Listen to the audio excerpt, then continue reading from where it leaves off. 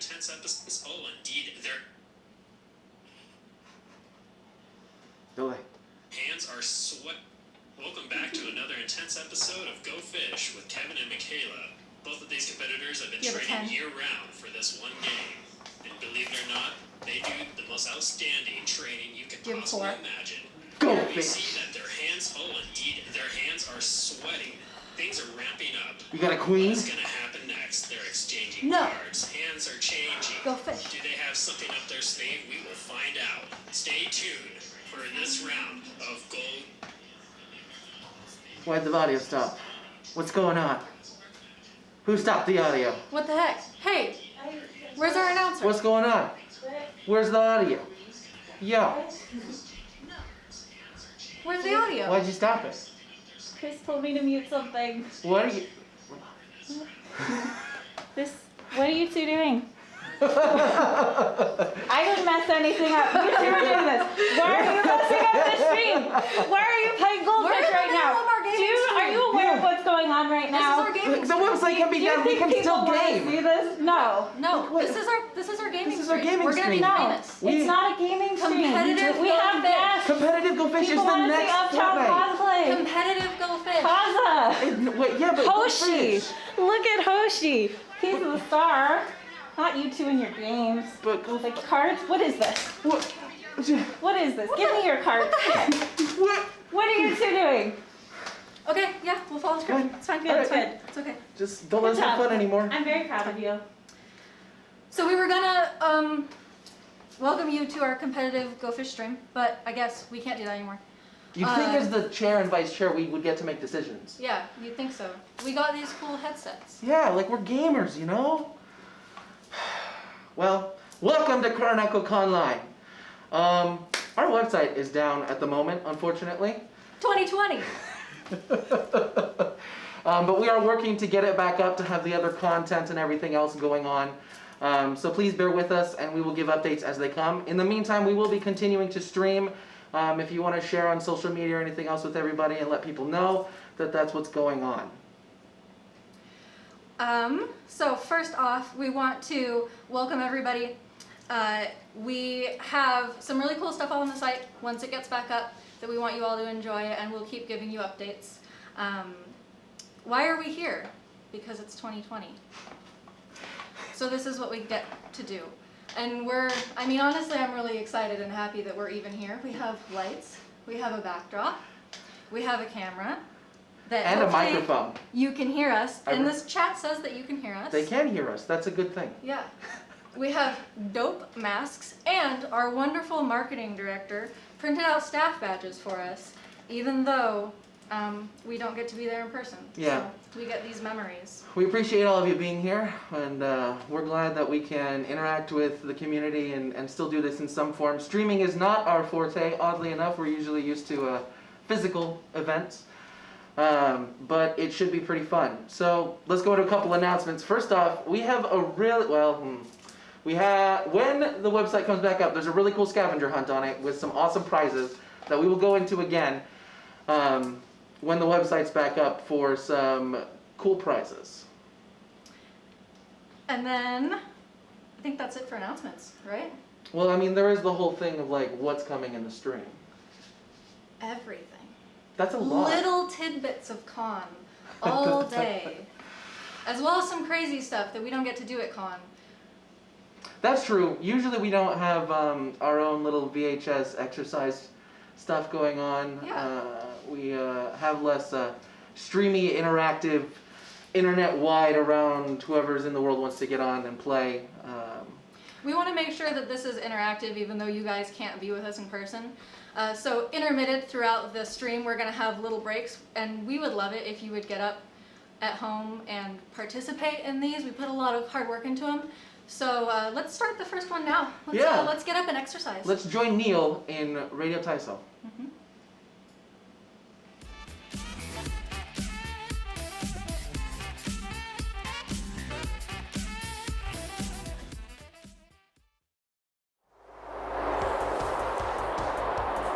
Oh hey, I didn't see you there. It's a beautiful day today, and I was just doing my normal morning routine. Picking some berries. to none. But more importantly, I think it's time to do some morning stretches. Are y'all ready to do it with me? 腕を前から上に上げて大きく背伸びの運動からはい、1、2、3、4背筋を十分に伸ばしましょう。手足の運動1、2、3、4さあかかとの上下運動をしっかりと行いましょう。足をよく曲げ伸ばします。腕を回します。スパッシュ内回し腕をしっかりと伸ばして大きく回します。1、2、3、4、5、6足を開いて胸の運動。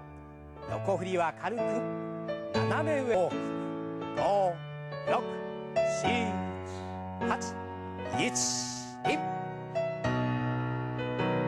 5、6横曲げの運動。体を横に曲げて胸の横をよく伸ばします。空はゆっくりと1回です。1、2、3、4、5、6前後に曲げる運動です。弾みをつけて柔らかく両手を腰に当てて上体を反らせます。前下に1、2、3、4、5、6腕を振って体をねじります。1、2、3、4斜め後ろに大きく1、2、3、4大きく足を戻して手足の運動。肩上肩下指先までしっかりと伸ばしましょう。1、2、3、4、5、6足を開いて斜め下柔らかく曲げて正面で胸を反らせます。柔らかく反らせます。1、2、5、6体を大きく回しましょう。1、2、3、4、5、6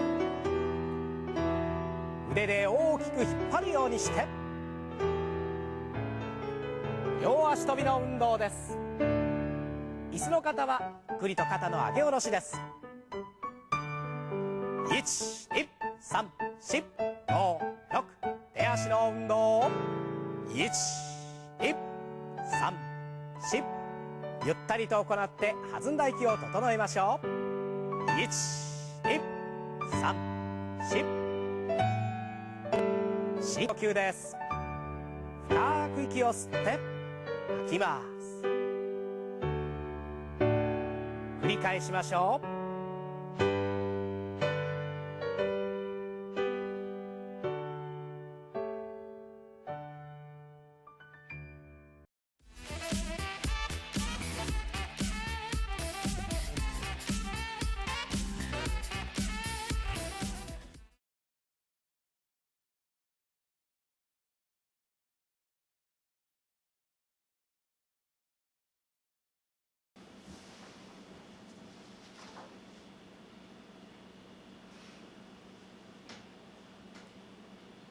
Welcome back. I'm sweaty. It's not because I'm wearing a mask, it's from that exercise that we totally did as well, right? Absolutely, 100% We did were the not exercise. working on scripting. It is not because we were being hit by a bunch of lights on the stage. Or because of these masks, like I said, they're just very refreshing to wear. Anyways, I'm Chris, your Director of Marketing here at KuroNekoCon. And I'm Maddie, your 10th board member. Don't have a fancy title like someone. And we're here to do some other announcements. So like the vice chair and chair said, our website is down, so some of the things that we're talking about might be something that you have to come back to later, but something that is going on right now that I'm personally really excited about is our Pikachu coloring contest. So go design a Pikachu. You can do it digital art or traditional art and make a cosplay Pikachu or a original design. And the image for that is on our Instagram. If you go to our KuroNekoCon Instagram, it's there. It will be on the website later. But for now, we're really excited about some of the content we have coming your way. We've got a lot of really cool fan panels. We've got some cameos from voice actors who you'll be seeing at KuroNekoCon next year. We have live content from Kazha and from Uptown Cosplay and KionCloud. And then something we're also really excited about that is exclusive to this stream is a special raffle featuring these two little cuties. You can't see how big I'm smiling, but I'm so excited about Look at the happiness in his eyes and forehead. That was upside down. These we will be raffling off. It is not a purchase raffle, it is a participation raffle. You're here, you'll get some information from us on how to enter that later in the area, but then we'll send you the most adorable, customized 2020 plushies you've ever seen in your life. It has his name in sparkly letters. This is Tsuki, this is Hoshi, I'm very excited. I am as well. So we're disappointed about parting with these. We kind of want to take them for ourselves. We do have some other content coming. I know that we have Lori Collins is doing a drawing panel for us, and we have some information from the Spokane Odori dancers coming up. We have an exclusive performance from Khaza and a Q&A coming up. And some other things that you'll be seeing when the website does exist is there will be a scavenger hunt, there will be some more creative activities. We have cosplay happening in the stream right now, and so you're going to be seeing in the stream our lip sync battle, our cosplay contest that people have been submitting information to us for a while now. We had a TikTok contest going on, so you can go check out the entries for that. The winners have been selected, but you'll be able to see all of those entries later on in the stream. So look out for that, I'm super excited. We do have some other gaming happening that we will get those links out onto our social media for you. We've got Mahjong, if you're into that, you can play with some other people who also enjoy Mahjong. I do know that there is a fan group that is doing a raid that will be picking up after the live stream is over. And after the live stream is over here, we do have some DJs who are going to be doing live music content that we'll be directing you towards after the end of this so that the party doesn't have to stop. Did we talk about the escape room yet? We have not talked about the escape room Ooh, that's yet. Another thing I'm super excited about, our virtual escape room. It's going to be super exciting. Sign-ups are happening. I guess we have to get those sign-ups to you another way on our social media, so keep a lookout for that. It's super fun. We got to do a little playthrough yesterday. It's really cute. Lots of time went into it. Stop motion animation of plush cats. And then this is the star, and she's trying to find someone. I wonder who it is. So definitely keep an eye out for that. You won't regret it. It's super fun. And what else? Did we mention that yet? I believe so. Honestly, there is so much cool stuff going on that it's hard to remember everything that's happening. I know that there will be a popular vote on the cosplay contest at some point in time, so you can look forward to that. There were some really incredible entries. I was part of the judging, and there was a lot to discuss and just a lot of really interesting techniques that were used, so props to everyone that participated in that. You did an amazing job. We want you all to be winners. We are also hosting an exhibitors hall that has both official KuroNekoCon merchandise as well as merchandise of people who are in our artist alley. And so that is not hosted on our website, it's hosted on a third party, so we'll be getting that out to you pretty soon here too.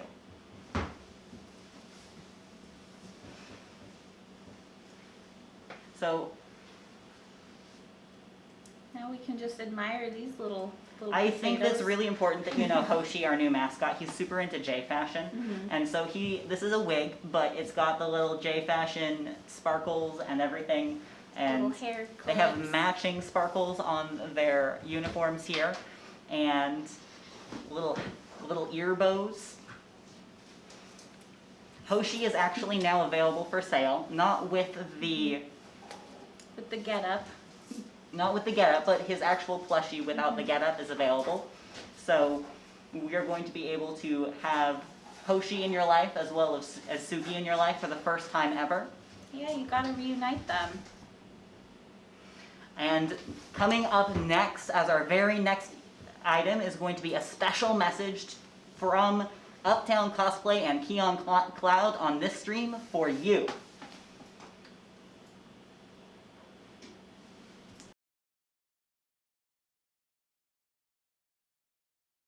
KuroNekoCon 2020! We hope that you guys are staying healthy, safe, and sane. It's been a rough couple of months. Yeah, 2020's been rough on all of us, but KuroNekoCon is doing the safe and smart choice and going virtual this year, and we've still got a lot of fun things to keep you entertained and distracted this year. Woohoo! I'm Uptown Cosplay. I'm KionCloud. And we've been attending / guesting at KuroNekoCon for 3 to 4 years now, and we have a blast each and every time. Every single time. It's so good. There is a reason we come back. There's a reason that we're constantly there because they can't get rid of us. And this year, we'll be providing programming as well. Yes, so stay tuned towards the end of this video to hear about kind of what we have going on. But for right now, we wanted to kind of talk about all the reasons that KuroNekoCon is such a good convention and has been such a good con to us and also to hopefully everybody else as well. We have no doubts in our minds because it's such a phenomenal event. If you've been attending KuroNekoCon before, then you probably already know a lot of this. Yeah, this is old news to you. But if this old crazy year 2020 happens to be your first time attending KNC, or if you're not from the area and you're just interested in KNC, so you're kind of looking into the virtual con this year. Yeah, if it's on your radar, then maybe these things will help convince you to come check it out at least once and then see for yourself if it's your cup of tea. One of the great things that we love about KNC is the staff are very attentive to attendees and they're always willing to help you and, you know, make sure the rules are followed. It's a very family-friendly con. And so they work really hard to work with everyone to make it the best time possible. They're a really passionate bunch of volunteers and people that work on this event. They're passionate about, you know, the attendees having a good time. They're passionate about the events going as smoothly as possible and about the con just generally succeeding and doing really well, and you can see that in all of the programming and all the things that they do and that they work hard on. Yeah, it's definitely a very smooth run convention compared to some because and like from people who have seen the back end and seen what goes on a little bit behind the scenes it's a lot of work, and you can see just how much they put into it because they want it to be that great for everyone. Yeah, running a con is no easy task. But on the outside, to a lot of people, I think they make it look pretty easy. And that says a lot for their work ethic and how dedicated they are. Going off of that note, one of the things that we also love about KuroNekoCon is how family friendly it is. They make a very conscious effort to make sure that their convention and the events and programming that they run throughout the weekend is accessible to as wide a range of people of all kinds and all ages as possible. KNC is really good at upholding their family-friendly standards. There's a lot of younger people within the cosplay community, which is great, but sometimes them or parents or anyone really, including us, can get uncomfortable at some cons that aren't as like family friendly or don't have maybe some of those guidelines or rules that make them more family friendly. And so being able to go to a con where you don't have to worry about any of that is really nice. And KNC still has like late night panels and like other like things that are 18 plus or fun things like that. But it's nice that during the day I don't have to like worry about what I might see or what other people might see or things like that because we're all just kind of having a family-friendly good time, if that makes sense, which I prefer at a con, so that's one thing that I really love. In terms of the social aspect for KuroNekoCon, we personally really love the size of the convention, which sometimes people don't tend to talk about. A lot of cons can sometimes be very big, a little overwhelming, especially if like being in crowds is something that you don't really vibe with all the time. KuroNekoCon's actually, I feel like, a really good balance. It's not a small con, but it's not as big as many. It's big enough to have a lot to do. but then it's also small enough that it feels very social. Like it's very easy to make friends there and to like see familiar faces more than once. So you're like meeting people and actually getting to like socialize and interact with them. So it's a really good size for like making friends and for not being like too socially overwhelmed. If you want just a really nice, approachable, accessible con that's great for socialization and hanging out with your pals and making a few new ones along the way, I feel like KuroNekoCon is a really lovely size for that. Another great thing about KuroNekoCon is its location. One, it has a lot of food around, which you don't always find at cons, and it's very needed. So like food, A+, love it. But the other thing is photos. They have a lot of areas right around the convention center, like just outside, that are really easy for you to get to take photos with your friends and stuff that aren't always crowded. Last year, we actually walked around one night and just kind of like, we haven't seen much more than like the immediate location. So we walked around, and if you go like 5 to 10 minutes walking in any direction, you can find like even more great locations to shoot and like park areas and things that are really cool and really good for photos. Yeah, there's a lot of variety in terms of backgrounds, terrain, things that whether you have like a professional photo shoot and photographer going on, or it's just you guys have your phones and you're taking great pictures of your friends and just having a fun time. There's so many possibilities for photographing the moment and the memories of the convention and having them look so cool because there's so much variety. And there's always really nice pathways too, going around the convention center, weaving through all these great areas. So don't be afraid to go out and explore if you have like a buddy and a little buddy system, because like it's really hard to get lost, but there's a lot to see. So exploring is worth it. There's a lot to do in the convention area, but also if you want to just like walk a little bit in any of the directions, there's actually even more.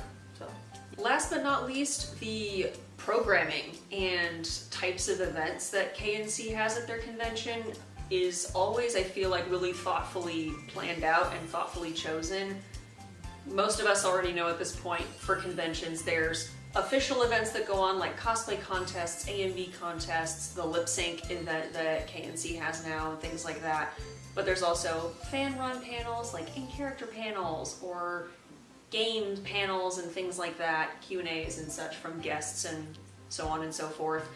But there's always such a really wonderful variety at KuroNekoCon, which I really respect. So no matter what kinds of things you're into, there's something for you. Even their exhibition hall, their artist alley and things like that, they always bring in a lot of really good artists and different types of vendors and things like that. And they always have, again, a really good variety and selection. They'll bring in a lot of different voice actors. Last year in their exhibition hall, they actually had a tea ceremony area as well as some spots for voice actors.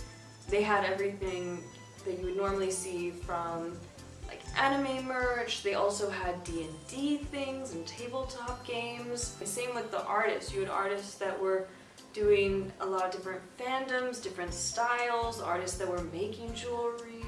So it's really nice because they're not as big as other cons, but they have a really good diversity within what they bring in. No matter what breed of creativity or fandom that you find yourself in most, whether it's anime, it's cultural things, it's gaming, you like your figurines, you like your crafting things, no matter what you like to dabble in, no matter what your cup of tea is, they have lots of different outlets for you to explore.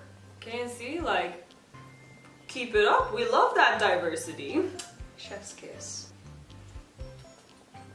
If any of those things have not tickled your fancy, I don't know what else to say. KNC's always just been such a wonderful and positive convention for us and for a lot of other people that we've spoken to. The atmosphere is always so wholesome, and we adore it, and we hope to continue to go for a long time to come. Many years to come. Many years. In terms of what we're doing for KNC 2020, we have a general Q&A live stream that we're going to be doing, which means that you get to interact with us in real time. Pop over to my YouTube channel, Uptown Cosplay. You can come join us and ask both of us Any questions?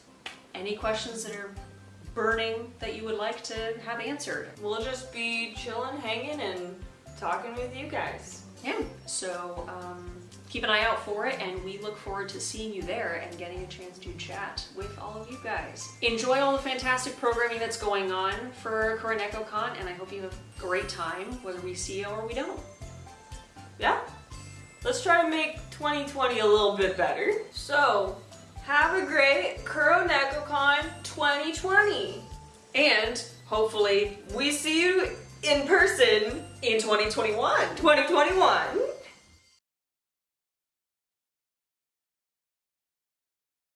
First up, we have Addie Younger and Genki Vlog as Queen Nehelenia and Princess Chibiusa from Sailor Moon.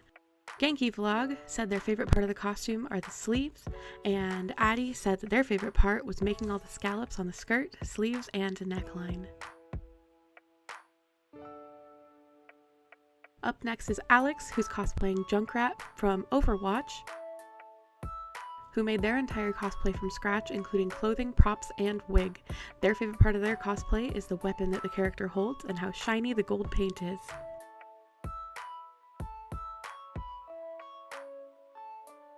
Up next is Annie, cosplaying Hiccup from How to Train Your Dragon: The Hidden World. This cosplay is the culmination of a year's worth of hard work, creating the cosplay solely off teaser clips before the release of the movie.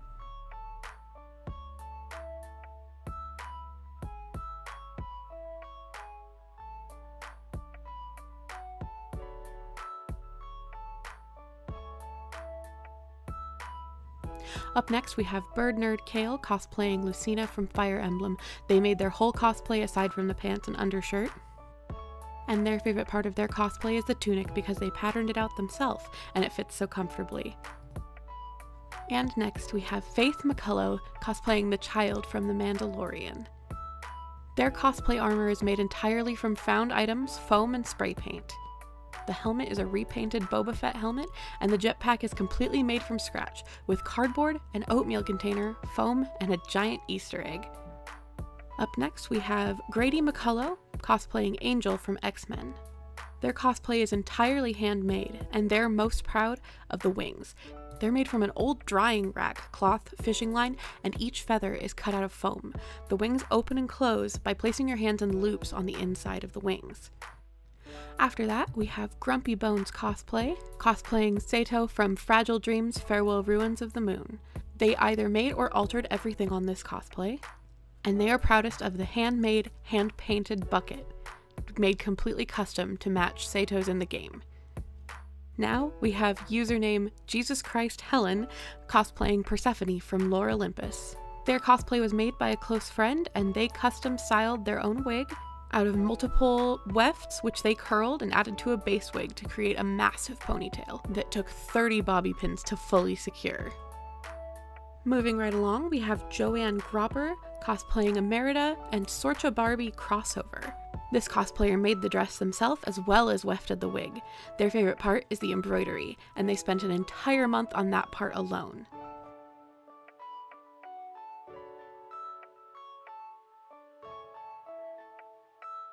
Next up, we have Caitlin cosplaying King from Seven Deadly Sins. They completely handmade and patterned their cosplay, and they're proudest of their pillow, and it's extremely squishy and comfortable, with its own travel case. Up next, we have Catherine cosplaying Tokoyami from Boku no Hero Academia, and this is their first ever cosplay. They handmade the mask, the cloak, the neck piece, the toolboxes on the belt, and the bracelets. The thing that they're most proud of on the cosplay is the mask that they spent 8 hours working on. Up next, we have Kenny cosplaying the 2002 Tobey Maguire Spider-Man. Kenny made the suit using a base suit, and all the webbing using puff paint, and the eyes were made using EVA foam.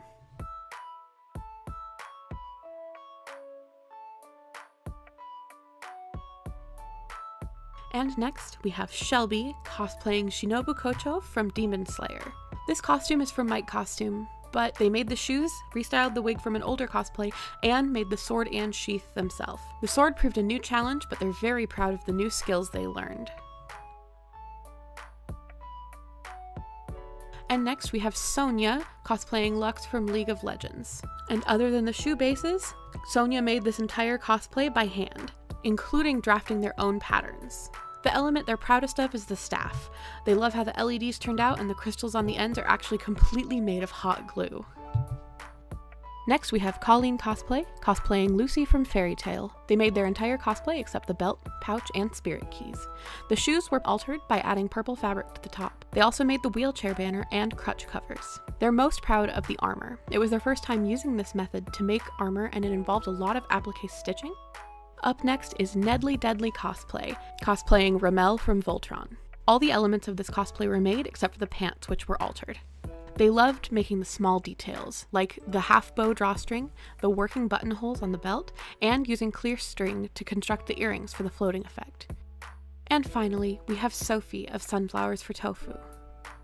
They are cosplaying Nurse Joy from Pokemon. The cosplay itself is bought entirely, but they did style their own wig. They also made their own face masks, including the one for Pikachu.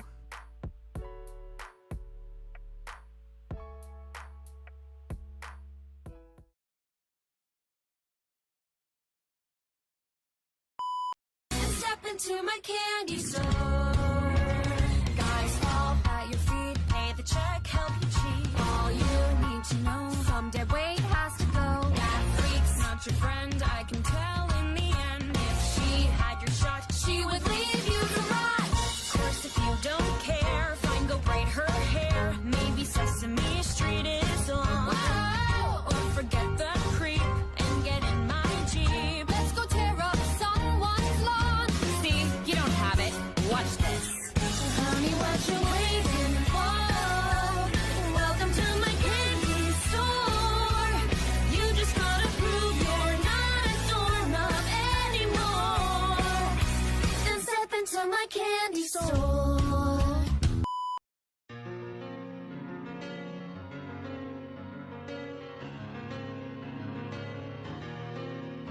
She says, hey, wait, and listen out to what I gotta say.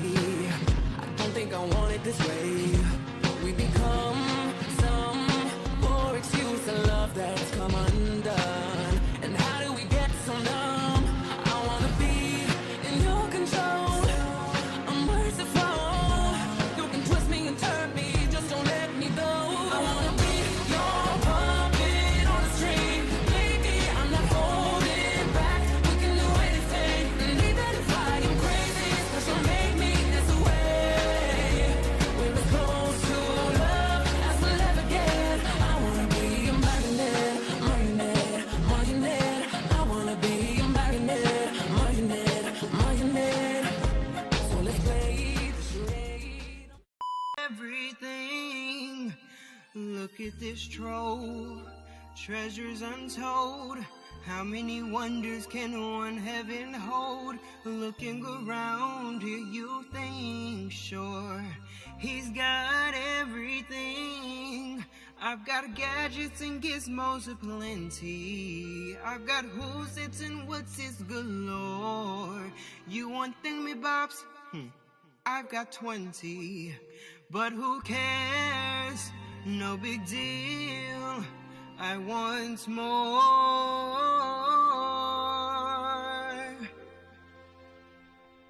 I wanna be where the people are. I wanna see them dancing. He can't take what's in his cup no more. Oh God, why am I here? Oh, yeah. Oh, yeah. Oh, I ask myself, what am I doing? Oh, yeah. I'm the girl you die for. I'll chew you up and I'll spit you out. Cause that's what young love is all about. So pull me closer and kiss me hard. I'm gonna pop your bubble gum hard. Let's make the most of the night like we're floating time. Young hearts, out our minds, running till we out of time. Wild child. Don't care who's watching when we tearing it up. Take that money, watch it burn, sink in the rivers of lessons I learned. Take that money, watch it burn, sink in the rivers of lessons I learned. Take that money, watch it burn, sink in the rivers of lessons I learned. Everything that kills me makes me feel lately I've been losing sleep, dreaming about the things that we could be. Baby, I've been praying hard, said no more counting dollars, we'll be counting stars. Lately I've been losing sleep, dreaming about the things that we could be. Baby, I've been praying hard, said no more counting dollars, we'll be counting stars. Watch it burn, sing in the rivers of lessons I learned. Take that money, watch it burn, sing in the rivers of lessons I learned. Take that money. You smell just like vanilla. You taste like buttercream. You're filling up my senses with empty calories. Senator, I gotta find Alexander. let him know we're on his side. No, he'll consider this a personal slander. I've gotta stop a homicide. Look around, we should look around. Let's go and find your. Once I last met a lad, you're a gentle one, said she. In my heart, I'd be glad if you loved me for me. Do you ever feel like a plastic bag drifting through the wind, wanting to start again? Do you ever feel so paper thin, like a house of cards, one blow from caving in?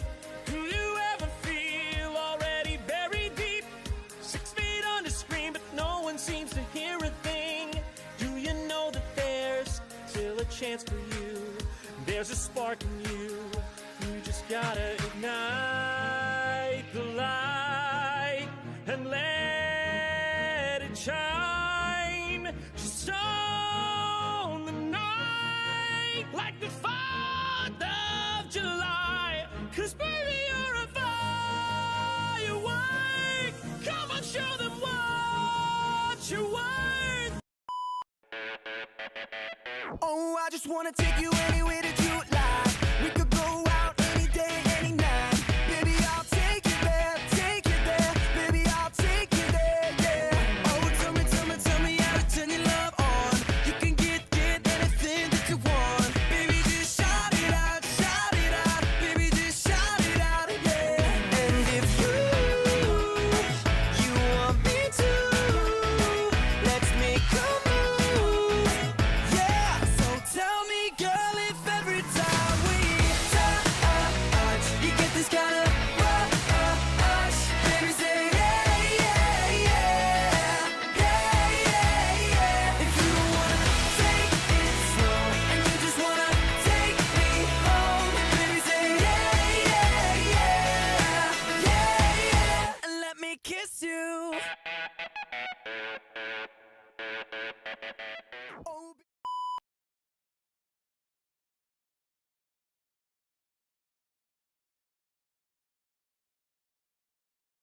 Wow, you can really dance. Wow, you can really dance. He went. They said we've both been dancing all this time. What a coincidence.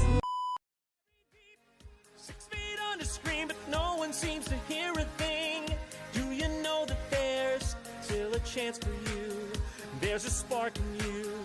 You just gotta ignite the light and let it shine. Just on the night like the 4th of July. 'Cause baby, you're a firework.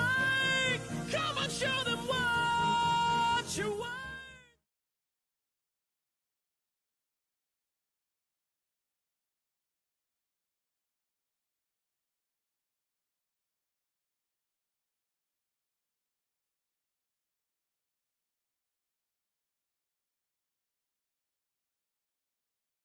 Everybody, are you liking what you're seeing so far?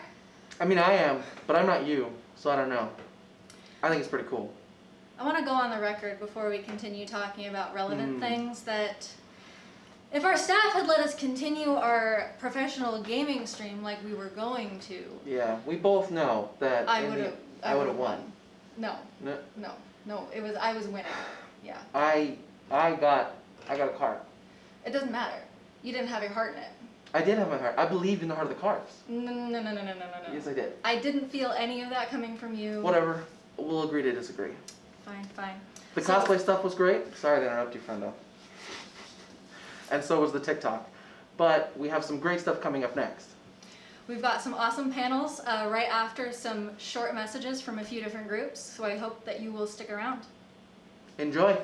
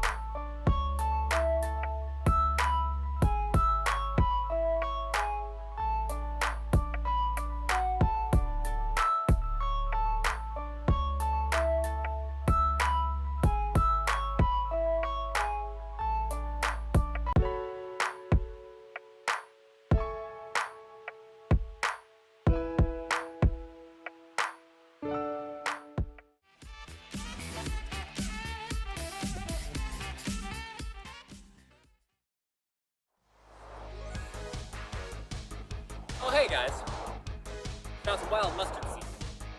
More importantly, you've been laying on your cookies for a little bit too long now, haven't you, buddy? You need to get those legs moving, alright? Because if your legs aren't moving, you ain't going nowhere. And if you ain't going nowhere, you're not going to get where you're going, alright? So let's get going. Everybody, run!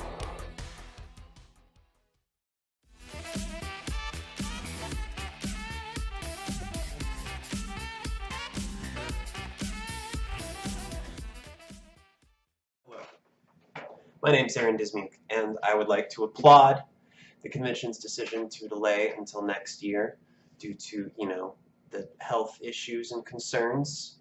And I'd like to say that I'm very excited to attend next year. Yeah. Y'all take care. Have fun.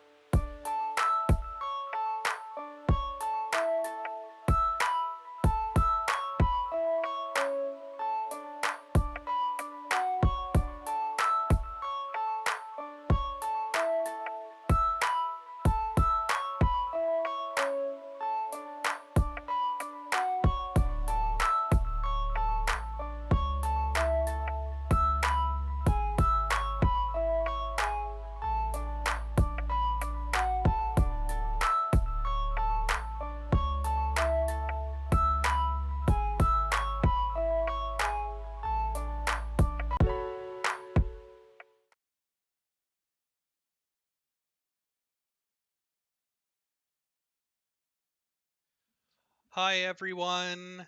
Say hi, Coop. Hello. Hi, we are Kumoricon, and since we don't know which panel's going first, I'm going to give the spiel again. We are an anime, manga, and Japanese culture convention down in Portland, Oregon, a little south of you guys. We usually give a couple of panels we like up to your event when it happens, but that wasn't in the cards this year, so we wanted to send you a digital version.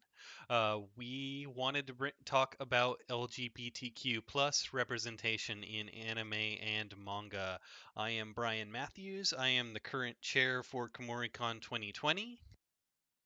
And I am Philip Coop. I am a current vice chair and assistant director of programming.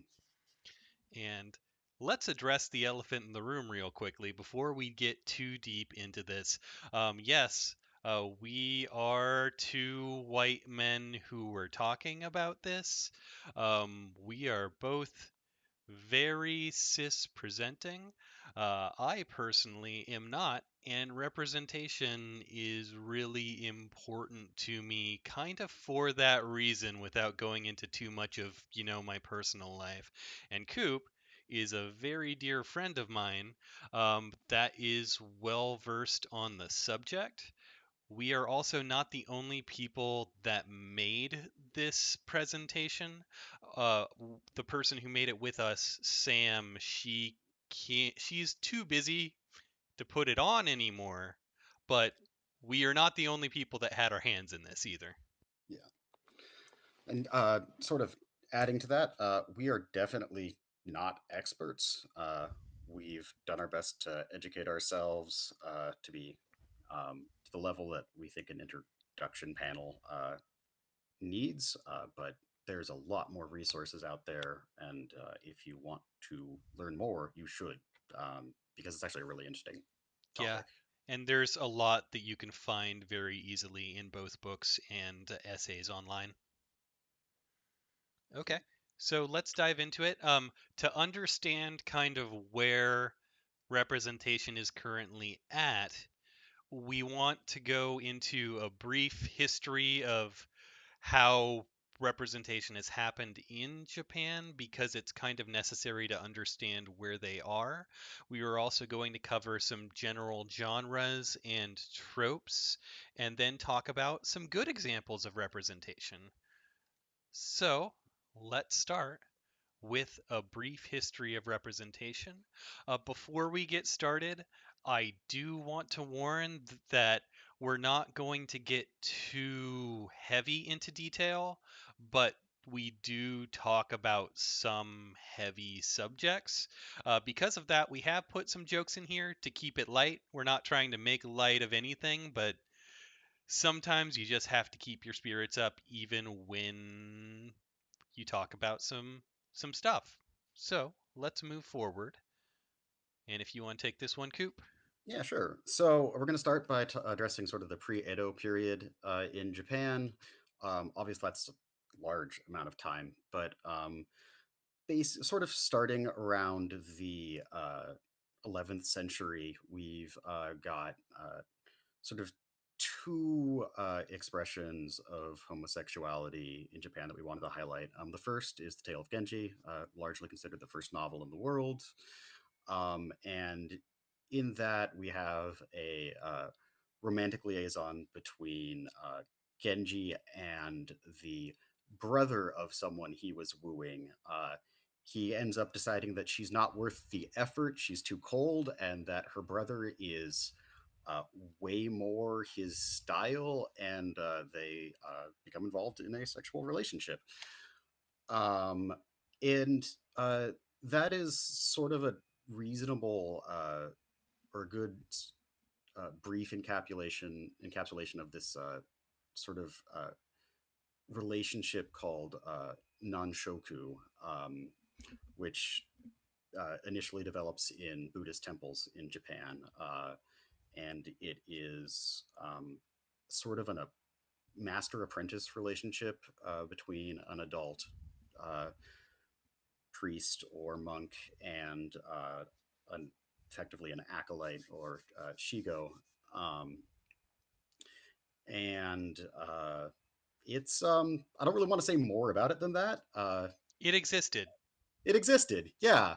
We're going to talk actually a little bit more about it on the next slide, which we could go to. Awesome. So getting into the Edo period,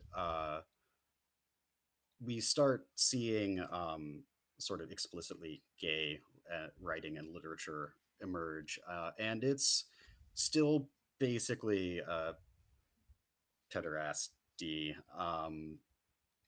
but it's changed a little bit. So it's not just monks anymore. It's now sort of expanded to the samurai caste, and has become known as Shudo. But you still have the ninja and the chigo things. You still have the very structured relationship. Why is the food so angry? It's like, behold the babies! I do love it.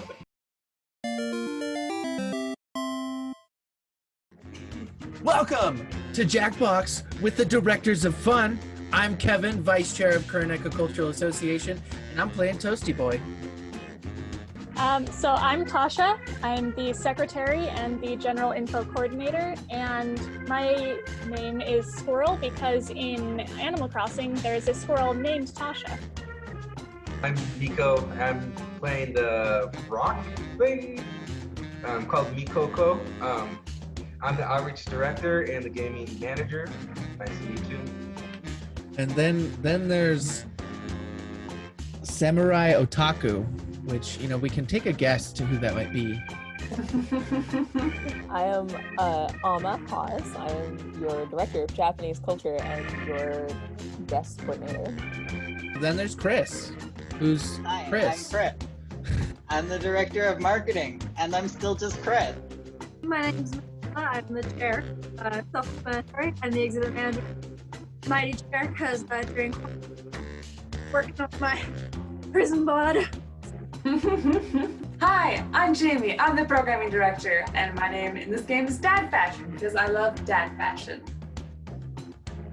And in this round, the last person we have is Banana King. Hello, I am Maddie. I'm the 10th board director and social media coordinator and creative activities coordinator. And then additionally, we have our other board member who is playing as an audience participant, M. Yeah, my name's Em. I'm the treasurer, and you'll know my username in the next couple of rounds when you see it. And then we also have our moderator in the audience as well. So, okay, let's play.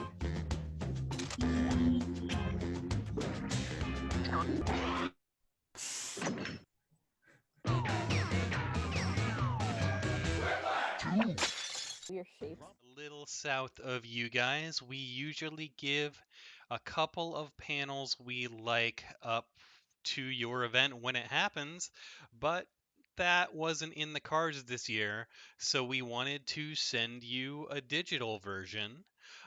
We wanted to talk about LGBTQ plus representation in anime and manga.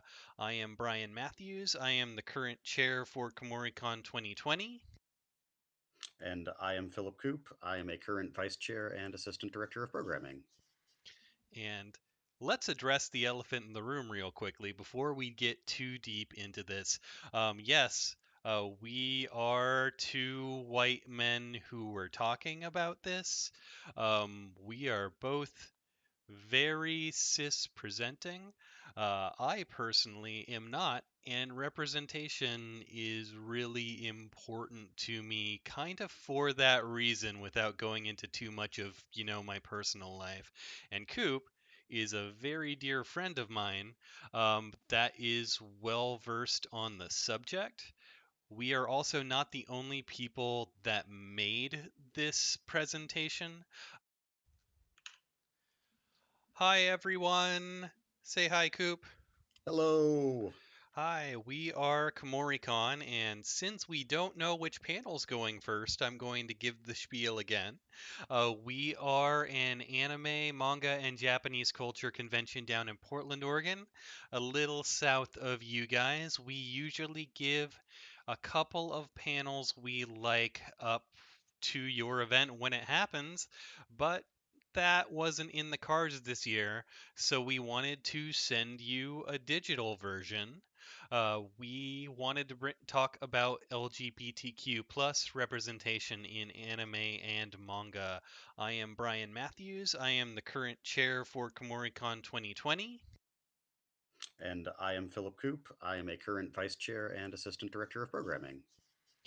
And let's address the elephant in the room real quickly before we get too deep into this.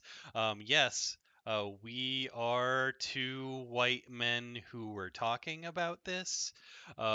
We are both very cis presenting. I personally am not, and representation is really important to me, kind of for that reason, without going into too much of, my personal life. And Coop is a very dear friend of mine that is well versed on the subject. We are also not the only people that made this presentation. The person who made it with us, Sam, she's too busy to put it on anymore, but we are not the only people that had our hands in this either. Yeah. And sort of adding to that, we are definitely not experts. We've done our best to educate ourselves to be to the level that we think an introduction panel needs, but there's a lot more resources out there, and if you want to learn more, you should, because it's actually a really interesting topic. Yeah, and there's a lot that you can find very easily in both books and essays online. Okay, so let's dive into it. To understand kind of where representation is currently at, we want to go into a brief history of how representation has happened in Japan because it's kind of necessary to understand where they are. We are also going to cover some general genres and tropes and then talk about some good examples of representation.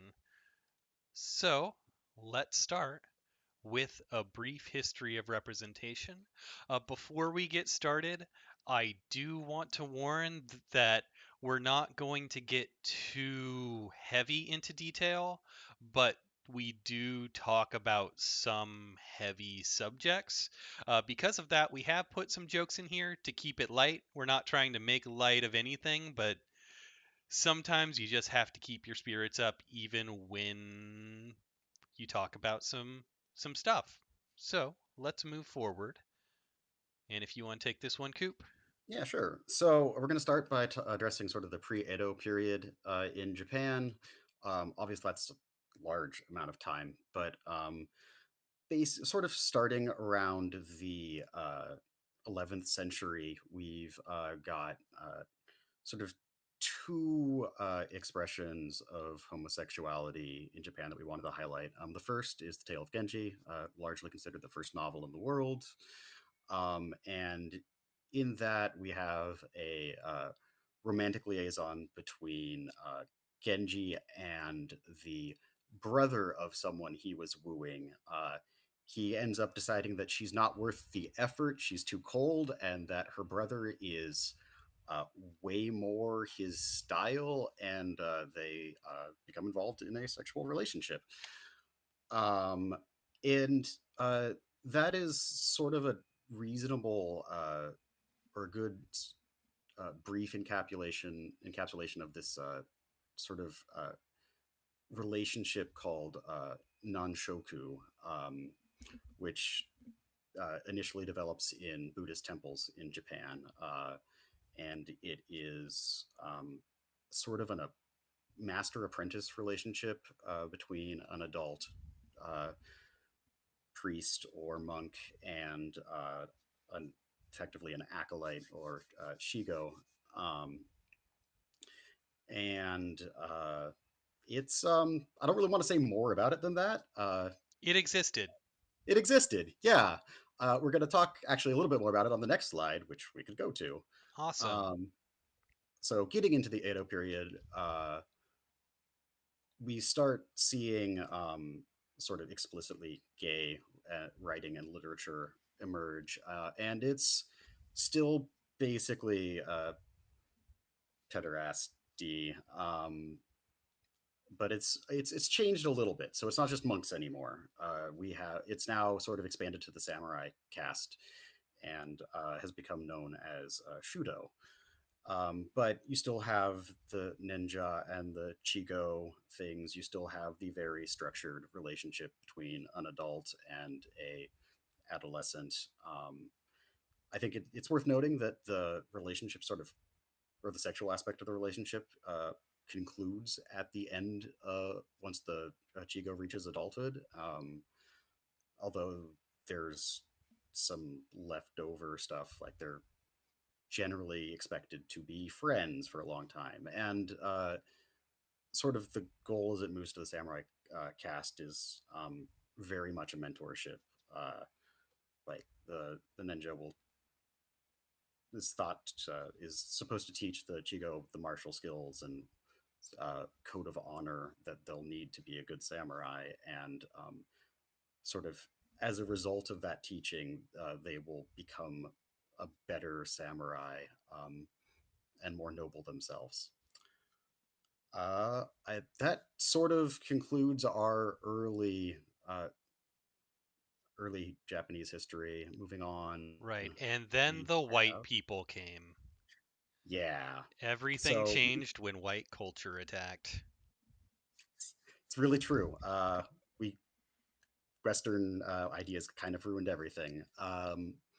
So the Meiji period, basically when Japan opens itself to the West and starts bringing in Western culture and industrialization, huge time of cultural turmoil in Japan. You might be familiar with it through works like Rurouni Kenshin or anything involving Shinsengumi. But it's used because Western ideas are starting to come into Japan, and Japan is starting to look at themselves as a potential actor on the world stage. You have these concepts that start evolving, such as a distrust or stigma to homosexuality, specifically male homosexuality. There's a lot of conforming to Western Christian ideals so that they can play with the big boys on the political stage. Yeah, and there's this simultaneous fear that being homosexual will erode your masculinity, which is ridiculous, clearly, but it's what they thought, and they apparently cared about that. You also have the rise of the idea of romantic, primarily heterosexual love, which is a very Western concept. Japan didn't even really have a word for it until we brought it along. So that starts redefining things within a Western lens. And you also have sort of this new idea that the family is the basis of the state, which is sort of awkward if you're in a homosexual relationship because you can't reproduce, and families are kind of about reproducing in this model. So that's kind of what's happening in the Meiji.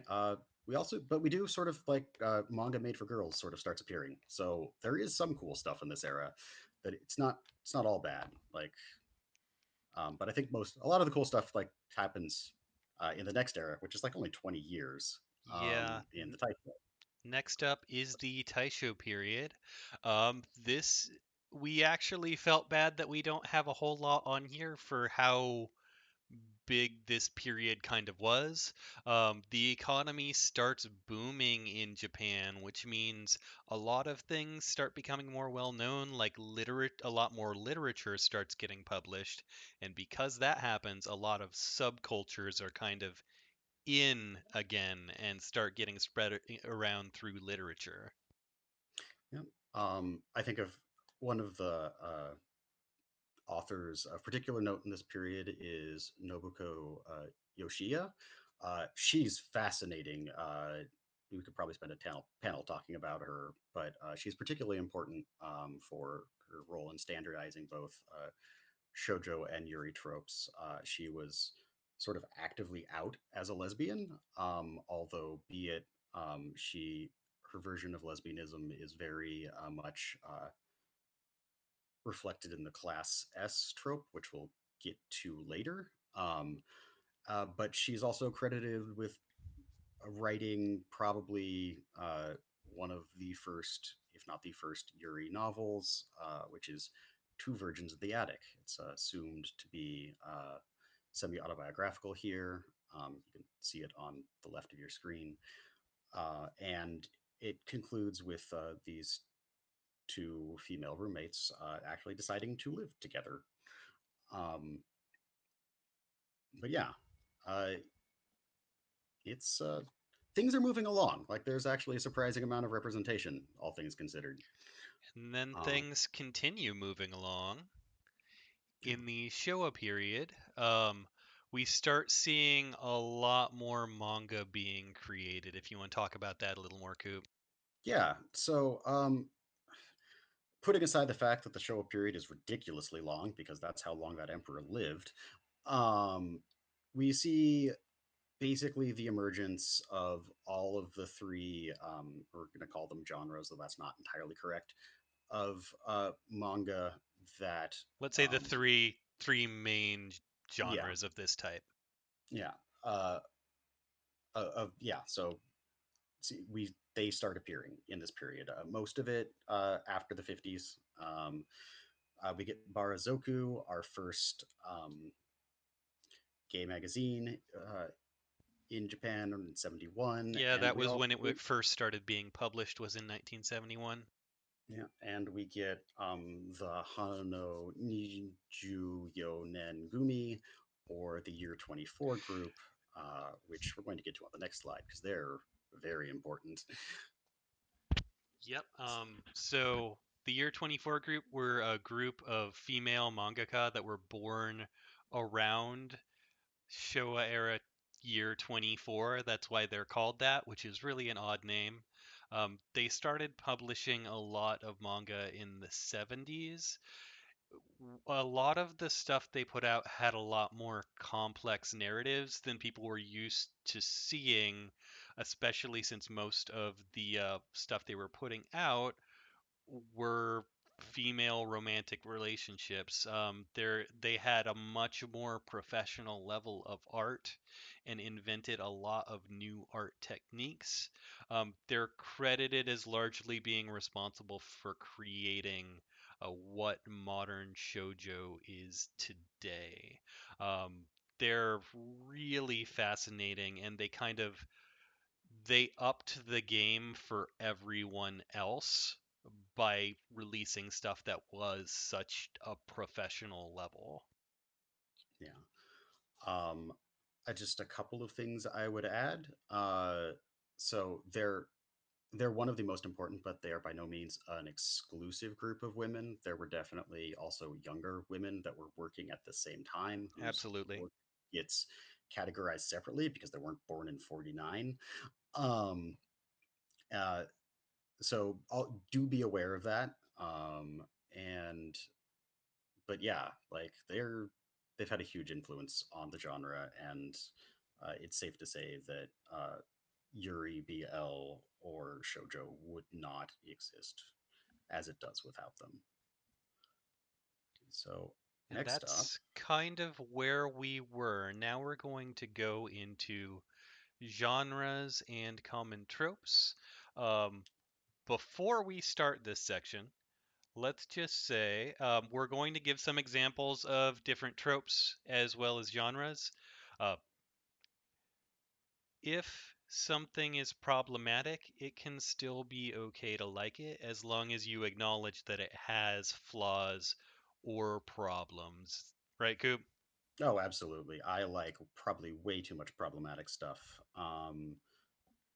Almost all BL is problematic, simply based on a lot of the tropes and stereotypes inherent in the structure of the genre.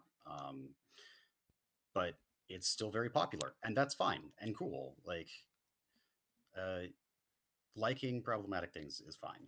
Just don't don't fool yourself into thinking they are really cool and okay, because they're not always. Yep. But that is also okay too. Honestly, when we're coming up to the trope section, a couple of the tropes are from some of my favorite anime, but I acknowledge their problems while still liking the piece of work that it's in. Yep. I actually pretty much, for the specific tropes, everything we chose was from something we liked. And also, not all of these tropes are going to end up being negative. Yes. I think that's a good point to make too. All right, but yeah, so first up, we're going to sort of address yaoi as a genre. So we call it yaoi in the US. In Japan, it's known as boys love or BL for short. I personally prefer that take on it because of the etymology of yaoi, which is roughly I can't remember the order, but like no points, no purpose, no climax, no something else. It's kind of derogatory, but it's what it's known by over here. Anyhow, so we basically see yaoi as we know it right now really take off and start proliferating in the 90s. It's a genre that is very much written by women and for women. And it, in addition to coming from some of the complex narrative structures established by the Year 24 group, it also draws a huge I guess influence. It's heavily influenced by derivative fan doujinshi works that were self-published that basically recoded shonen manga as into gay relationships. That there was often no basis for in the initial content. And that's sort of what we're going. Those are sort of the key points of what BL is. Next up, we have Bara, or as it's sort of better known in Japan, Gay Komi. Bara is actually not a term that should be used unless describing the particular genre of sort of burly dude on burly dude, which we kind of have a picture of there. It's definitely erotica. It's made by men for men. It, yeah, the terminology issue is basically just exists at the high level, and is again a problem between what it's called in Japan and what it's called in the US, not quite lining up. But yeah, in Japan, bara is a little bit derogatory, aside from applying to a specific art style. And then finally, we have Yuri, and this is one of the most complex ones. Unlike our other two examples, Yuri's fine. Like that's what it's largely known by in both the US and Japan. Some publishers in Japan do use girls' love, but that doesn't seem to extend to fandom. But on the other hand, who is Yuri for? Is it actually queer? And the answer is yes, no, and maybe. So Yuri is actually made for all genders and is written for all genders. Or written by all genders, excuse me. So you have Yuri that is aimed at the male demographic. You have Yuri that is aimed at a female demographic. And there's definitely differences in content, but they there's it's a much more robust as a whole, and yeah. So in the 90s, much like BL, we sort of see the another sort of like, oh wow, this is really taking off, with a revival, in particular of what the Class S trope or genre, and it really starts exploding, or like Yuri in all of its breadth starts exploding in the early 2000s, mid 2000s, as a result of that 90s revival. To the point where in 2014 you actually have 3 Yuri magazines in publication simultaneously. Awesome. So, And that kind of brings us to where we are and where things stand today. There are some common tropes before we talked about the recommendations that we wanted to talk about or address. The first was queer subtext. Otherwise, I like calling it hide the representation, where it could maybe be inferred, but we're never really given enough information to figure it out. yeah. So, Love Live's a pretty good example if we're just talking about the TV series. Once you get into the larger body of work there, it starts breaking down, but it still works. There's also sort of the this other idea of it's not really gay if it's you, which is involved with some other tropes that we'll probably talk more about later. It's a super unfortunate trope, but you can sort of understand why it exists as the genres evolve and as society becomes more accepting of It kind of needed to happen yeah. beforehand. When we give examples of positive representations, you'll notice most of them are from the last few years, and until that point, sometimes it just kind of needed to be that way, but it's getting better. Yeah. Next What's one is one I'm a super not a fan of. Trauma made me gay. Alternate are trauma made me trans, trauma made me ace. I've seen all sorts of variations of this, but basically, the person suffers from a tragic backstory, and that tragic backstory is the reason that they are the way they are sexually, and it's not great. And I personally think it's kind of gross. Yeah, it's super unfortunate. I think there's not a whole lot more to say about it. It's particularly prevalent in BL, but there definitely also can exist in Yuri. I am not as familiar with Bara. It's a little bit hard to access that in the States. So, or I should have said Geikomi, but whatever. So yeah, that's that. Yeah, there's not much more to be said about that one. Next All is right. camp and fetish characters. Lots of ones that are played for laughs and jokes. Yeah, so we'll start out with the idea of the seme and the uke, a very ingrained part of the BL formula.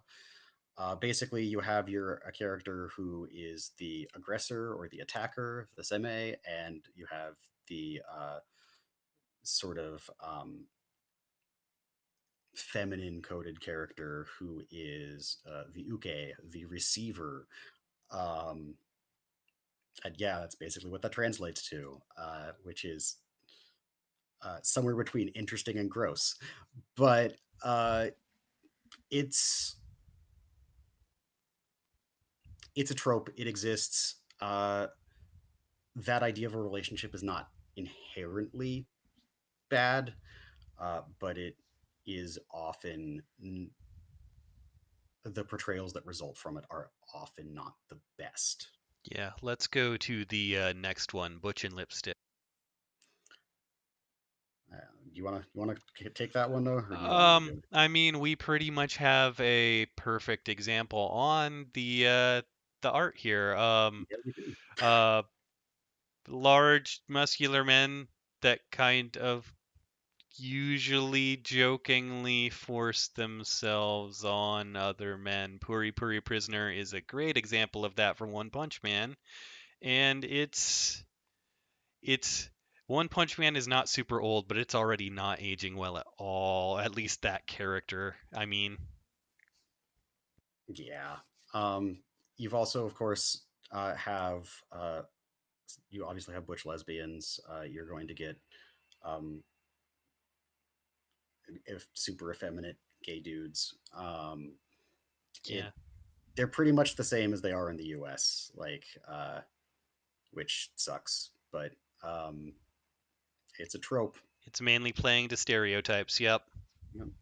And finally, probably the worst trope on this list, which we're just going to say, yes, it's a slur. Yes, it's also basically just a sexual fetish. And we're going to move on. All right. Next one is the perpetual flirt. Um, Coop did not actually remember this character existed from KuroNekoCon, and then when I reminded him, his response was, "Oh yeah." Yeah. Um, just the usually gay person that just never stops hitting on everybody constantly, and they clearly do not enjoy it. And that's about the scope and breadth of that one. They kind of go hand in hand with the camp and fetish characters. A lot of the ones playing the stereotypes do this as well. Yup. It's not a deep trope, but it's a trope. Next is the girl prince. So the girl prince is actually a fascinating trope because you can see it evolve over time, and actually dates back to the Heian period with the work Tori Kaeabaya, which I probably butchered, but which is basically a story of a brother and a sister who are more naturally aligned with the the other's gender at birth, and so they just swap places in the court, and uh, that sort of core story just keeps being retold throughout Japanese history in various forms until we sort of eventually get to Princess Knight here by Osamu Tezuka, which is probably the foundation of the modern girl prince trope.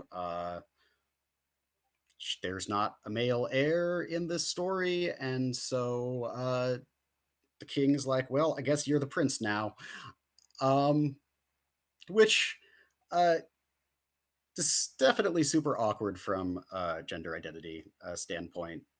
But uh, at the same time, it's not necessarily a negative stereotype or a trope. I think it's safe to say that most of the early depictions of this trope don't end well for the heroines. A lot of their relationships, which end up being your relationships, are considered noble but tragic. Um, the idea of S relationships or sisterhood relationships are more acceptable, but an actual love affair, not so much. But in the 90s, we start seeing this trope change and start unbinding itself from gender. And so we have sort of the character aspects of this trope remained behind. You still have women who are incredibly noble and princely, but you also start looking at them express some of their femininity as well. They become more charming, and most importantly, they are heroes in their own right as themselves. They are not sort of a hero because they are a prince, which some of the earlier examples are sort of allude to. All right, thank you. And next is School love. There's a term some may be familiar with called Class S, which is romantic friendships between young women. Usually kind of it's just a phase, you'll grow out of it after school. Yeah. So, yeah, Yuri, you can jokingly say somewhat too accurately that there are no lesbians in Yuri. Because to an extent, it's true. It's definitely gotten better recently. But the cultural idea of lesbianism, specifically as a phase in Japan, is huge. Basically, the idea that girls are free to sexually experiment through high school and middle school, but as soon as you're out of that, no, it's time to go make a real family and have some babies. Yeah, have some babies, support the state. Yay. Yay. But school love is by no means a bad trope. It's a lot of classes have been around since the early 1900s, as we've already mentioned. And the idea of these sort of very close but platonic relationships is actually kind of cool. Sometimes I wish it existed more in like men's comics, because you don't see a lot of that. Awesome. But yeah. Well, now that we've kind of covered the common tropes and genres, we wanted to go into positive representations. I lied. We have one older example of positive representation, and that is Sailor Moon. Which still isn't that old. Not Although compared to the stuff we've been talking about, no. Yeah, so it is getting older. So Sailor Moon holds up.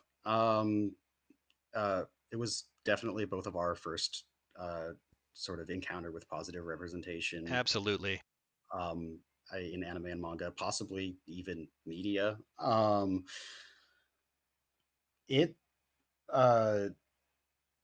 it's great. Haruka's straight up amazing. And yeah, they're some of the most interesting characters, and it's really nice to see like that sort of person go out and help save the world. Because there's no reason they shouldn't be able to. Absolutely. Next up is My Brother's Husband. It's a very short manga you can find. It's about 4 volumes. There's also a live action that I believe is like 3 episodes, but I haven't seen.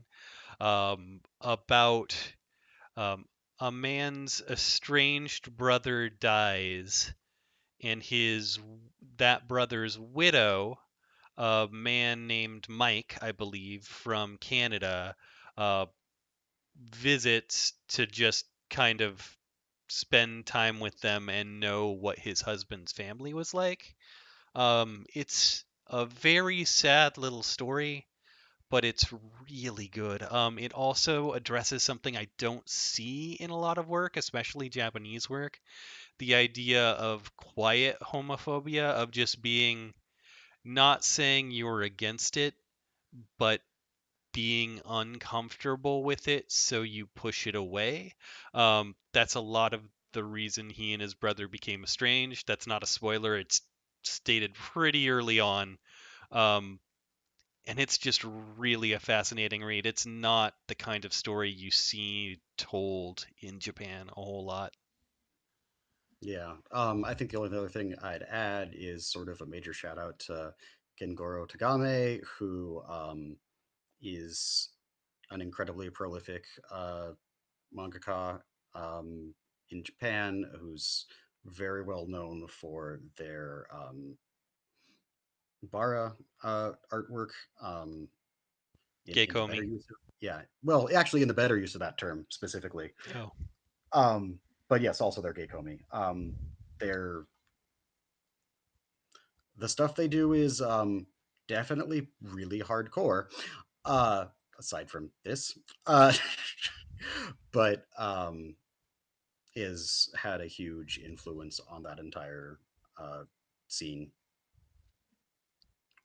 Next is Miss Kobayashi's Dragon Maid, and I know you love talking about this one, Coop. Oh yeah. So I love Miss Kobayashi's Dragon Maid for a couple of reasons. First, it's like one of the purest, greatest slices of life out there. But it's also, I think, really interesting for its establishment of a queer nuclear family as just sort of commonplace and functioning normally. Like it's unremarkable, or it's remarkable how unremarkable it is.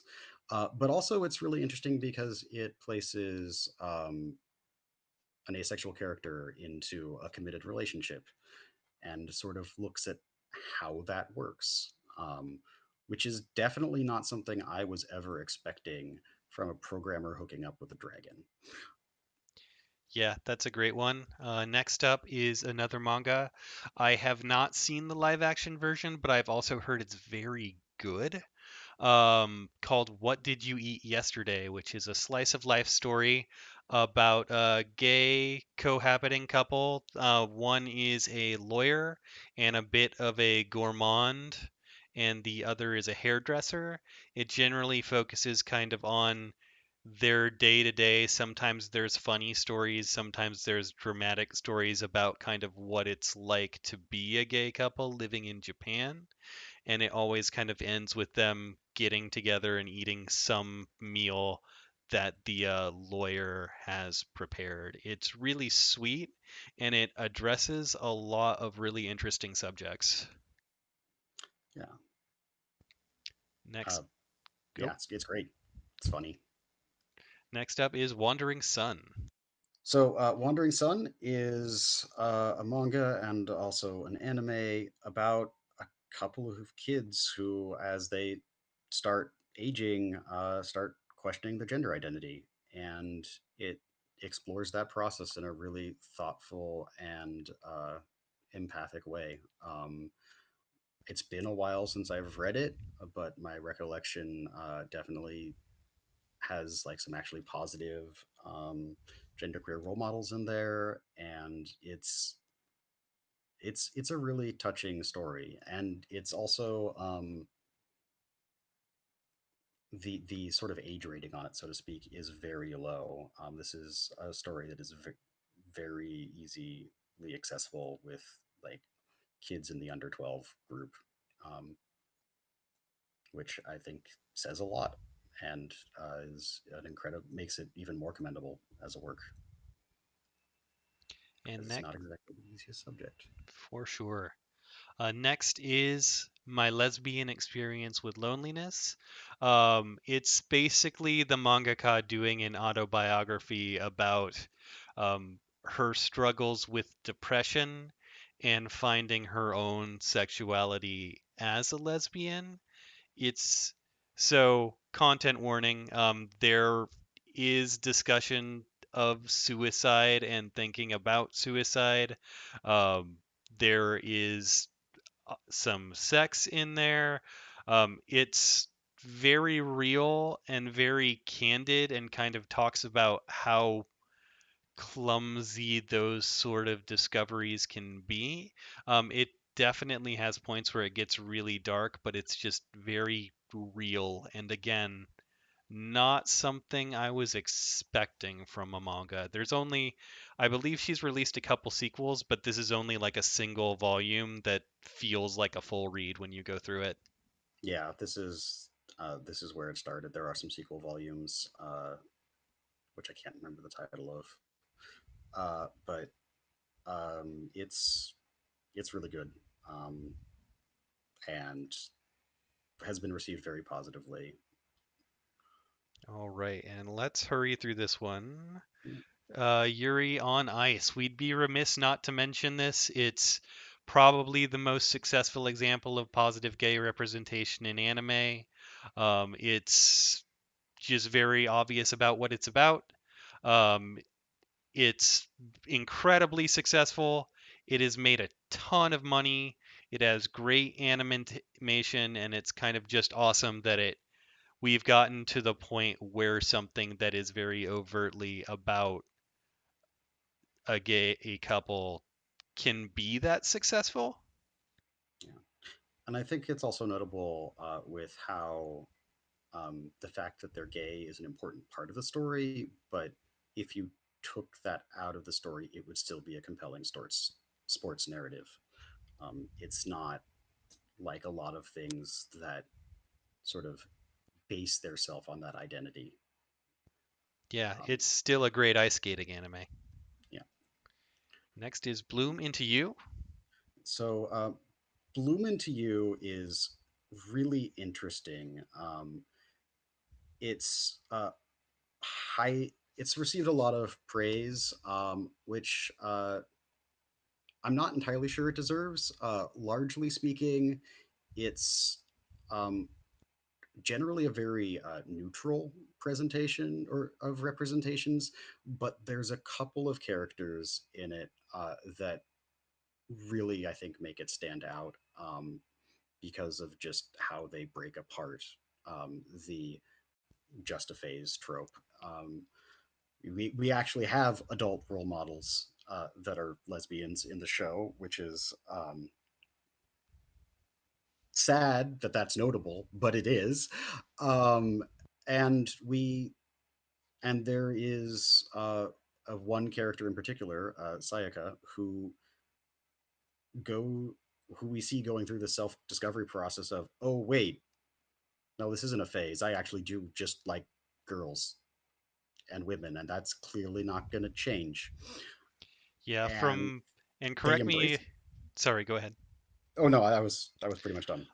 My understanding, and correct me if I'm wrong, because I haven't seen it, but I've heard about it, is that the main romance with the protagonist is pretty standard but done well, but there are some side characters that are worth watching it for. Yeah. So in some ways, I would not. The main romance is interesting because it examines some other issues, which is that, which actually sort of gets into the asexuality portion too. One of the main characters can't seem to develop feelings of love and wrestles with that throughout the series. And so that is interesting in and of itself, but it's never comes across as anything much more than mildly positive as a representation. It doesn't feel like it's breaking apart. It's telling a different story, but doesn't really feel like it's breaking apart tropes or setting super good examples. Occasionally, it actually makes me feel uncomfortable. But then I remember they're kids and don't actually have any idea with what they're doing, and I'm like, no, okay, that actually does make some sense. Okay, very cool. Those are the examples we had for positive representation. Like we said, most of them are recent, which says a few things. We hope you were interested in the subject and that you're interested in the stuff we recommended. And we hope you'll look into Kumoricon. Feel free to visit our website, www.kumoricon.org. Thanks, everybody. All right. Have a good day, night. I'm not sure when you're watching this. Whenever. Stay healthy. Yeah, stay safe out there, everyone. Bye.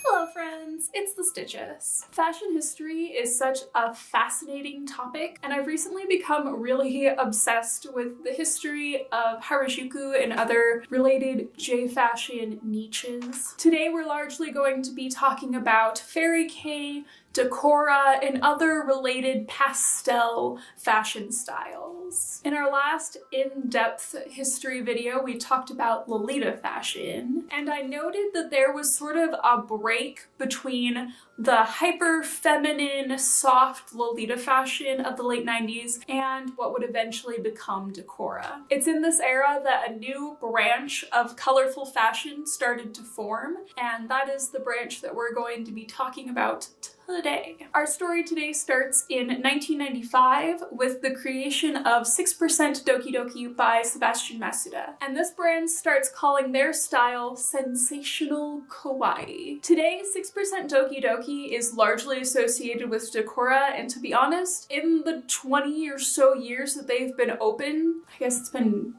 25 years when you think about it, their style hasn't changed that much, but the term Decora was not yet in use. It's still in its infancy at this point. The creator of Fruits, the popular street snap magazine, loved 6% Doki Doki and basically photographs anyone and everyone wearing the brand in his general vicinity, and the brand quickly becomes very highly recognized and highly sought after. To this day, it is still one of the most recognizable brands in Harajuku. Around the same time, a popular fashion pop idol figure named Tomoe Shinohara came on to the scene and started calling her style Shinohara style. The aim of her look was to give the appearance that you are a walking toy box. The outfits were consisted of mainly warm-toned but very bright poppy colors and overloaded with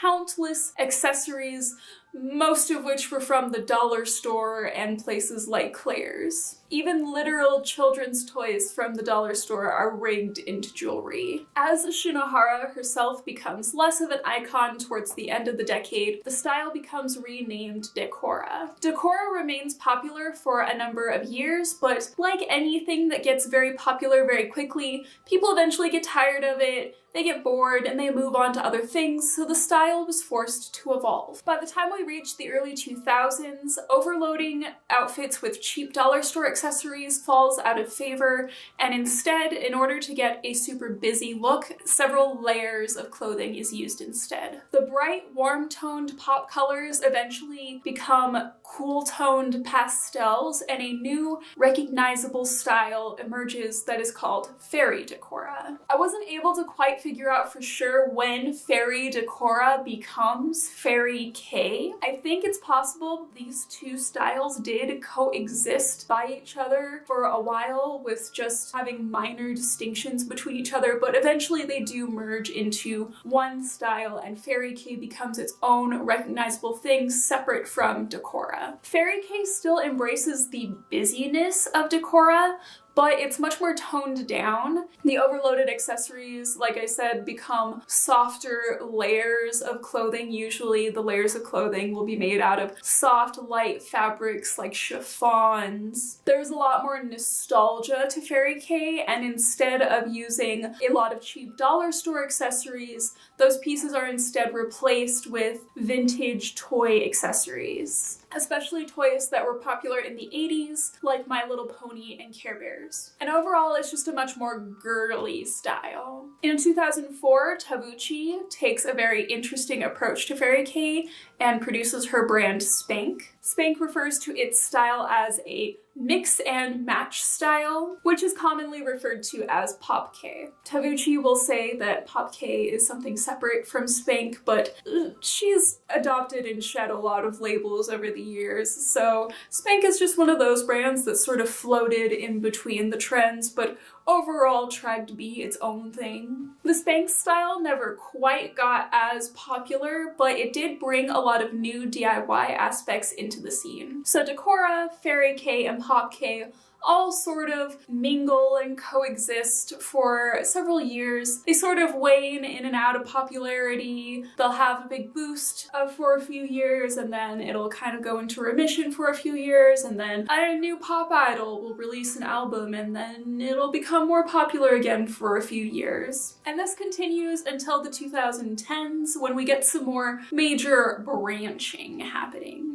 Major Pastel J fashion branches again into two major styles that I'm going to lovingly refer to as the Yume Kawaii branch and the Neo-Romantic branch. Neo-romantic is not my term for it. It seems that it was the accepted term for quite a while, but I haven't heard anybody refer to it as that in quite some time, so I don't know if that's still the norm or not. But let's start with Yume Kawaii. The term Yume Kawaii is termed by the pop idol Amo in her magazine Amo Scream. In Japan, I guess it's not really considered its own fashion style, but I think that's kind of debatable. Here in the West, it seems that Yume Kawaii is absolutely its own thing. Yume Kawaii is a very general term. It means cute like a dream, basically. And again, it really just describes what is popular at the moment, the contemporary pastel fashion of Harajuku. Popular brands include WC, Listen Flavor, WeGo, you know, just that very streetwear influenced style that's popular in Harajuku right now. And this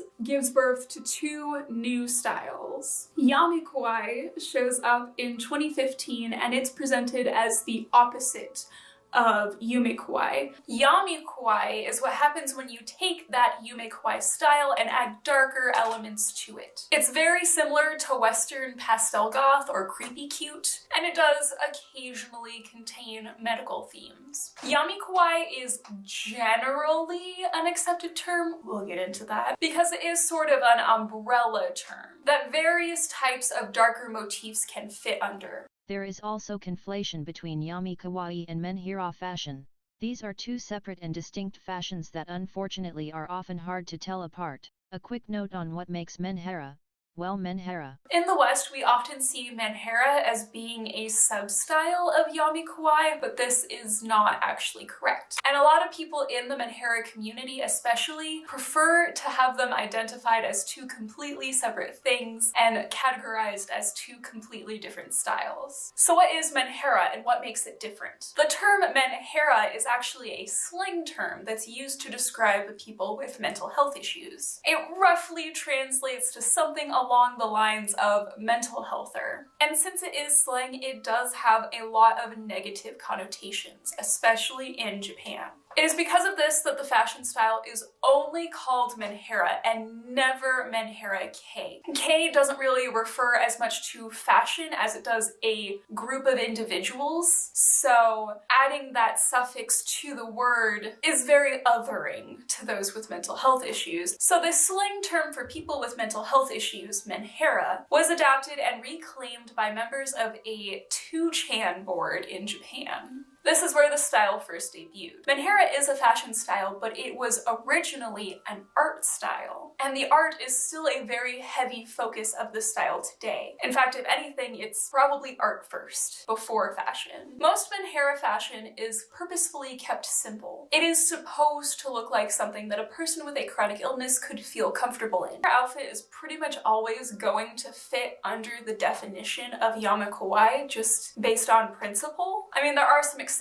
If a menhira outfit doesn't fit the pastel color scheme of a Yami Kawaii outfit, that's one thing. But normally, more often than not, they are pretty similar looking. However, a Yami Kawaii outfit is not menhira by default. Menhira specifically has that underlying mental health activism behind it. Because despite what we've come to see it as in the West, menhira is not necessarily a generic kawaii style with a medical motif, but rather a style born out of this mental health advocacy. So by definition, Yami Kawaii cannot inherently be menhira. Overall, the Yume Kawaii branch is very closely associated with streetwear and the popular mainstream trends of Japan right now, but it's like the kawaii versions of that streetwear. While streetwear is incredibly popular in basically every part of Japan, there is always going to be a few that want something a little bit more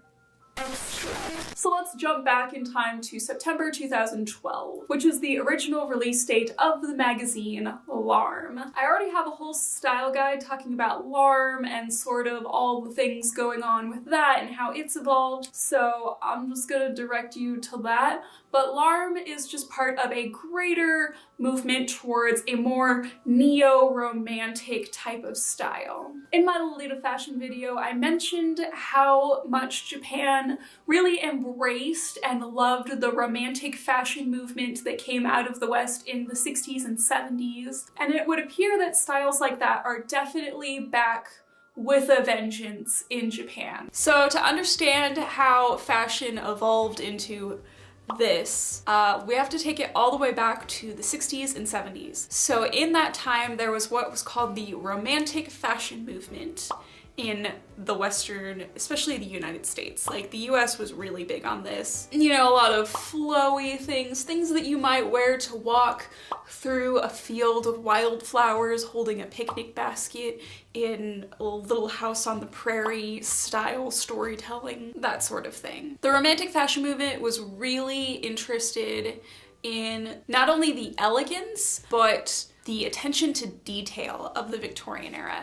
The Romantic Fashion Movement heavily inspired Japan, especially young Japanese women. But instead of looking like a cottage prairie housewife, the new aesthetic seems to be more towards like a preppy British boarding school uniform aesthetic. But it's definitely a clear thing that romantic fashion of all types is back. It is screaming its head off, it is there, and it's presenting as brands like Encre Rouge and Swan Kiss, really anything like that.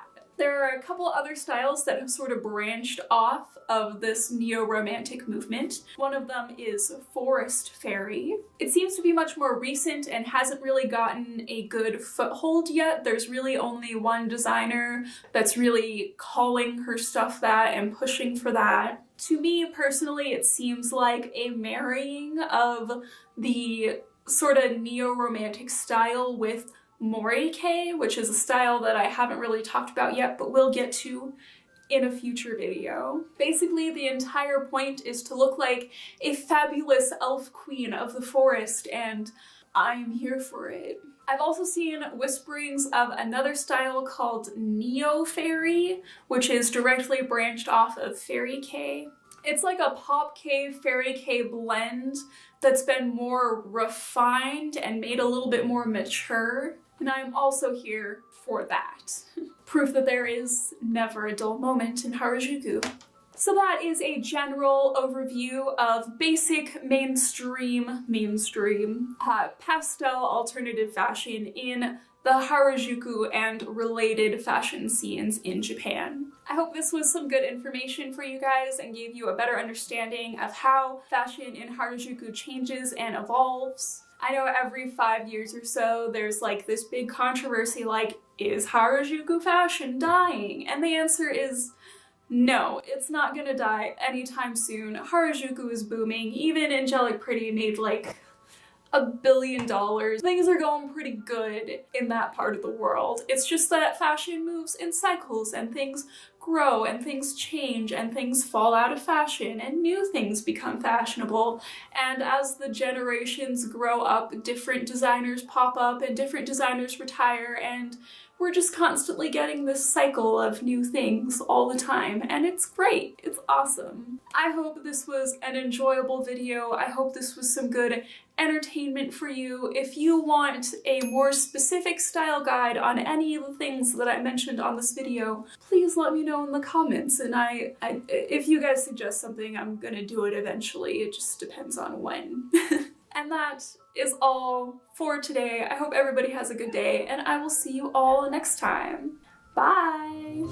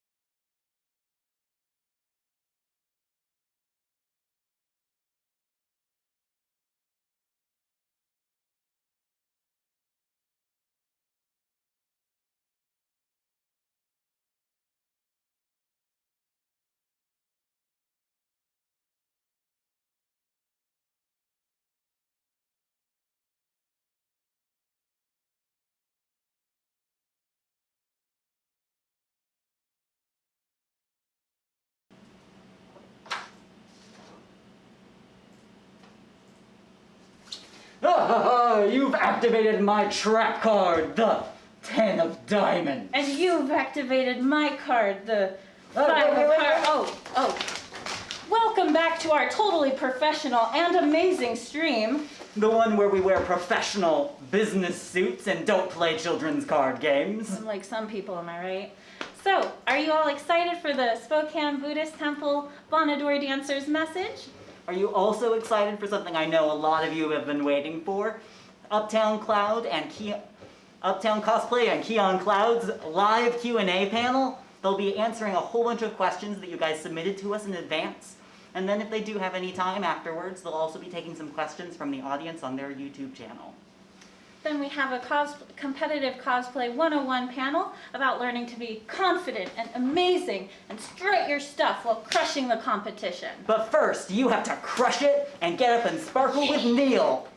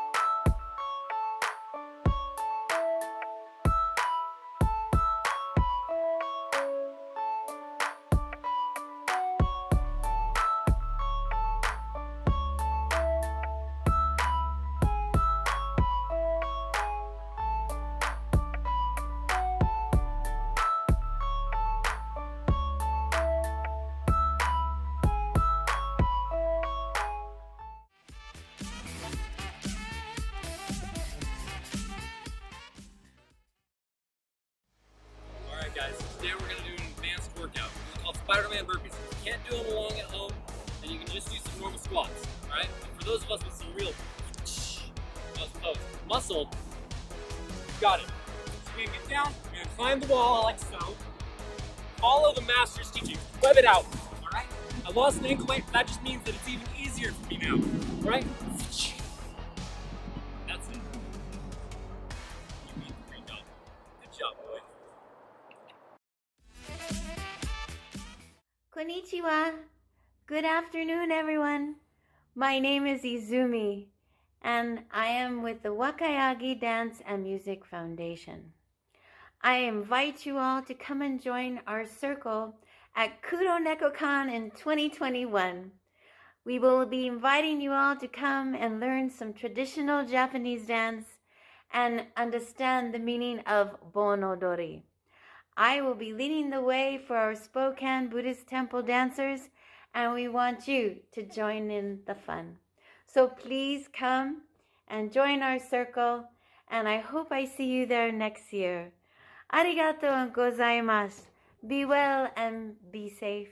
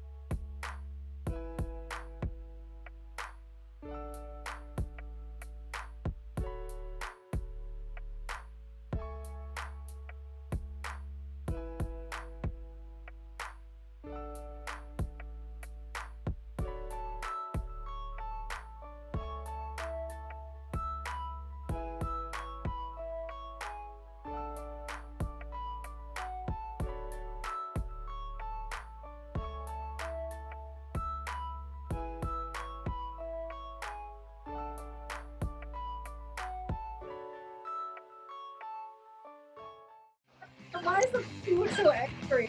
He's like, behold the babies! I do love it.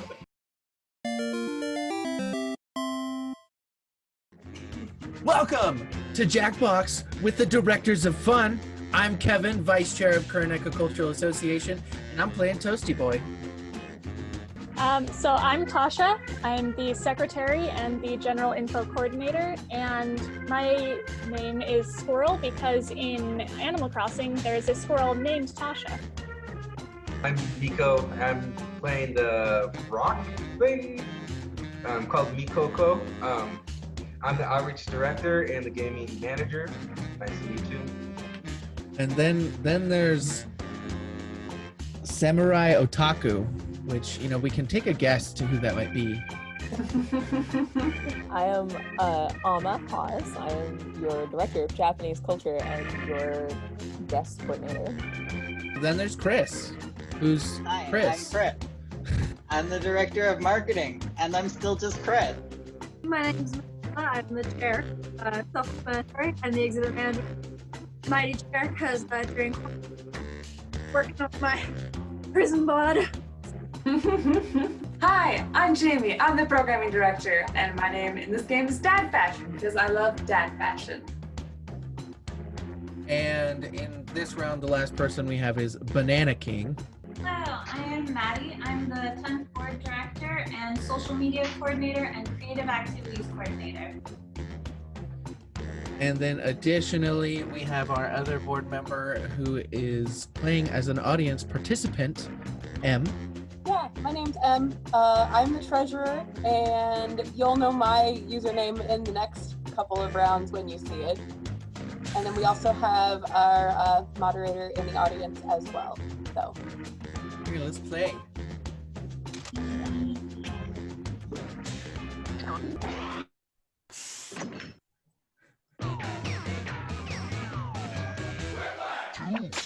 Your shapes. Prompt number one is sorry. Golf, more exciting. Okay, everyone, vote for your favorite. has there been a golf sports anime yet? There has to have been a golf sports anime. There's no way. I'm gonna look for science. Okay, I want the golf sports anime that takes place during a Sharknado. You know, that is the combination that we need right now. And then their golf clubs become magical girl weapons. Yes. Yes, that's So how they use transform. the Sharknado. They transform as they hit the It's golf. actually like a squirrel that talks to them. Oh my god, it's already been a thing. It was back in 2004. Your next prompt There was is, a golf anime? you know your house Yeah. is too big when you have a room specifically for blank. Okay.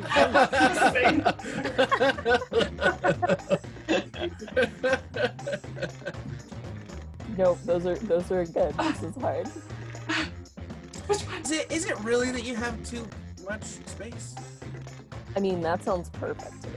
Exactly. No, That's see, dedication. if your collection isn't in your living room, you've had too much space. Because that's where it should be. I don't know, that sounds like a personal choice. An automobile feature only the French would have. Oh boy. A baguette cannon or an auto bread baker. Who would have thought? Wow. Autobad Baker makes the baguettes for the baguette cannon. Ah, who knew? I didn't know that. Someone Good to says, know. love the B-Stars gospel. Thank you. I would like to have a baguette cannon. Look, I've been trying to get us a t-shirt cannon for con for years. I will take a baguette cannon. And next, the #1 reported crime Gotta in talk to Mr. Centerplate Rogers' first. neighborhood. Oh, dang it. Vote away.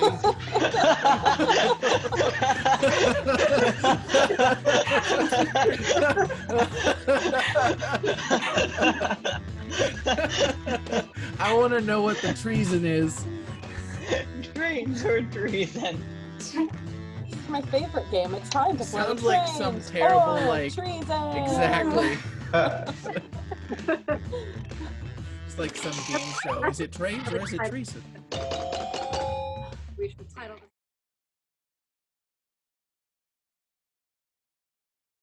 Plague. It's not a thing. Stop trying to make it a thing. I can make anything a thing. Don't do it. I won't then. Also, don't mind me, guys. I'm putting claws on my other hand.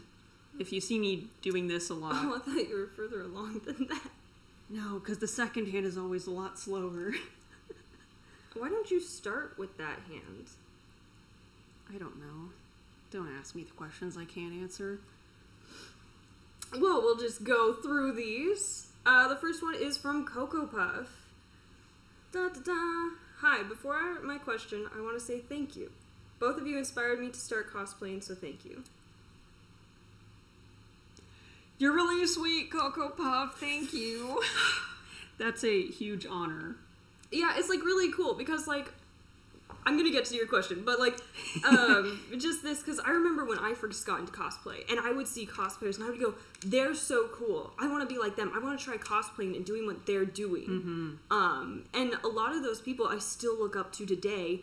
Yeah. 7 years, 8 years later. Same. And so like to be that for someone, to have someone go, I thought what you did was so cool. Don't do it, buddy. Just Black Cat interrupting the stream is fine. Pepper, please. Pepper, please. Yes, go sit on your bed, baby. Cozy. But to be that for someone else is just like, wow, it's so cool that like they think that what I do is cool because none of us feel cool. We are all our own biggest self-critics, and so we look at ourselves and we're like, I mean, I guess I'm doing okay. I'm having a good time, and that's what matters.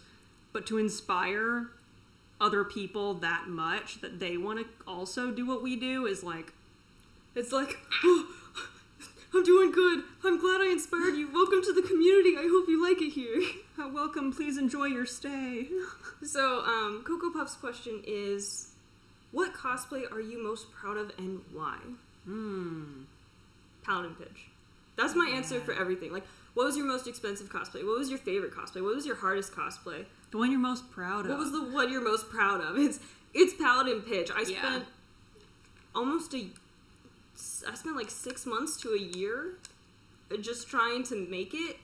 It was very difficult. It took a long time. I'd never worked with foam before. I'd never worked with trying to add lights to a cosplay before. Yet it turned out, like, in my opinion, so cool. Like, I'm so proud of it. And the fact that I only wore it for like 4 hours, I really need to wear it again because I put probably at least 100+ hours into it. Yeah. So that is like my most proud cosplay. I'm like, you worked hard and it shows, and the fact that you were able to get it to look that good on your first build is something to be incredibly proud of. For sure. I'd say one I'm most proud of, I guess after that to follow up is kind of predictable, but I guess maybe Lotor for very similar reasons. Took a lot of time, had a few emotional breakdowns over it, took a lot of money, and it was very ambitious for me at the time because I had tried armor once before for Metaton. Rest in peace, never again, go burn in the trash can. But that didn't go very well, so to attempt an even bigger armor build after that negative experience, I was like, oh god, this is gonna suck. But I was actually very proud of how the armor and stuff came out. And you whipped it out pretty quickly. Yeah. And it still turned out pretty well. It could have gone much worse. Next question. This is from Phoenicia and Ray. We may butcher all of your usernames, just forewarning. Or you could just start pronouncing them how I pronounce them. Oh, that's fair. Just kidding. Kion and Uptown, what caused you to start cosplaying? Also, you are what inspired us to start cosplaying, and we love you, ooh woo.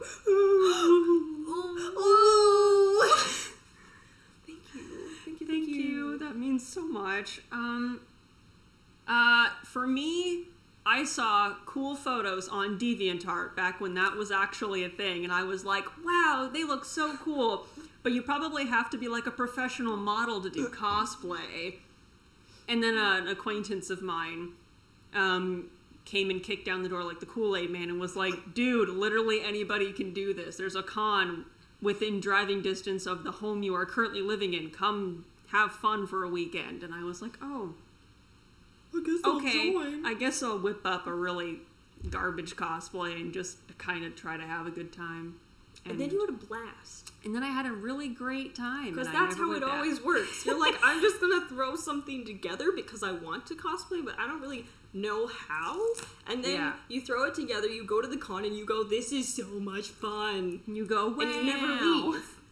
Why did it take me so long to do this? Yeah, what about you? Remembers what the question is. What caused me to start doing cosplay? Kind of a similar thing, but I didn't find it on my own. I had friends that introduced me to anime in late middle school, early high school. And then they went, oh yeah, by the way, we also do conventions. And I was like, what? You do the habity. And they're like, oh yeah, like we go do this thing and we dress up and it's really fun. And I was like, can I go? Can I go ooh woo? And so I started like looking online and finding out more about cosplay. A lot of what I found was like on YouTube. A little bit on Instagram, but my start was mostly on YouTube and watching people who did like skits. I loved anime skits. I still love anime skits. Yeah, shout out to Twin Fools. Shout out to Twin Fools. Sup, dude? Big inspo for both of us. Hi, friend. But yeah, so that was kind of, and then I went to a convention. I wasn't cosplaying though, and I went, I think I really want to cosplay next time. And so about a half a year later, I went to my second convention and I cosplayed, and I went, this is where it's at. This is how to have a blast. And so then now I'm stuck here. I can't leave. Doesn't matter how long of a break I take. I still just... You just keep coming back from more maybe suffering. I'll go buy some Etsy and cosplay a deer boy. Wow, what a mood. What a mood. Wow. Yeah, so that's how we got into cosplay. Nice. What's the next question? Can I read it? You can read it if you would love to. Okay. The next one, I picked it up when it was a really hard one to pronounce. Just my luck. Okay, this question is from Nimu_Aoshitsuji.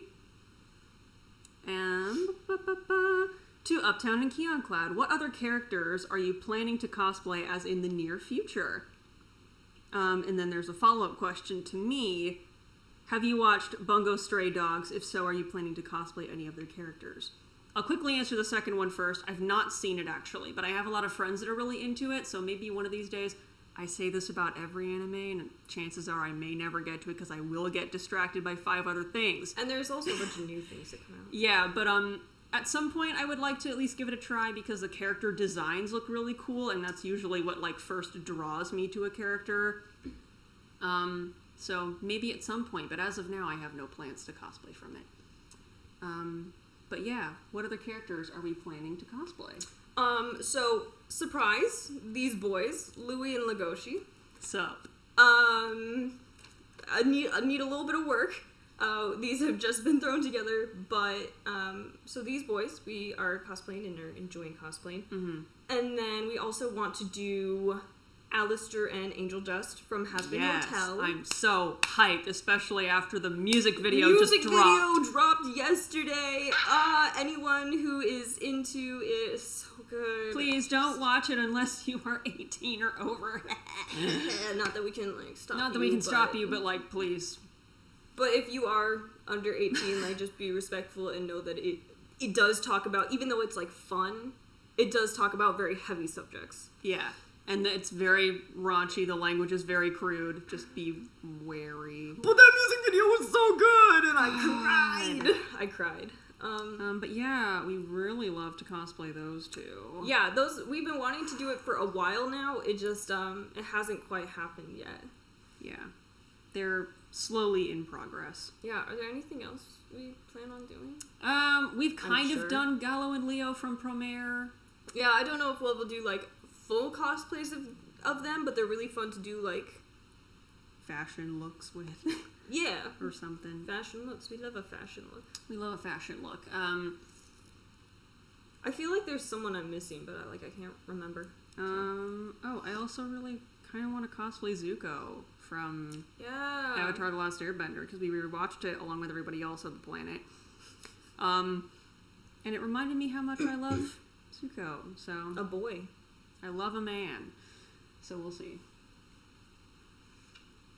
All right. Okay, I'm done. I'm officially present. Oh my gosh. So we have a question. It doesn't say who by. Anonymous. Anonymous, unless it's from staff. Could be. Unless they say who from, because I think they said they added some. They said, when are you gonna get married? Ha ha ha XD. Not anytime soon. Honestly, so we've been, if you don't know, we have been together for about 3.5 years now. Yeah. But from my personal opinion, I am only 22. I have a lot, I'm still in school. I haven't really, figured out my life yet. There's still a lot of, growing and learning that I have to do. Yeah. And, me, I'm almost 27. It's the next couple days. I still don't consider myself, emotionally prepared for that kind of commitment. I'm committed to this one, but marriage is a hurdle I'm not even thinking about right now. Yeah. So it's we just kind of want to we don't want to add to the stress of life by worrying about that, and it's such a big commitment, I think, to the both of us, that we're just we just want to continue what we have, and then one day, even if it's 5 years from now, if we're still together and still kicking, exactly. And we're both also very slow-moving people in terms of our relationship. I asked Kion out for 3 months about. Yes. We tested the waters with no labels. We didn't call each other partners. That wasn't tell anyone. We didn't tell anyone. We were just getting to know each other and figuring out, is this going to work? For 3 months. For 3 whole months. Given it was long distance. But yeah, and then we decided, we talked about it, and then we were okay, let's call this official, and then continue at our pace and see what happens. And that's what we're doing. That's what we've been doing. So that's... and it works for us. It works for us. High five. Ooh, Bro. Yeah, so that's kind of where we are, because that question does pop up, and... It pops up now and again. But yeah, basically... Yeah, if we aren't married in 5 years, then you can come back and yell at us. Then you can come be y'all good? What are you waiting on? You're 27 now. But yeah, just taking it slow, going with the flow. Poor thing. Oh, I know. You're very shaky. I know. Today. Can you see this? Here, let me, if I hold my phone. No. It's I'm super shaky right now. Pat. Sick. Okay, so this is from Miraculous Mess, and it's 3 questions. Okay. Most expensive cosplay, first cosplay, favorite cosplay. Some good ones. I mean, most expensive, probably Lotor and Pidge. A very close runner-up for me actually might be Chat Noir, because I've technically made him twice. So that might actually beat it. But, are you adding both of them together? Or are you just doing, the second time I made it? Because those are 2 separate cosplays, even though it's the same character. I know. Both times I spent an unnecessary amount of money getting materials I thought I was going to use. And the boots. And then decided, actually I'm going to go with this other material. So, I'm not a budgeter. Just know that about me. And that's something that happens. Is for our my paladin and your Lotor, it was a lot of buying materials and then not using them or trying to go for a different one, which kind of happens a lot with a lot of trial and error. Which is why we are not thrifty cosplayers. No, we're not good at it. But yeah, so probably Pidge for me, because I spent a lot of money on different kinds of paint and Mod Podge and a bunch of brushes for painting. Yeah, I'd say probably for me, I'll say Lotor slash Chat Noir. Because we don't keep track of prices, or else we would be very sad in life. I would be so And depressed. our parents would actually know how disappointing we are. Second question was first cosplay? Yes. Mine was the main character heroine named Akane Motomiya from a Japanese otome game, which is basically a dating sim or a visual novel, called Haruka Naru Toki no Nakare, which roughly translates to Haruka Beyond the Stream of Time. It has a manga adaptation with beautiful art. It has an anime adaptation with shoddy animation. You take your pick. Or just forget about it, like I do Or every don't. time you mention it, because that's a mouthful of a name. Yeah, it's not actually that great of an... Or else we would all know about it. The characters are cool looking, but like the story is... Don't worry about it. My first cosplay was Izaya Orihara from Durarara. Dyed my hair black. It was a bad time. First cosplay feels. Yeah. Favorite cosplay? Paladin Pidge. Yeah. I'm just gonna throw that one in there. Good ones. For me currently it is Grell Sutcliffe. That was good. That was good. I have a good time. And you made a lot of that. I made a lot of that, and You edited the pants and shirt, you made the ribbon, you made the jacket, you made the vest. I completely repainted the shoes. Spliced 2 wigs Spliced together. and dyed 2 wigs. Edited the glasses. It was good. You did a lot. I edited fake eyelashes the night of, because life at a con. But yeah, Grell, I love her. She's my queen. Gotta make the weapon. Yes. Alright, so this is from Sophie E. Sophie E. Sophie Ellis, I believe. How has quarantine been for you guys? And can you post update vlogs every now and then on your YouTube? I'm curious as to what that would be like. Like, how are you doing? What are you doing? What's your cat's doing? What is your cat doing? You guys are Most awesome. important content. Honestly, listen, can I just make a YouTube for Pepper? Like, that would be really good. I can show you guys the new things I have gotten for him today. We spoil him so badly. Yes, we do. But listen, I just got a new pet feeder today because he's a smart cat and loves food. And I was like, I'm going to get him this fancy, slow eating cat thing. He hasn't figured it out yet. Yeah. But maybe I could make him a YouTube and document how well he does. There you go. Cat YouTube channel. But yeah, quarantine for us has, relative to other people, it's been fine, honestly. Like, at the beginning, we were thriving. We completely... Well, very beginning, we were very nervous. We were scared. Then we were thriving because we were like, oh my gosh, we can clean or reorganize our whole apartment and get our lives together. Yeah, we did a lot with the apartment. We started sewing. We were exercising. We were doing so much. We were doing great. Then we got lazy and demotivated and just took a nosedive. A slow decline that is still... It's still on its way down. It's going below the graph. Yeah, but I'm back to work now, but I'm still like, it's fewer hours. I'm still like here a little bit more, but still working. It's weird. You're doing online classes. Yeah, all my classes are online. My work is probably going to open up within the next month, maybe. We'll see how it goes. People are saying, make a YouTube for Pepper. It'd be good if I just did like short Pepper videos to get me used to editing things. Yeah, that might be good. That's the big reason why I don't do a lot of YouTube videos, because I hate editing. This one hates editing. I hate editing. Like, I want to create content, and I have Hello everyone, welcome to Cosplay Competitions 101. I am your host, Electric Seafoam, and I will be helping you through this topic today. If you have any questions on this topic or something similar to this topic, please message me on Discord or Instagram at Electric Seafoam. I am happy to answer any questions you all have on this subject. It's one of my favorites.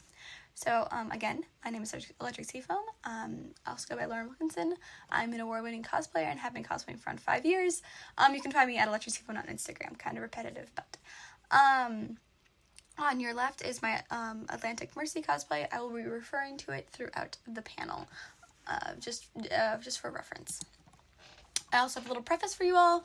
Types of awards, types of conventions, what to cosplay, types of levels, and their ranks. The most important part of judging, presentation and in the judges' room, and winning and losing with grace, which is one of the most important parts of contests. I assume. And then first we're going to start off with types of awards and what they mean. It's basically the only thing we want in this, there's a reason what we're entering. So most of these go in order of the thing you least want to the thing you most want. Not to say that all these awards aren't wonderful, but generally speaking, you kind of want a best in show more than you want an honorable mention. Where we're going to start with honorable mention. Usually a person who wins this, one of their pieces is a bit better than everyone else's, but it's not enough to win. Just maybe that there's like this one prop that's really wonderful. Judge's award is usually you have a kind of a judge representing you. A judge really picked you out. I want to represent this person. I think this person did a really good job. Usually, however many judges there are, they're usually going to have that many judges awards. There is best prop, self-explanatory is the best prop, essentially. Just the best representation of a prop. Maybe the rest of the cosplay isn't as good, but the prop is amazing. Best original design, kind of self-explanatory, is the best self-creation. You could have like a drawing, and yes, people can win with original designs, best in show, but there's just a certain category for it as well. There's best seamstress, the best person who sewed, seams. Maybe there's also best armor piece as well, but either one of those, it's just the best piece of fabric or armor. After that, you have your more notable awards, maybe like more kind of awards that you guys kind of want. We start off with our novices. These people probably have one or two competitions, but they're still there and they're still pretty good, and it's still a good award to win. Then you have your journeymen. People have won 3 or 4 or 5 awards. A little bit higher, a little bit more professional than novices, but still a wonderful award to win. And then your masters, and you're basically your pros. These people cosplay for sometimes a living. They've won a lot of awards. They're usually perfect. You think that they would have bought their cosplay from somewhere. They're just absolute perfection. And then you have your best of day, best of weekend, and best in show. Best of day is usually the best. Best of that day. Sometimes there's multiple days at the convention, so it's maybe best of Friday, best of Saturday, etc. Then you have your best of weekend. Sometimes it can replace best in show. Generally not, but it's just the best of that weekend. And of course, best in show is the best in show. Usually competitions will have a combination of these kinds of awards, but this is the general list of awards that conventions have. Again, they won't all be included. Maybe they'll throw in a few, such as best armor piece. But generally speaking, these are most of the awards. Types of conventions. It's very important to know what kind of convention you want to go to, and before you enter, because they can be kind of daunting. Again, I was reading Battle of the Songbirds and the Snakes when I wrote this, so there's going to be a few Hunger Games references, if you all do not mind. You're going to start out, so these are conventions that are kind of close to me, and I'm just going to use them as references, and if a few thousand, tens of thousands, 1,000, those are the numbers and how many people who usually go to this convention each year. So you have your NekoCons, it's about 1,000, kind of small, kind of homey, everyone kind of knows each other. It's very, very nice convention to start out with. You want to kind of start with this convention either if you're going to a cosplay competition in general, or you're just going to a con for the first time. Judges are usually laid back, not as professional as Katsukan or C2E2, but generally they're pretty good judges. More relaxed. There's gonna be less anxiety here, more camaraderie. There's gonna be more just an air of, I guess again, relaxedness. You're just going to be super chill, and that's how I feel about these conventions. They're fun, they're chill. There's a great way to start. Little to no competition, honestly. There might be a few cosplayers here and there, but generally everyone's kind of going to the cosplay competition just for fun. There's not going to be a giant ball gown. There's not going to be, generally speaking, there's not going to be someone there who's just this drop-dead amazing cosplayer who's flown in from, Ethiopia to win everything. Usually they're all local. You probably even know a few cosplayers who've entered this competition. Your next competition is your Richmond Comic Cons, and it's a few thousand. You're kind of getting, you're seeing more of this better cosplayers. There's a ton of novices usually, so be aware of that. more professional cosplayers kind of go here.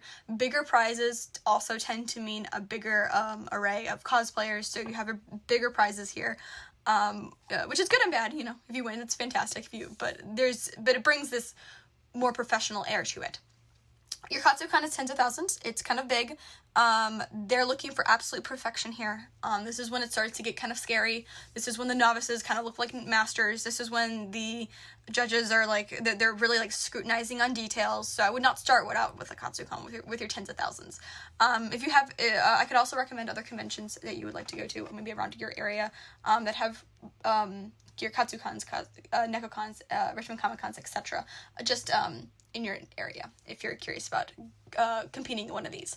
Now your C2E2s, or it's the C2E2. I'm sorry, there's no more like many C2E2s. There is C2E2. You might as well have entered the Hunger Games, and it's because this convention is huge. It's one of the biggest in the world. Honestly, you actually have to enter a contest at another con to actually get to C2E2's cosplay contest, and then at C2E2 you compete to get to another competition at C2E2. And, if your head doesn't explode by then, I mean, these cosplayers are fantastically amazing and wonderful. And, people are looking for perfection. You're looking at Yaya Han kind of levels of amazing. These people know what they're doing. They're probably professionals. And they, they're just drop dead gorgeous. And then, of course, why it matters. You don't want to start out with your C2E2. You probably won't even get into C2E2, especially if this is your first con or cosplay competition. Start small, because if you go into a cosplay competition and you think it's going to be like the last one you just went to with a few hundred people, and you go into a competition with a few thousand people, it's going to be scary. You're going to be super nervous. It's not even going to be fun at that point. So just look at where your convention is. Look at where how many people usually enter. You can also look at the site and see what kind of cosplayers entered last year. So just keep that all in mind when you are choosing a competition to go to. What to cosplay, especially in regards to C2E2. I talked to one of the judges actually at C2E2, and they say, just a little tip, judges also love to hear about you trying and learning new things, so don't feel discouraged if you're not a master in it. And that is fine if you're not a master in it. It just still needs to be kind of perfect, especially if you're going into C2E2, but if it's not 100%, if you're trying something new and you relay that to the judges, tell them that this is your first armor creation, tell them that this is your first corset, tell them this stuff. It's going to get you a ton more points than if you just said you made a corset. Of course, choose something you love. If you don't choose something you love, the judges are going to notice that, and if you choose, and they're gonna be like wondering why you chose this cosplay if you're not absolutely in love with it. You can love it for the design, you can love it for the character. Just remember to love just the costume. It shows. It really shows that you put dedication into it, and it's gonna make the costume better. It's gonna make you happier. It's better if you just love the character. Be different. We have 1,000 different Sakazaos, but it's just better if you choose to be different and choose to be interesting and don't do something that's been created 1,000 times. Sometimes it gets really awkward if you're in a cosplay competition and there's someone cosplaying the exact same character as you. It's so terrible. That means you're going directly against them. It's so nerve-wracking. So be different. Maybe choose a character that's not as popular. Unless if you really love the character, go for it. But just remember to be different. And of course, the most important part is being clean. You must be clean. If it's not clean,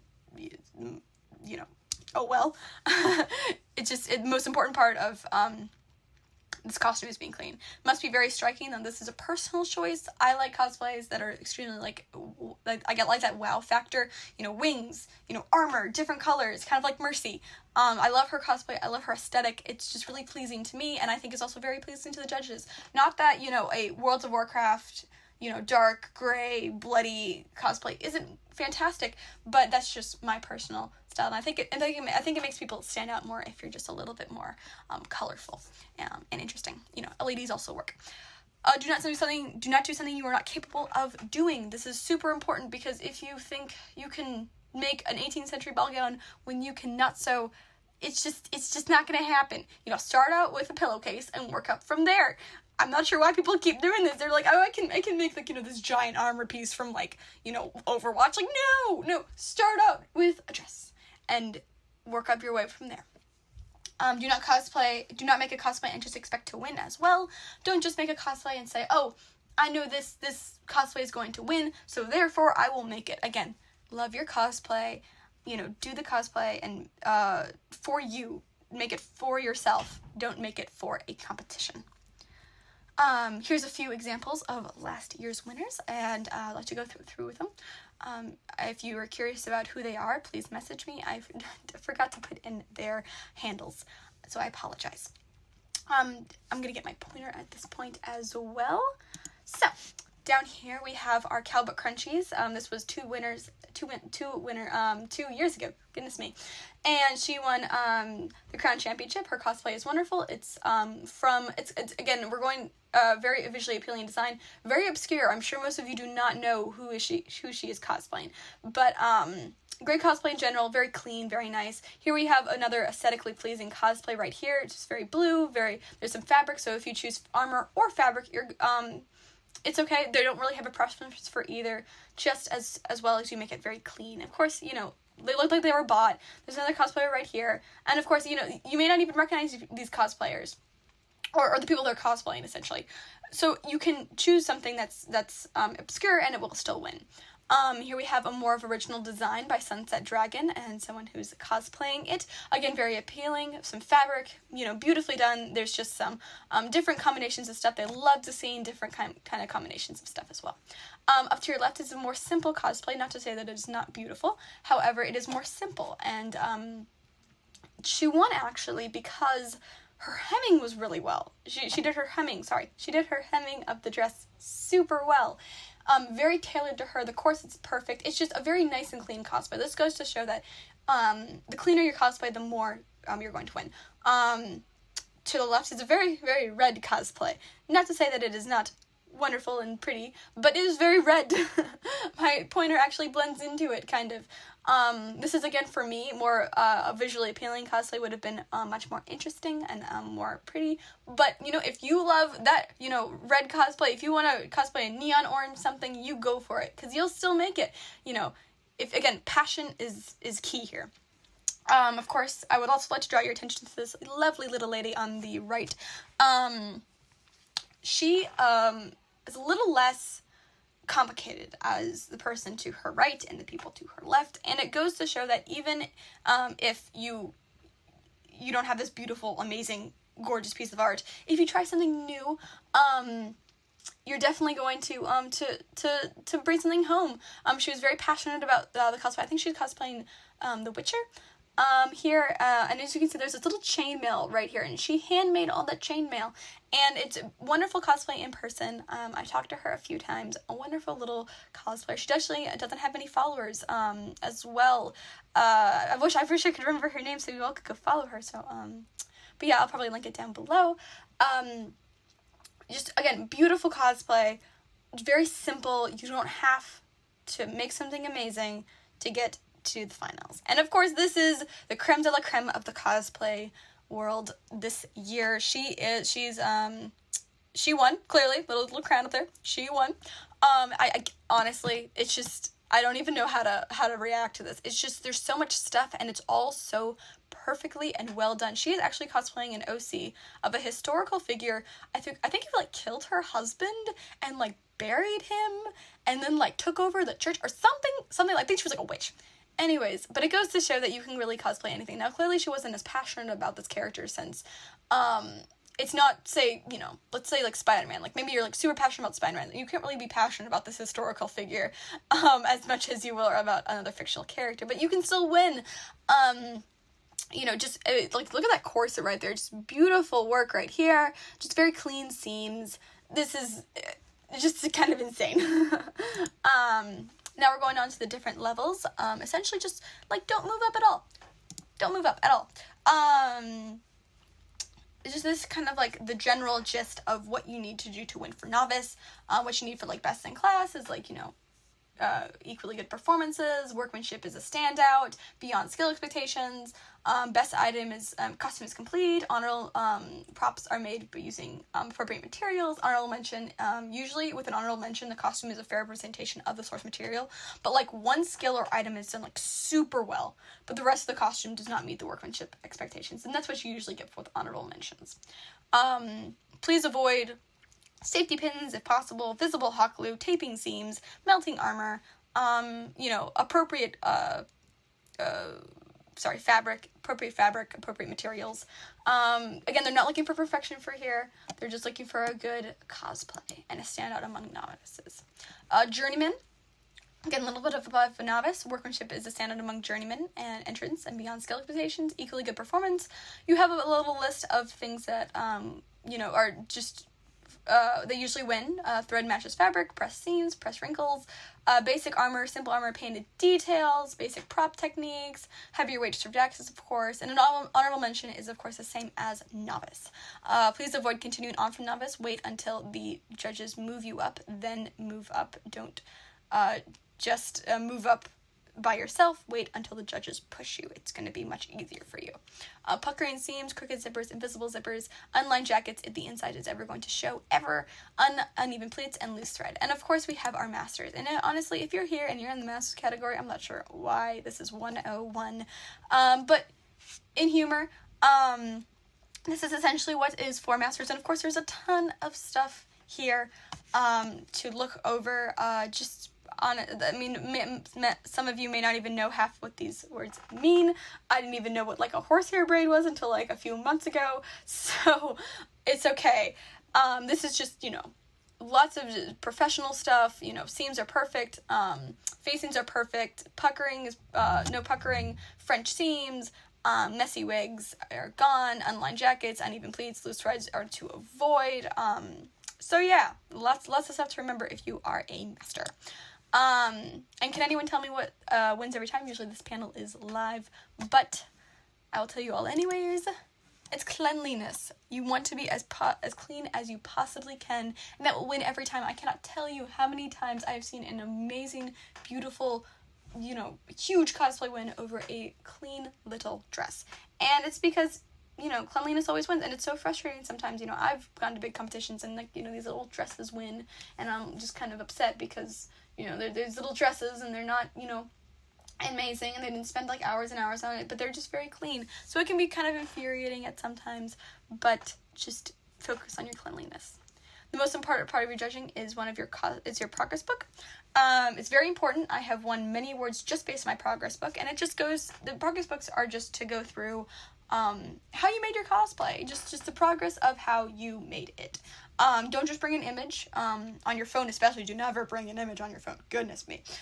Get it printed at least. Make it nice. Make it bound. Put a little binder, and you are set to go. It takes about like 5 minutes. Make it pretty. I like to use Lucid Press, and the format I usually use as well is main title with your name, character, series, time spent, your progress pictures, and your material list, and then break down your cosplay. Progress pictures with a few sentences. Mostly it's all about progress pictures, but a few sentences always tie it very nicely together. And of course your conclusion. And sometimes it can be super hard to have this progress book in and ready, the day of the convention, because maybe you're working on your cosplay like a few hours before the contest even starts. But try to start it like at least a week before and just get in as many pictures as you possibly can. If you don't have absolutely everything in there, that's gonna be okay. I mean, you get like 3 minutes usually, so they're not gonna look too much at the progress book. Or every little detail of progress book. So yeah, just try to work on it like a week before, get it printed, get it nice. It's better to have a little nicer incomplete one than one that's complete and just kind of in shambles. And their next little slide is presentation off and on stage. This is where people usually get like super nervous, so I just want to remind everyone. So I'm going to go over like a little bit of anxiety here as well. So in the judges room, again, Hunger Games reference, make sure they remember you. The judges see 100 people every day, so just make sure that you're the one of the people that they remember. Be bubbly, drink that 5-hour energy, get some coffee, and be super bubbly and cute and adorable, and they're going to remember you. Use those public speaking skills. Speak clearly and don't rush. Sometimes they can't even hear you. If it's 3 minutes long, it can be super nerve-wracking that you can only have that small amount of time to present your whole cosplay that you've been working like 6 months on. But just relax. Calm down. They're not even going to understand what you're saying if you speak too fast. Talk about the good things you did. Do not talk about the things that you did not do well. They're just going to draw attention to it. They don't want to draw attention to it. Like, I had these bracers for Atlantic Mercy that I didn't like particularly very much. I skipped right over them. They're not going to notice. Don't worry. Unless it's like a huge piece. Like, if it's a little small piece and you don't want to talk about it, don't talk about it. Don't be snarky, be courteous, and be kind. Judges do not owe you anything. Just treat them with respect. If you have any anxiety going into this judge's room, please remember that the judges have been in your shoes. They understand how nervous you are. So don't worry. The judges also will understand if you're shaking. They're going to get it. If you want to, don't look around too much at the other competitors. It's going to just make you more nervous.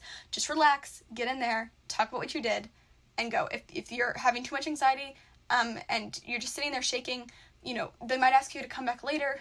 Don't worry. Relax, take a drink of water, and come back later. On stage, hopefully you don't have any stage fright, but be your character. Definitely, like, exude your character from your little inner being, like, be that character. Take your time on stage. Don't rush through it. Pick those 3 poses before you get on the stage. I can't tell you how many times I've been right about to go on the stage, and we're supposed to go up, and I haven't even picked my 3 poses yet. So just pick those poses, get in front of a mirror, pick those poses before you go on.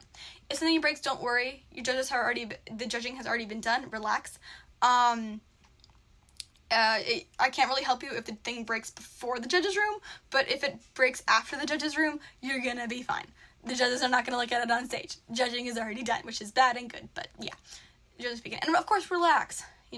This is you. This is your time. You're not even gonna see the audience. It's usually like these like giant lights coming at you, and just you can't even see the audience. Just go across the stage like no one's there. That's how I always do it. Winning and losing with grace. It's only one competition. You're amazing either way. If you win, congrats. Always go ask how you could have done better by the judges. It always helps. And of course, go to bed. Cosplay competitions are usually all day long, so go to bed. Please, please, please, go to bed, go get something to eat. Be courteous to the people around you. If you're celebrating like, oh, I'm better than you, that's not going to look very good. So just win and lose. Win with grace, of course. And of course, with you lose, it's okay. The judges usually have their reasons. And if you're concerned about what made you lose, go ask them. I always ask how I could have done better if I lose with the judges. And this will also help just figure out where their mindset is. Do not go online after the con and talk badly about the judges or the con itself. Keep it to yourself. Don't just go bash on the convention. It's bad. It's just bad humor. It's just bad, and it's bad.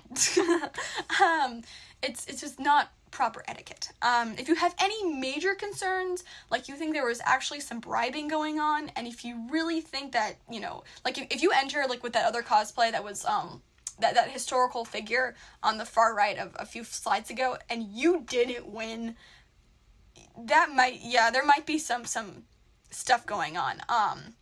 So yeah, just be aware. And talk to, if you have any real concerns, please talk to the actual convention. Don't just go online and type a few bad sentences about the convention. They might actually ban you. I've heard a few stories. A little bit of story time with KatsuCon. I was at KatsuCon a few years ago, and I made, I had this huge group, Black Rock Shooter, super proud of it, didn't win, and I went up to my room and cried. I would give anything right now if I could go ask the judges why I didn't win, but I didn't, and I went up and cried, and I wrote a bad review about KatsuCon. Not too terrible of a review. I didn't really say too much. I didn't say too much badly about them, but it was a bad humor. I should have gone. I should have went and talked to the KatsuCon and say, okay, what's going on? What's wrong? And now I don't really compete at KatsuCon anymore because I don't really like the competition, and that's fine. If you don't think a competition is good, and you don't think it's maybe even I don't want to say it's not fair, but if you don't think a competition is fair, it's okay. Pass it. There are many other competitions. And that concludes this little panel. If you have any questions whatsoever, please contact me. I am open to all questions. I love questions. Please, please, please contact me. Thank you for coming to my panel. It's one of my little passion projects of mine. I hope you have a wonderful convention. And yeah, have a great convention. See y'all later. Bye.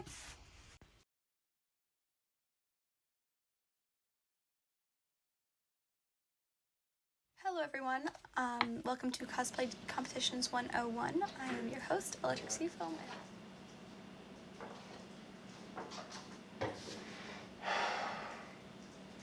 Can you believe them? Throwing shade at how we dress and trying to steal our gaming stream? They don't even know how to look good. We're super sleek. And we know how to play games. Yeah, we do. Do you have a jack? No, you got a 9? What the heck, man? You know I know how to play this game. Jesus, fine. So, next up, we have another panel from Kumoricon, Anime Worth Watching. We also have your favorite piece, Neil, with another short workout. And following Kumoricon, we have a panel about all things Itabags.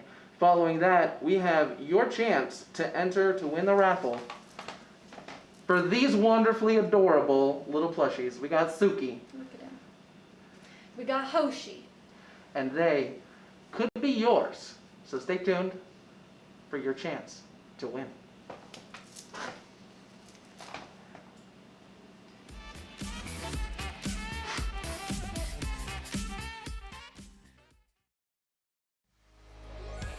This is an important message I have for all of you.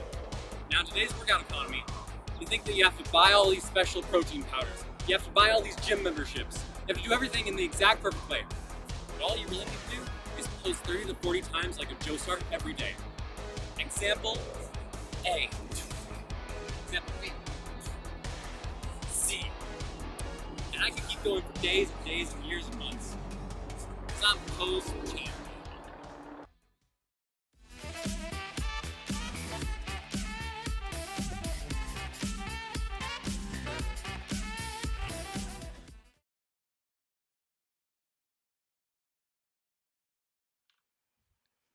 Hi everyone, hello. Hello. Hi, I am Brian Matthews. I am the current chairman for Kumoricon 2020. Kumoricon is an anime convention in Portland, Oregon, a little south of you guys. And with me I have... I am Philip Coop. I am a former chair of Kumoricon and one of the current vice chairs, as well as an assistant director of programming. And we're here to bring you a panel called Anime Worth Watching. Generally, there's a lot of anime right now on a lot of different things, and some tend to fall by the wayside that are still totally worth seeing and watching, so we wanted to bring them to your attention. We normally do this panel live at KuroNeko, but that doesn't look like it's going to happen this year, so we wanted to do a digital version and show you some of the anime we've been watching recently that we think is worth taking a look at. All right. So we're going to start by talking about how we chose what we chose. Our first metric seemed like a pretty low bar, but basically anything that hadn't if it's aired on Toonami or Cartoon Network or any other major anime block in the US, we're not going to recommend it. We think most people are pretty familiar with those titles. There is one exception. Yes, there is. The next rule was there's no low-hanging fruit that everyone knows about, since the entire purpose of this is to bring up lesser-known anime. If you have to ask why didn't you include this particular anime, that's probably why. But if that's not why, chances are it's probably one of these two reasons instead, which is we can't find a legal place to watch it in the US that isn't like on VHS, or we can't, in good conscience, recommend it due to some severe content warnings. We wanted to make sure everything was very easily accessible in multiple senses of the word. And the last point is we are not perfect at this. We are old, and we are aware that we might be out of touch. If you disagree with any choices we've made, sorry. Opinions are subjective. But anyhow, our first title is Vinland Saga. Hey guys, you want to watch a historically accurate anime about Vikings? You know you do. This show has some great action, as you can see in this clip right here. It's a great revenge story that has a lot of twists and turns and a lot of very deep characters. I mentioned before it was historically accurate, and Coop can go into that more.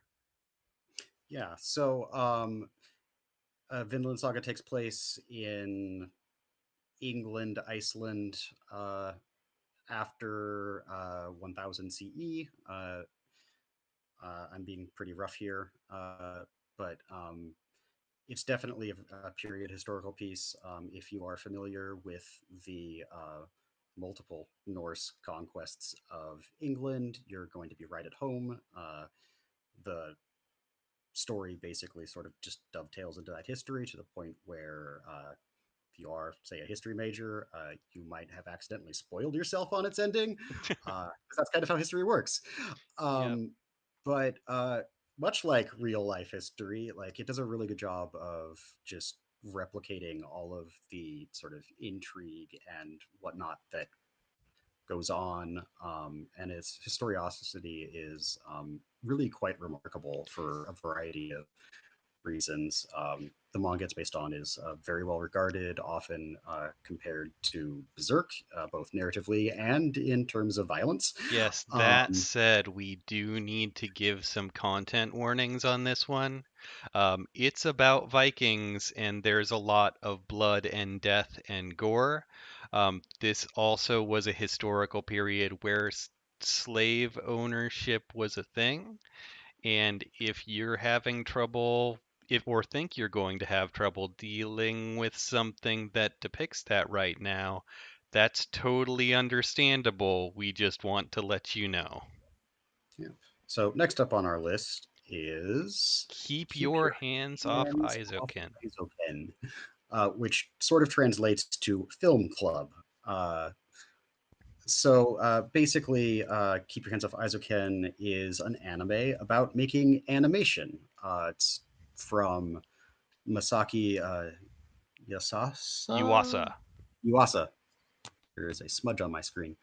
Who's anime director noted for having a very unique sort of non-anime anime style. He's done things like the Tatami Galaxy or Ping Pong, the animation, and all of his work is extraordinary. But this, you can just sort of tell, is very much a love letter to animation itself and just sort of how much he loves making it. Yeah, there's a lot. It's basically about them forming a cinema club, as Coop said. That's really an anime club because they couldn't actually join the anime club, and they kind of dodge the school and student council whenever they're trying to find out what they're actually doing. And when they actually get to making the anime, it's great. And when they're brainstorming, it goes into this really sketchy artwork notebook style. It reminds me a lot of when you're playing make believe when you're with your friends as a kid and you're just making stuff making stuff up off of the top of your head, and it just exists in your world and you play around with it. It is gorgeous and really worth watching. Yeah, it's definitely highly recommended. It's probably one of the best anime you're going to see come out of 2020. Absolutely. Next up is one Coop is going to talk about, Showa Genroku Rakugo Shinju. So, roughly translated, the title means Showa era, Genroku era, Rakugo double suicide. Rakugo being a performing art in Japan.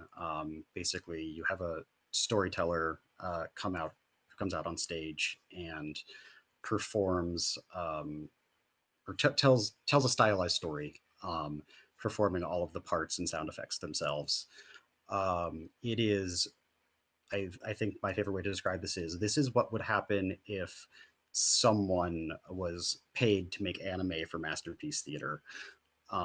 It's this really interesting look at Rakugo as a performing art from pre-World War II to the present day, and it explores that by following the lineages of these characters' stage names and their sort of interpersonal relationships and conflicts, and how those play out and sort of just cascade into consequences and tension as the story progresses. It's really, really good. I would say the story is probably in my top 10 anime of all time. Awesome. Next up, to make things a little lighter, is Hina Matsuri. The scenario in this one doesn't entirely do it justice. So, a psychic girl from the future crash lands into a mid-level Yakuza's apartment and demands that he takes care of her.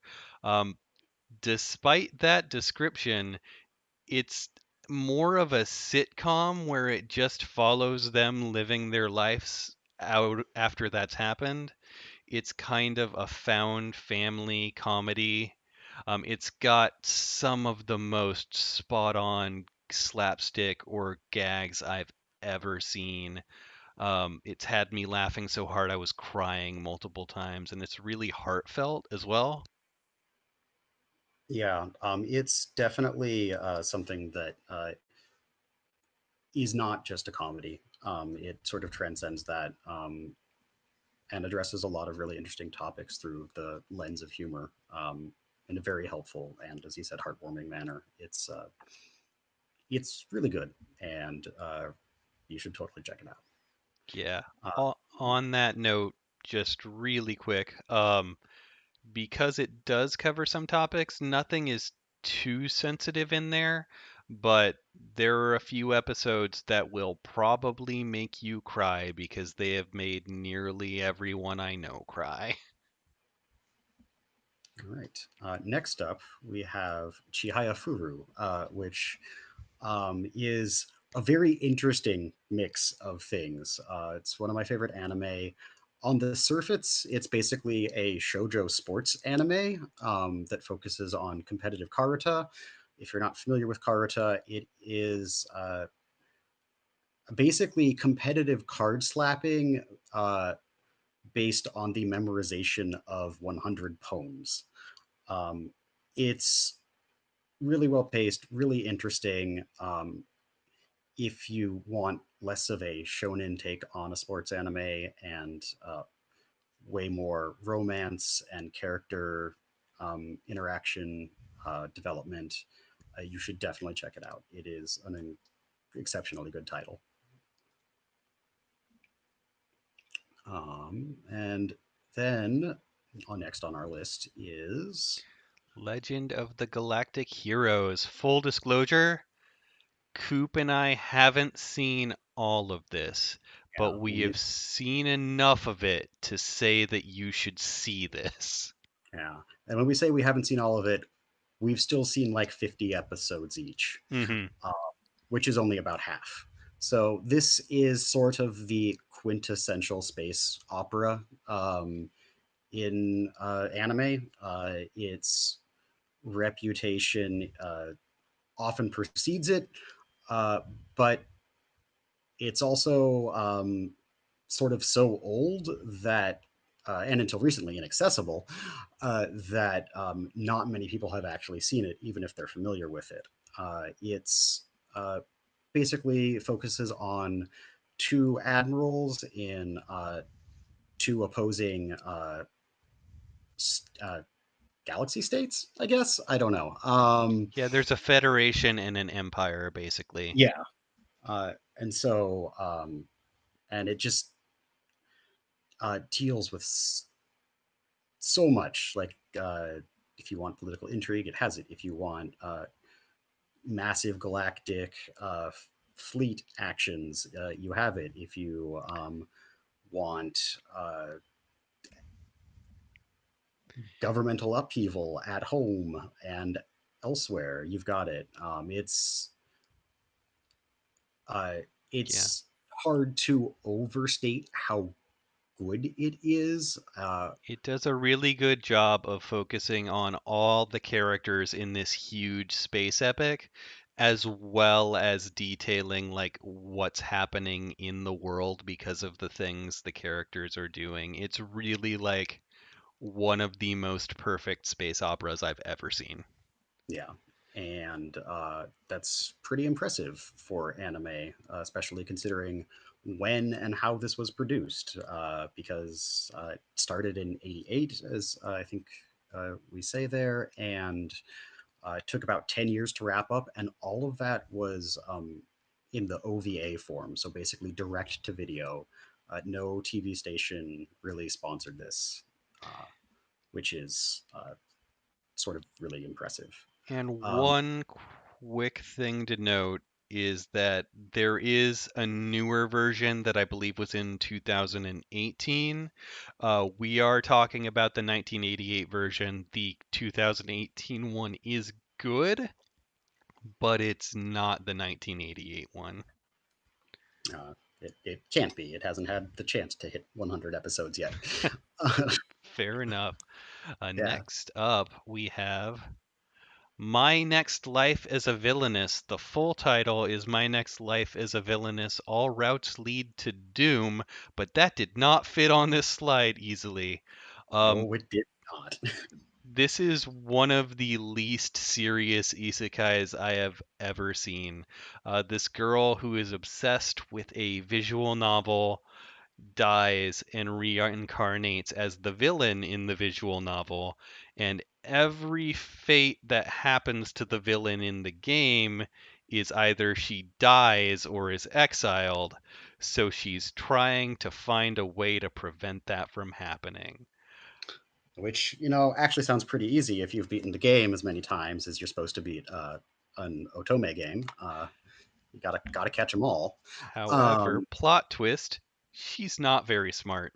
No, she is an adorable idiot. I love her. She's great.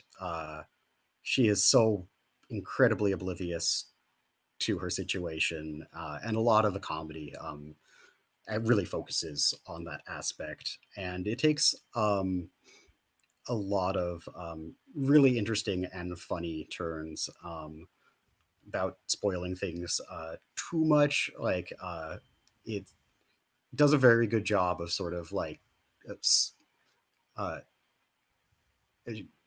I guess one of the ways I would describe it is the in many ways the isekai formula overrides the otome formula.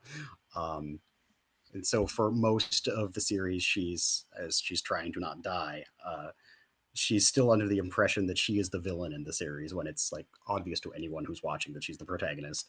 Yeah, it has a lot of fun twists on both the isekai and the otome romance style formula. It's really funny and really worth watching. So yeah, and it's pretty much brand new. And the second season, I believe, has already been greenlit. Yes, it has. Next up, we have Paranoia Agent. You may have heard the name Satoshi Kon before. Satoshi Kon is one of the most influential Japanese directors out there. He directed Perfect Blue, Millennium Actress, Paprika, which are all masterpieces. One day, he decided he was going to make an anime because he had too many ideas to fit into a movie.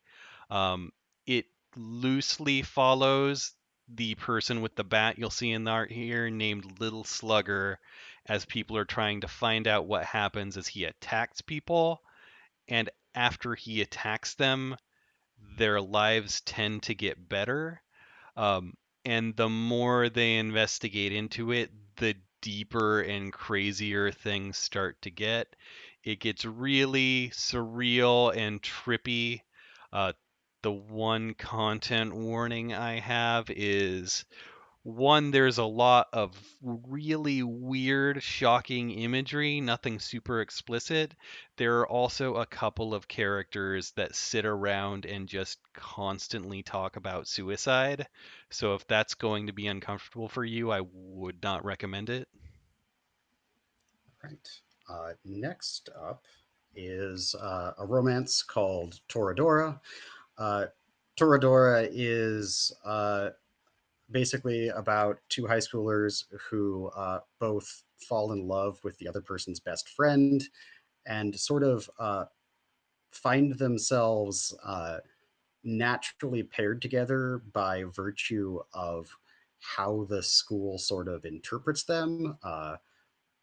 The main guy who you saw getting slapped around by the main girl there is looks like his dad, who's was in the Yakuza, and everyone's just terrified of him, even though he's like one of the kindest, most chill people out there. Just has one of those faces.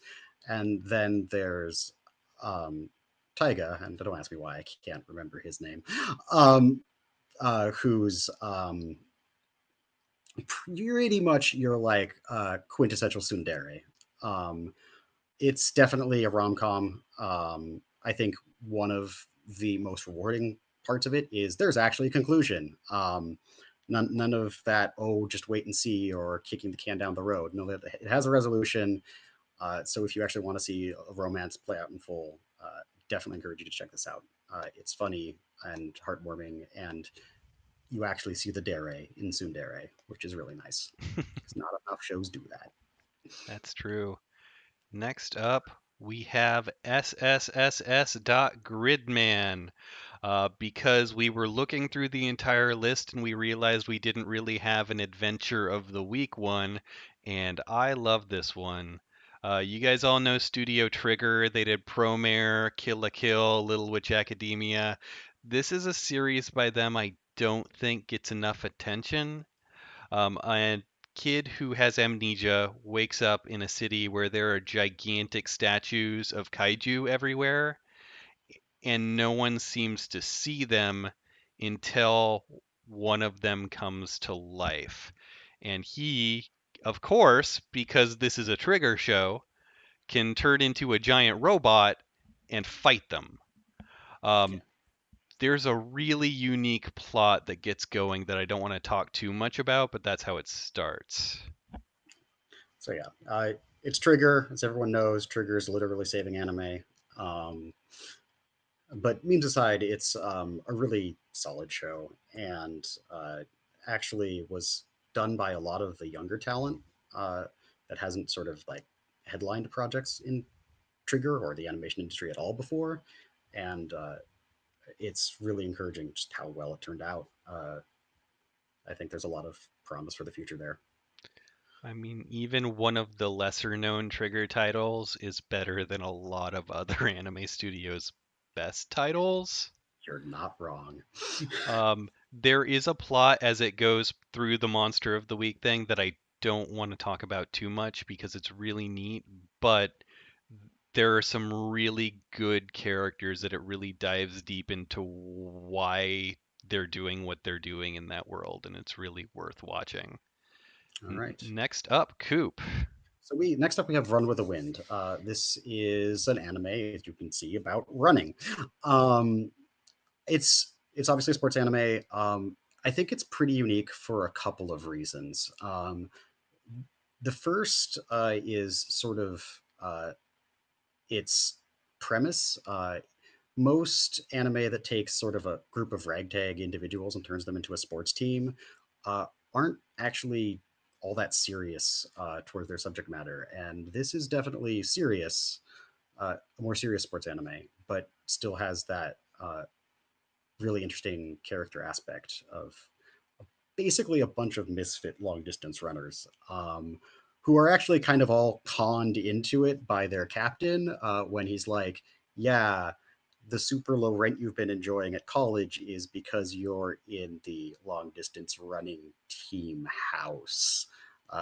Good luck finding somewhere else you can afford. You're going to be running for me. that's sort of the thing that sets it off. As you can see, they are not exactly all the most fit of people initially. And I think that's also sort of really encouraging. Like running is something almost anyone can do. And it's a solid sports anime. It has a lot of this sort of haiku feels, mostly because it's basically done by the same team. You can probably even see that animation style there. All right. Awesome. So You've got the next one too. Yeah. Next up, is this our final title? I believe so. Is The Demon Girl Next Door, which is basically a magical girl comedy based on 4-panel comics about the main demon girl, Shamiko, who wakes up and or her demon powers awake, and she's told that she has to defeat a magical girl to lift the curse on her family, or something like that. Unfortunately, she is terribly incompetent at her attempts to defeat the first magical girl she runs into, Momo, are generally end very poorly and not at all like an actual conflict. It's a very cute show, pretty relaxing, definitely lots of humor, like the brief gif we had there shows, and it's really sort of adorable. She is so not suited for evil. It's great. So if you want something like heartwarming and just lighthearted, I definitely recommend it. And I think that's everything. That is everything. That's all we've got, folks. We went through as quickly as we could, and we tried to choose things from a few different genres and spice things around, as you can see. If you liked what you saw, let us know. Consider visiting our website, www.kumoricon.org, to hear more about our convention, or read more, rather, because it's a website. Don't have too much audio on there. But yeah, thanks for coming to our panel, and stay safe and healthy, everyone. Thank you. Bye.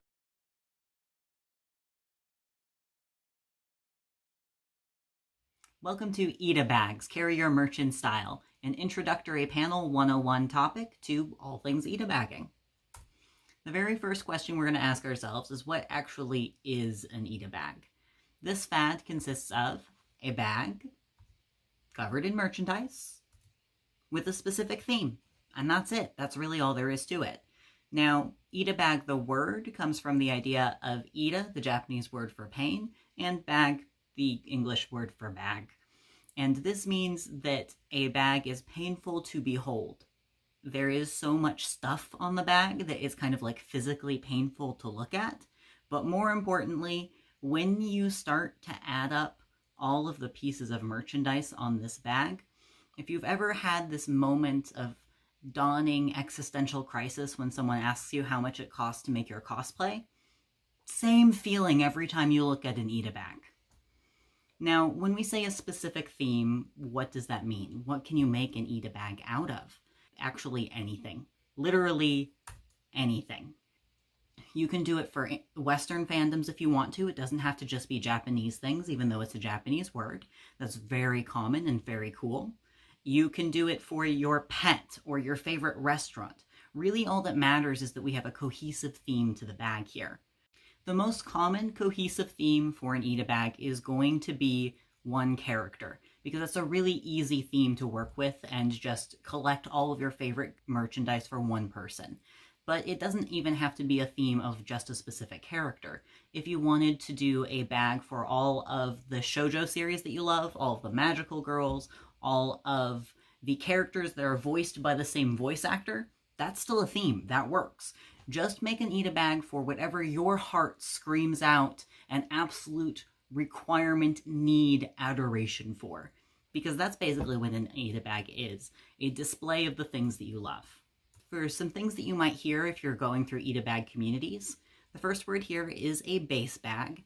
And this is just what we call the bag that you are putting all of your merchandise onto. And then another thing that you might hear is a reference to a con bag, a pin bag, a button bag. That would be any time that a base bag is used for something that doesn't actually have a cohesive theme to it. And con bags and pin bags and button bags are all super awesome and another way to show your nerdy love for the things that you love. But this panel, we're going to specifically be talking about Itabags. Brief history of how Itabagging has begun is that it was originally actually just another subset of Japanese street fashion. The common trend that you would see among high school Japanese girls for a long time was a cell phone with a lot of straps hanging off of it. Now, sometimes their collection would start to outgrow their cell phone straps, and so it started piling onto their bags. And from there, it just became more and more until Itabagging is what it is now. When Itabagging became an actual phenomenon, of course, capitalism took a little bit of a hold, and companies recognized that they could make money by making bags that catered towards this specific trend. And so you started seeing these base bags with windows and areas that you could put your merchandise into to keep it safe and still have way too much stuff all on the same bag. And then from that point, it started picking up in the West as well. And so in non-Japanese countries, we saw this fad. We love all things obsessively nerdy. And so we ended up with it here in the States as well. The funny thing is that there's actually a very noticeable difference in style between Itabags in Japan and Itabags in Western countries. Japanese bags have a very heavy emphasis on collecting multiples. It's all about getting a lot of your favorite merchandise, and a lot of the highly prized bags will show the same piece of merchandise 10 or 20 times in a row. And it's always exclusively official merchandise. You very, very rarely will see any type of fan merchandise displayed in a Japanese bag. In the Western style, it's a much more eclectic, and you will see fan merchandise a lot more often, as well as an emphasis on collecting one of each of every type of merchandise that somebody likes. Now, this is obviously not everyone in Japan does this, and everyone in Western countries does this, but it is an overall arcing trend that you'll notice if you're looking at like the Japanese Instagram tag or English-speaking Instagram tag. They just tend towards different styles. Base bags themselves come in a variety of different flavors. The most common one by far is the windowed bag. And this is a normal side bag or backpack that now has a clear plastic window that's been outlined on the front or the side, and that window has a place where you can stick something in or can pin directly so that you have merchandise that's covered by this window feature. And this is what you'll see most of the time in most Itabags in the modern era. Of course, that's not the only option. There's the bag within a bag type. This is when you have like just a regular bag that a clear plastic bag is put around that existing bag. You'll see this in the Salis bags, which is this one over here, but also sometimes it's just a clear bag with handles like you might use at a grocery store that now also has another bag inside of it. There's also the bag with a cover. These are often bags that were made specifically for the Itabagging purchase, just like windowed bags. And these bags typically look very similar to bag within a bag. The difference is that instead of having additional handles on the outside bag, it just clips on to the outside. Typically it clips with a metal fastener so that it's very secure and you don't have to worry about it falling off. And novelty-shaped bags have actually taken a large rise in the last couple of years here. They're more of a modern phenomenon in the Itabagging community. These have actually been mostly seen in Western Itabag communities, where maybe they'll only make a small run of a specific type of bag, or even just one custom-made one, and then it all overarcs towards the same theme here. And this is just another way to take your Itabagging one level a little bit more extreme, which is what this hobby is all about. The honest to God truth, though, is that you don't have to have a special type of bag to do Itabagging. You can straight up just have whatever bag you want to use and stick on all of your pins, all of your merchandise, and not put any sort of plastic protective around it. That's fine. You can do that and it is still an Itabags. It is the bravest thing I have ever seen in my life, because I kind of like choke up and think I might cry if I think that something has fallen off my bag from like the 3 things I have on the outside of my own bag. So the idea of it all just there, that is true bravery, and good luck to you. I applaud your efforts here. Now, while we're talking about base bags, there are some things that you'll want to keep an eye out if you're just getting into Itabagging and you might not know that this is the case. There are several knockoffs in the community that we see all of the time that you might see them going for a $40 or $60 price at conventions, but they're actually a significantly cheaper product than the brand name original, which did go for that price. Now, I bring this up because of the original knockoff Itabags, which was the 2 Alice bow bag. This original bag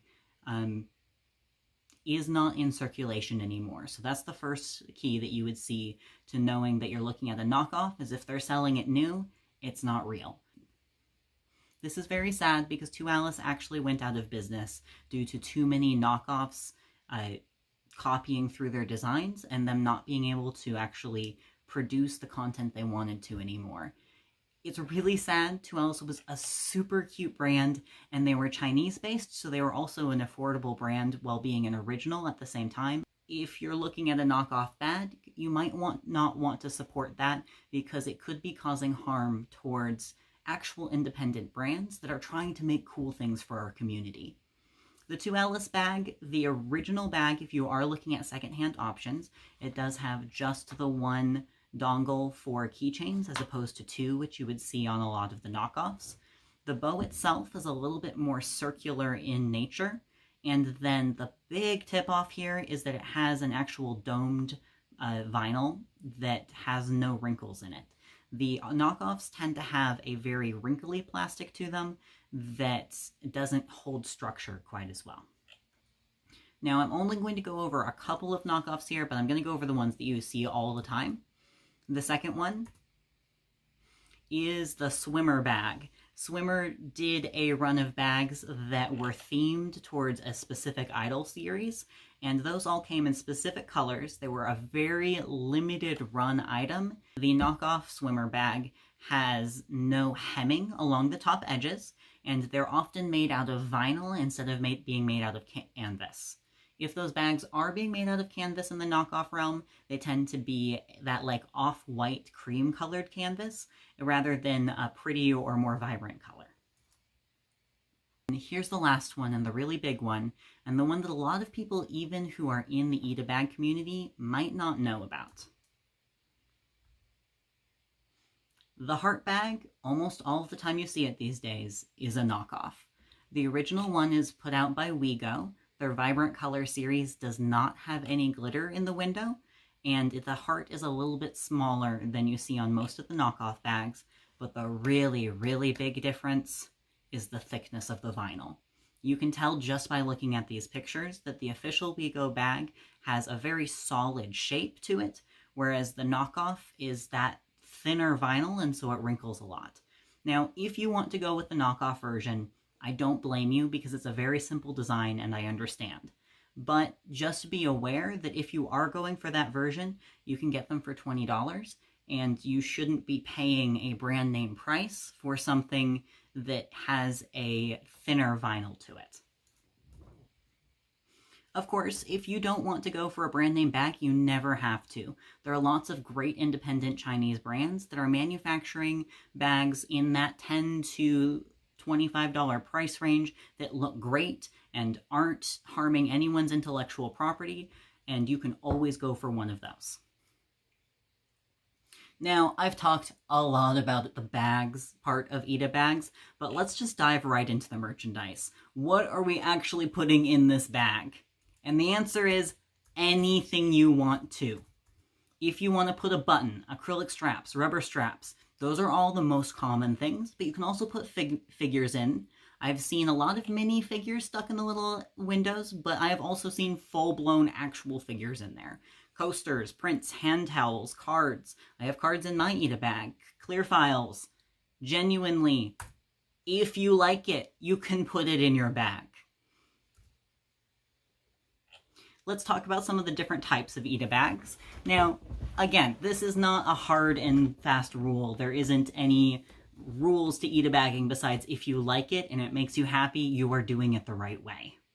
But there are overarching types that we see. Things tend to get lumped into one version or another, and it's just fun to be able to look at these types and see the type of Itabag that you like to make and be able to find other bags that are like yours. Now, the first one up here is what I consider to be the best because it's the one that I like to make, and it's called the multiple carrier.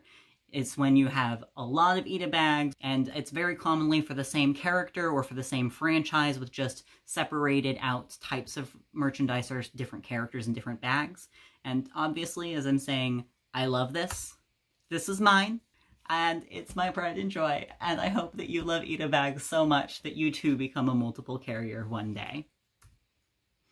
Another type of Itabag is the Shrine, and these are a little bit less merchandise than a multiple carrier. The emphasis here instead is on taking a central piece of merchandise that you love the mostest and just arranging everything in a way that complements that piece of merchandise. They're very neat, they're very centrally focused, it's an intentional design, and you see a lot of symmetry in these types of bags. You also see a lot of duplicate merchandise in these bags. They're very, very pretty, and I love them a lot. Now, here's the Runaway. Now, the Runaway is if the multiple carrier went on steroids and just decided to take as much stuff as humanly possible. The idea of this is that instead of designing an aesthetic, we are going to cram every single piece of merchandise you have ever bought in your entire life onto one body and, you know, impede traffic a little bit. There's also something called the Grape Picker.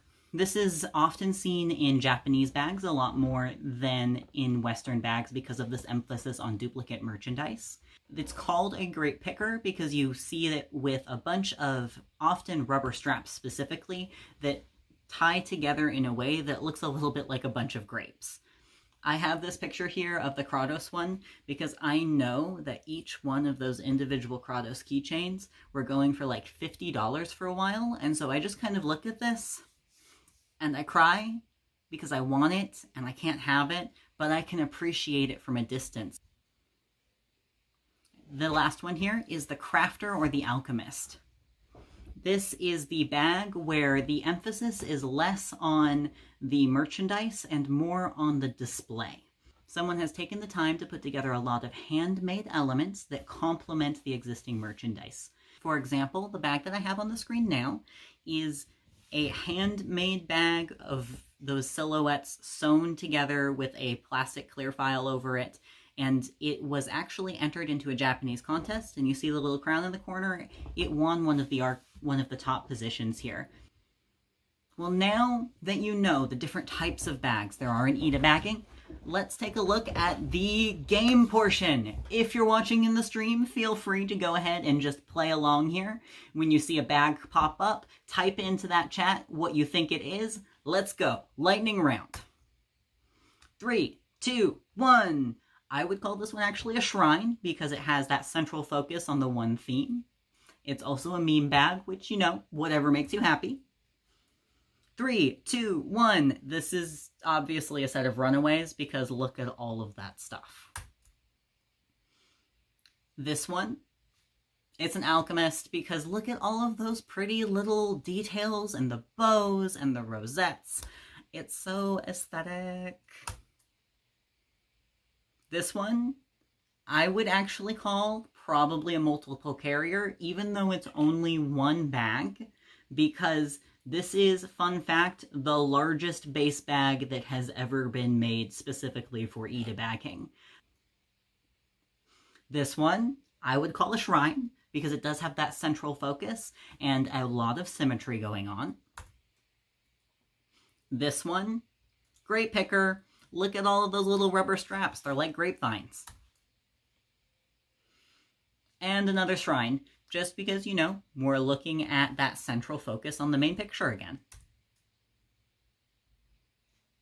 Multiple carrier, because you got 2 bags, and these ones are clearly a Japanese style bag because we've got that heavy emphasis on multiples again.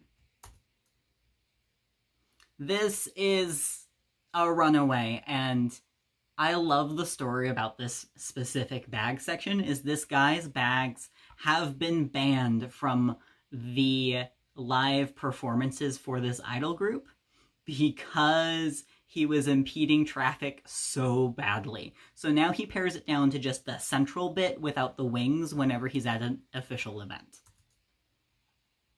You love Itabagging. You're like, you've fallen in love with it, but how do you get the merchandise? How are we going to find all of these things that we're putting in the bag? I have this separated by the language of the website you're looking at.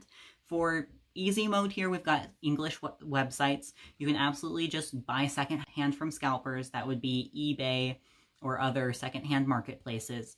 Now, if you're going to do it this way, you are going to pay a premium price for the convenience of having somebody else do the work of getting that merchandise out of Japan and into your hands.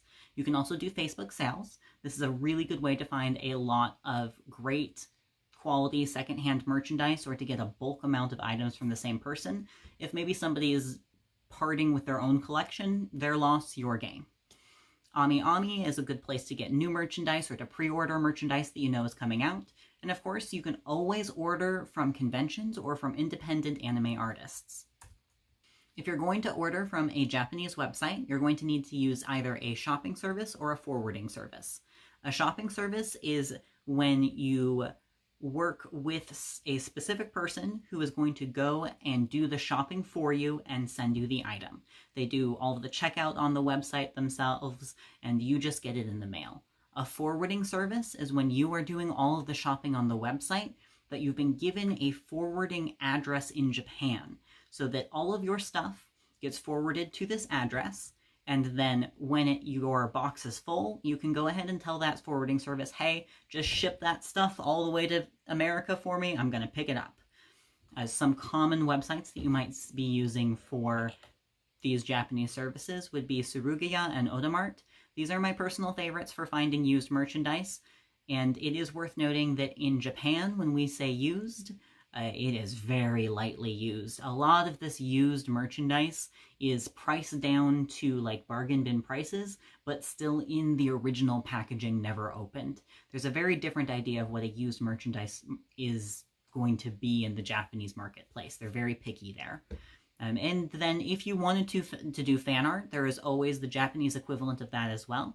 The easy one to do it is to go through Pixiv booth. And then if you wanted to, you can always go through Chinese sellers as well.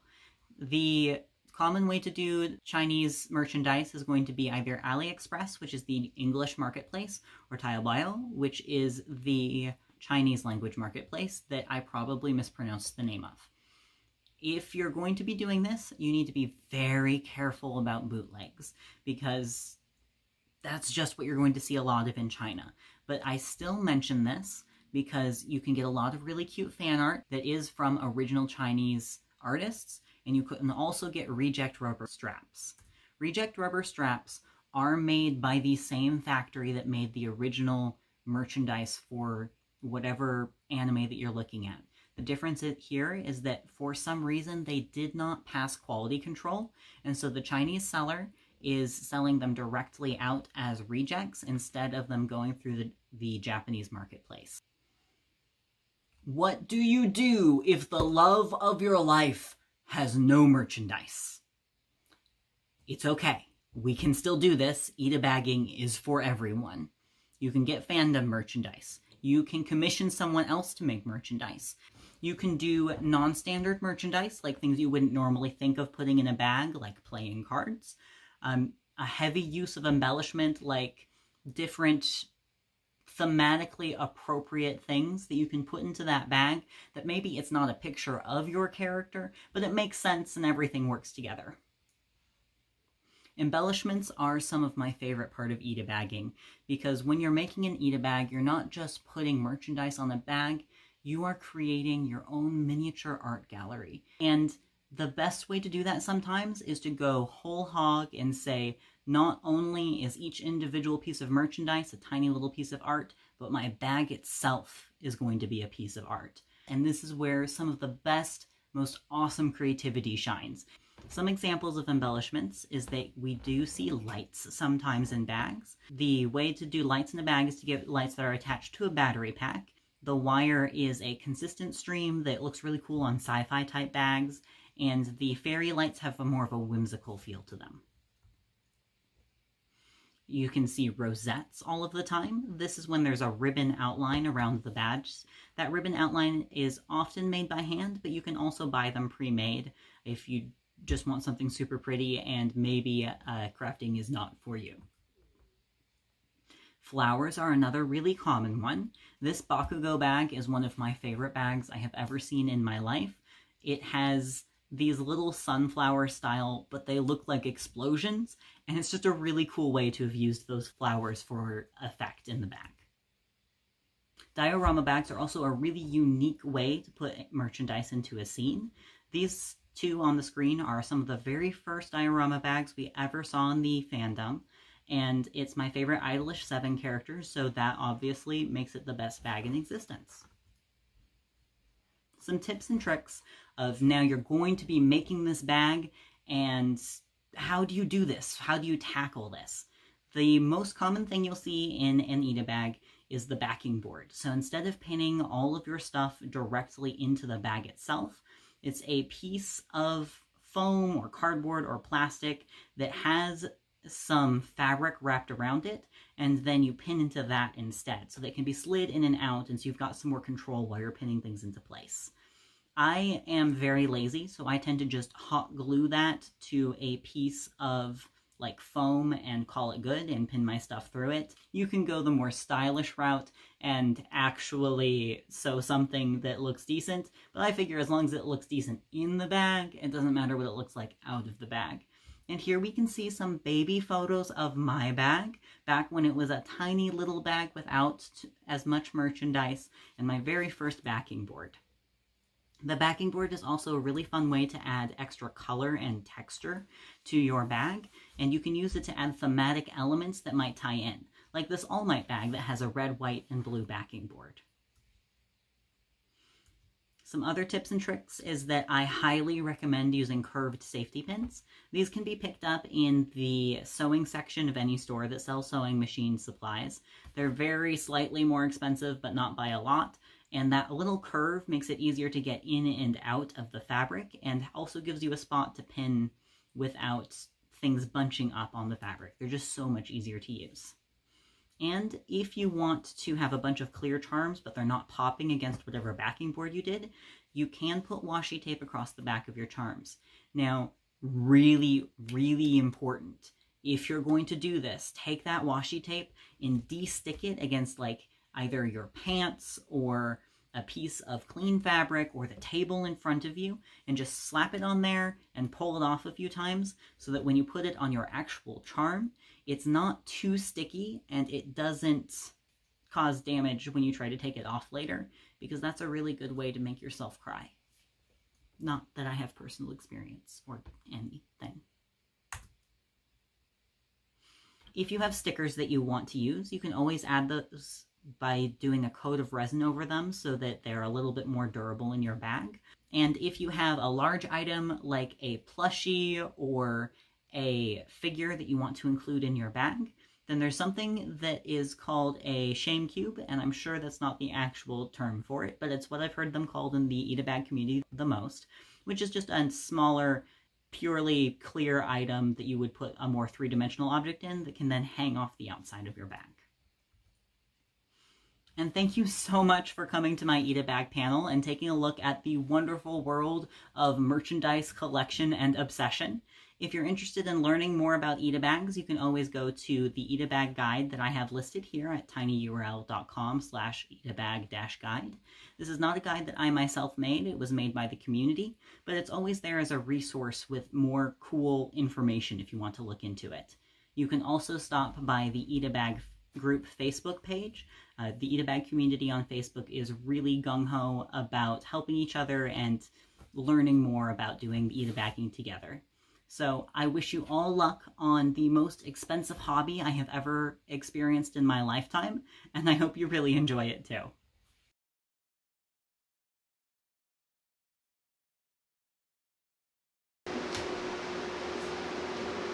Hi, I'm Tsuki, and I prefer to read the manga, but if I am going to watch anime, I love to watch it with subtitles. Hi, and I'm Hoshi. I love Harajuku fashion, and I'm super happy to be back with Tsuki. And you're going to be able to win one of these exclusive, hand-decorated Tsuki Kitty or Hoshi Kitty plushies today in our raffle. And to win, all you have to do is comment below either the chair is winning or the vice chair is winning this extremely intense game of Go Fish. But while you're doing that, we do have some more great content for you. We have one more, or several more, I don't know, but at least one more volume of Get Up and Sparkle with Neil. We also have a shout out from one of our favorite voice actors, John Swasey, and a short little video about how to fold an origami crane. And then get ready for a live Q&A with Kazha, a giveaway, and an exclusive performance. And stay tight for our closing ceremonies later to find out who won the raffle. Yeah.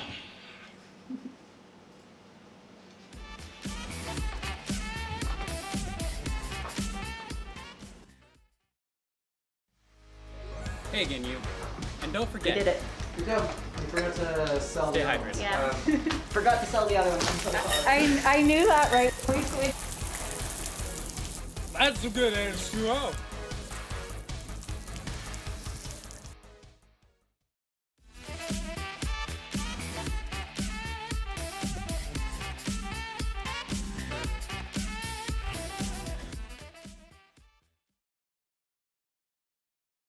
Hey, KuroNekoCon, how you doing? This is your old pal John Swasey, the voice of All for One from My Hero Academia, Hohenheim from Full Metal Alchemist, Salvador from Borderlands, and a whole bunch of others. Sorry, I'm having a little trouble thinking right now. I have a 4x4 sticking out from my head. And I just wanted to say that I'm sorry we couldn't see each other in 2020, but fear not, because we will get together next year, 2021, August 6th through the 8th. I hope you'll be there. I know I will, and I hope to have this 4x4 removed from my head.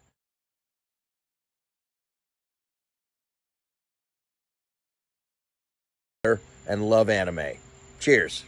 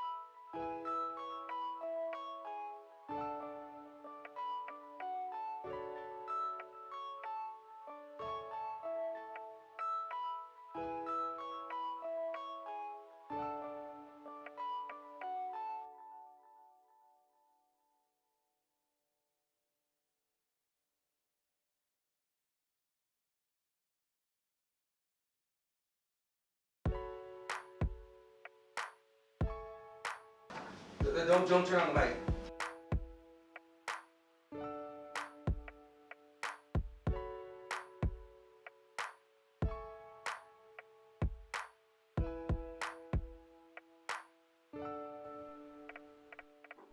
And it's gotta be both of us, because that.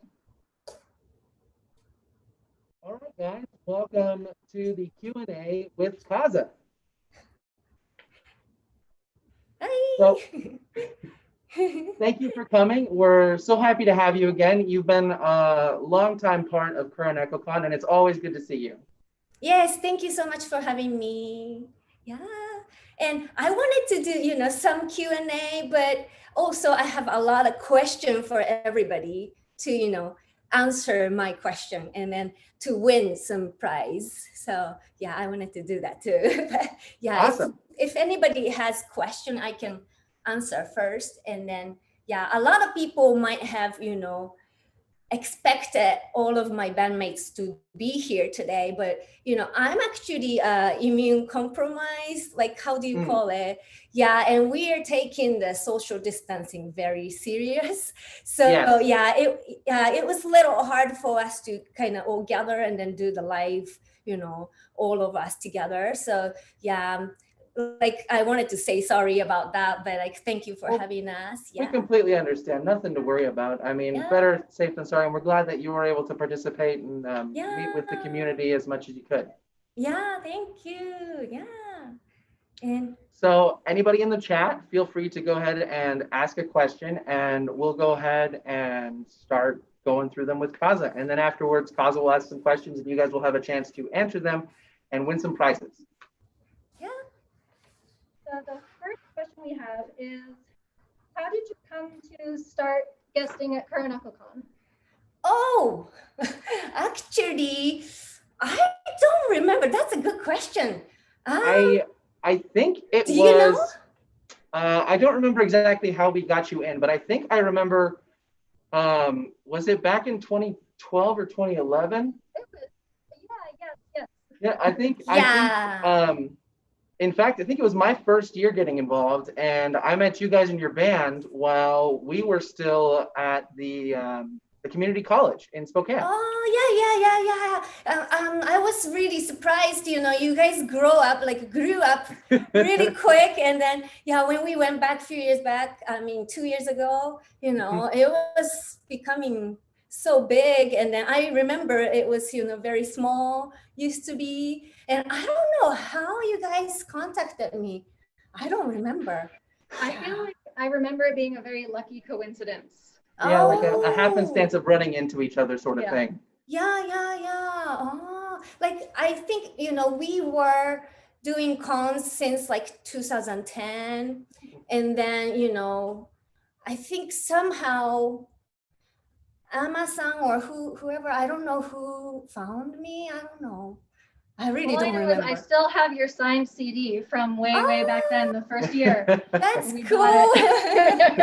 Yeah, and we can do a little bit of Q&A, but since I told you about some gift I have, so like maybe 2 or 3 more questions, and we want to go into question for everybody. So the next question is, how long have you been performing?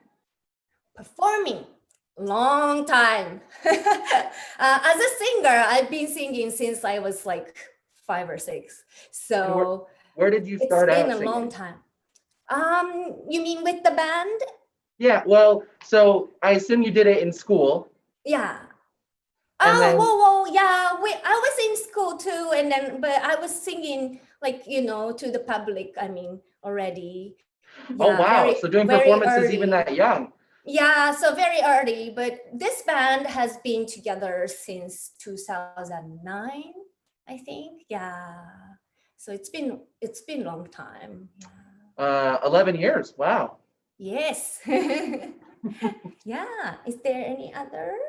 This is a really good one. What inspired you to perform? Oh, life itself. Yeah. People. And of course, our fans, but mostly when I write music, it's about life, people's life and feelings, and finding a way to connect to them through your music and express life in a different form. Yes, yeah. So I was can I do just maybe if you have any other question, maybe one more, and then one last one. Have you been working on any new songs as of late? Yes. Ooh, any spoilers? Give us any hints? We want to at least, release our next album not too far in the future. So, not too far this year, maybe? This year, kind of like you guys know because of the virus thing. Yeah, it's definitely a lot harder to get productions going. Yeah, everything is going slow, and then we can't get into studio easily. So yeah, it might not be happening this year yet, but yeah, hopefully soon. Yeah. Well, we're certainly looking forward to it when things calm down and you can get to it. Thank you. And so can we go into the question, actually? Yeah, let's do it. Let's do some giveaways. So I have a few questions in Japanese and English.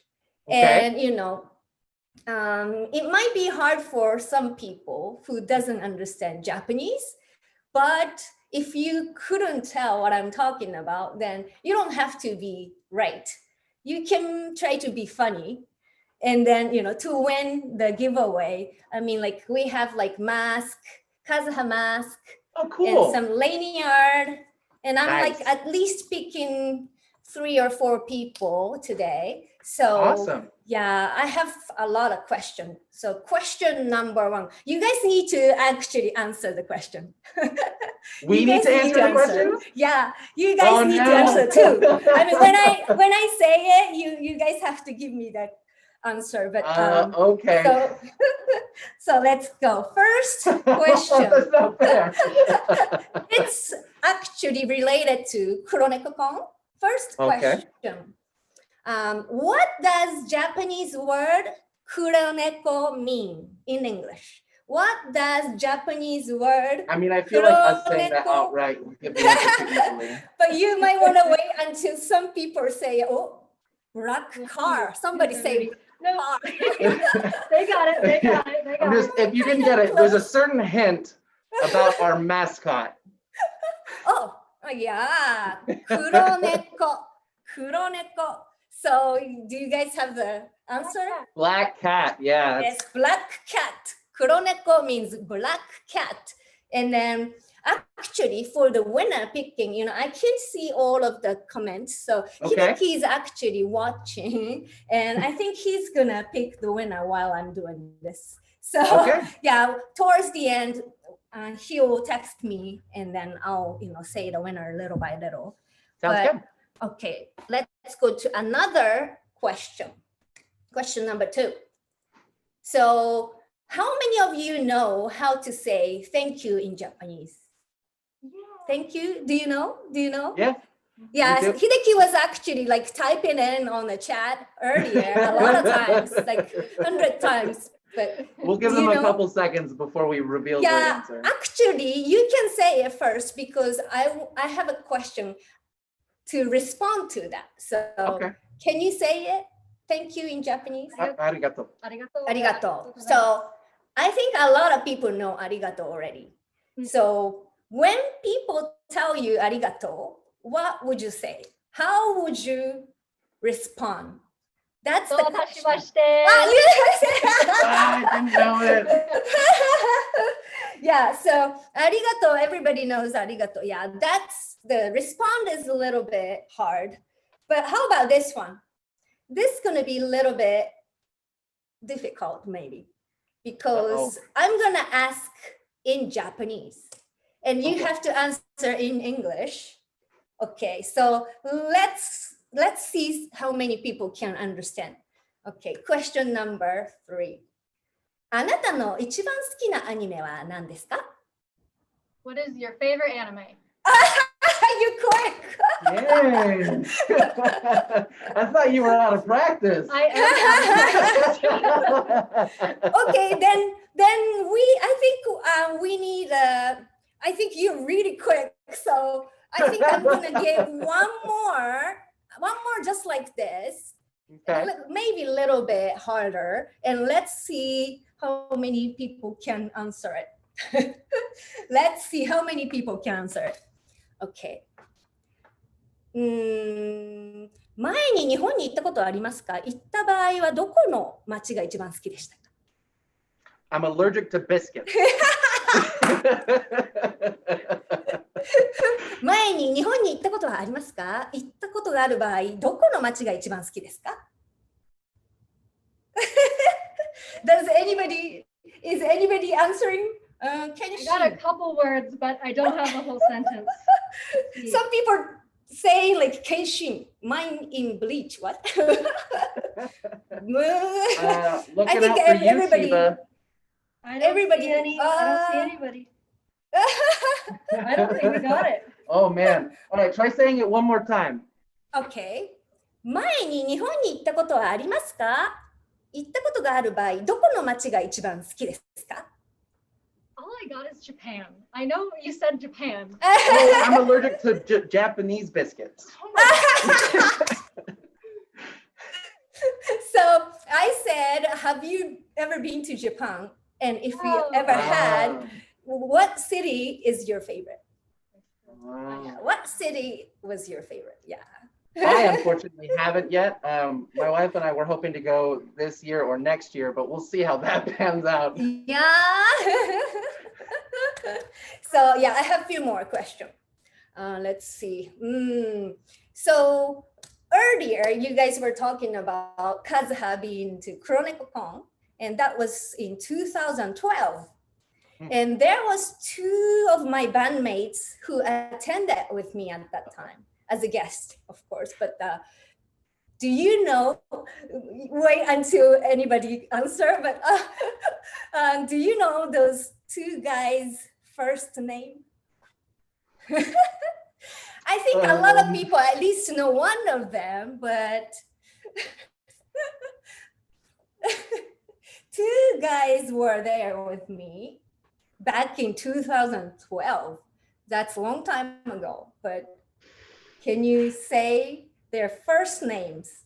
Two guys. I don't remember the other. Somebody says Hideki and Futa. No, Futa, remember Futa, our new drummer, he has been in the band maybe 2 years now. So 2012, he wasn't there. So that's He not can't time travel? You know, the fun thing is that I'm pretty sure my spouse knows this, but they are working tech for us right now. I can't remember the other person's name, Hideki and someone. Yeah, I'm so sorry. I'm sorry too. I'm having you in our con. I'm so sorry. Yeah, it might be Ryo and Takedo. No, not at all. Somebody commented like the names I don't even know. I don't know. Ryo, no. Come on, guys. Ryo was the one of the drummer who supported us for a while, but yeah, that he's a support member. Yeah, he wasn't there back in 2012. So the answer is Zen and Hideki. Hideki was, Hideki has been there for all the time, but yeah. So a few more questions. Okay. Let's see. So I'm gonna say some of the most famous Japanese anime or animation movie titles. Okay, in Japanese. And you have to answer the title in English. It doesn't mean the titles are always same. For you guys, sometimes story different. So I'll say it in Japanese title, and you have to answer the correct title in English. And then, as I said earlier, everybody doesn't have to be correct. If you don't know the correct answer, just try to be funny. We might pick you anyway. You mean like by saying I'm allergic to biscuits? Yeah. You already win, but so okay. So I'll say the title. Are you ready? This one might be easy. Mononoke Hime. Mononoke. Yeah. That might be easy. How about Sword Art Online? Sword Art Online? Yeah, that's easy. Okay. How about this one? リゼロから始める異世界生活。Not a clue. リゼロから始める異世界生活。Is How's anybody? the chat doing? Put them. Oops. Oh, I think mine's kind of slow. Oh, Somebody said Godzilla. Godzilla. Godzilla. Yeah, it might be Thick a chicken. little bit. Yes, that makes the most sense. I'll say it one more time. リゼロから始める異世界生活. The hint is the beginning of the title. リゼロから始める。リゼロから始める異世界生活。リゼロ。Oh. Gundam Wing Zero? No. No. I'm not even sure how do you call it, but like it's the story about like starting from restart from a new life. I don't know what's in English. I think it's just called ReZero, isn't it? ReZero? Is that it? Restart from the I haven't seen that one. Okay. So maybe two more. Okay. How about this might be easy. 美少女戦士セーラームーン。美少女戦士セーラームーン。Pretty Warrior, Sailor Moon. Okay. Another one. 千と千尋の神隠し。Did you hear? He said it again. It was really quiet. 千と千尋の神隠し。千と千尋の神隠し。Nope, I'm lost. I'm sticking to biscuits. Anybody? Biscuits. Seems like you love biscuits too much. You know, we named my dog's name is Biscuit. Yeah. That's cute. That's a cute name. Wow. Sandwich. Pokemon. Saint Seiya. Saint Seiya. No. Someone said Spirited Away. Yes, that's the correct answer. Oh, is it really? Yeah, Oh, wow. Spirited Away. It's totally different from Japan. Yeah, Japanese to English. And I thought Spirited Away, but I didn't think that was the title in Japanese. I think the part of Kamikakushi is the Spirited Away, and then Sen to Chihiro is just their names, Sen and Chihiro. Oh, that makes because Kami is God. Yeah. Yeah. So yeah, I actually just got the message for the did winner. we pick some winners? Yes. And it was Hideki looking for him? Yes, he sent me a text. Awesome. And yeah, he actually chose 4 person. So first person, I think we are going by the YouTube name.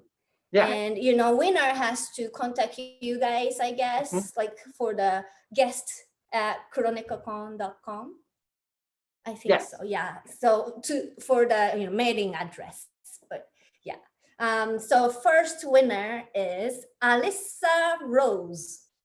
Alyssa Rose. Congratulations. And another person, Kitchen Gorilla. Kitchen Gorilla. Nice. What a nice inventive name. I want to see a picture of a kitchen gorilla. Yeah. Maybe cooking in a kitchen. Yeah, with a chef's hat on. And the third person, Brittany Taga. Congratulations, Brittany. Yeah. And fourth person, Logan Gray. Logan Gray. Do you know any of them? No? Do you guys know any of them? We've been keeping an eye on the chat. The first one, what was it, Allison or start with an A? What was it? Alyssa Rose. Alyssa Rose. I remember seeing them once in chat. They've been pretty active, I think. We do keep an eye out. Yeah. So yeah, we are sending, Kazuha mask and the lanyard. And I think for some people, the color would be different. So, cool. But yeah, one of our friends, made, it's a handmade. Awesome. Very, very good, quality. But yeah. So, and I want you guys to like be safe. I think we only have like 2 minutes, right? I think so. Thank you so much for having us. And since this 2020 has been crazy year, pretty much everything being canceled, and I'm kind of waiting patiently, for the cons to come back. But we never know what's gonna happen. But we can do is pray. But yeah, we do what we can with what we've got, and this event, hopefully everybody's enjoying it, and we're really grateful that you were able to come on and interact, and we're so happy to have you back and see that you're doing healthy and staying safe. It's always good to see a friendly face, even if we can't be in person. Yeah, thank you so much. And yeah, for the song, I chose something that people might need right now. A lot of fans messaged me and said they're down, they're kind of depressed in some way. And, a lot of them requested the song. So yeah, I think, that everybody gonna enjoy it. Yeah. Well, thank you so much. Yeah. If you are one of the winners, go ahead and please email info@KuroNekoCon.com so we can connect with you and get you your prize. We're going to go ahead and cut out here in a couple minutes and give Kazha a moment to prepare for her performance. Thank you so much. Thank you so much. Stick around, everybody. The performance is going to be good.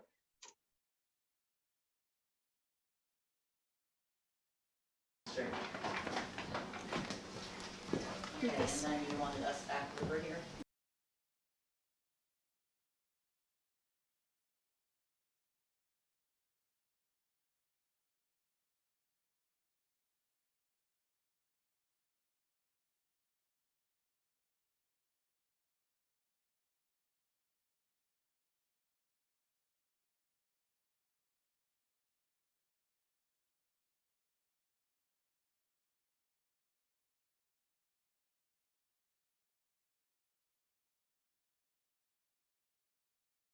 Oh, hi. We are always aware when we are on camera. Yes. Thank you so much for coming by into our event and for being so excited about being part of the event today, Khaza. It's been wonderful to have you. And we are also super excited about the performance that, just getting a little bit ready right now. Yeah. I thought it was so nice that you brought questions for us and the other MCs as well. And it was like a lesson. I learned a lot of new Japanese and like Japanese anime titles. So that was really cool. Thank you for that. I was stumped by all of them, and I'm very appreciative of the people who got them right. I knew the Sailor Moon one. That's about it. And Sword Art Online. Oh, Sword Art Online. Yeah. Sword Art. Mm-hmm. Yep. Yeah. You should have asked how to say pineapple in Japanese. I'll have to look it up later. In the meantime, if you haven't yet, you can still enter for the raffle for the customized Hoshi and Tsuki. Just type down in that chat there. Either chair is winning or vice chair is winning. And what they're winning at is this game of Go Fish they keep insisting on playing, but saying it's intense and interesting and what people want to see. Like, I don't know. But we know that what you really, really want to see is Khaza's performance, and we're going to get that for you soon. Soon. But not quite that soon. But almost.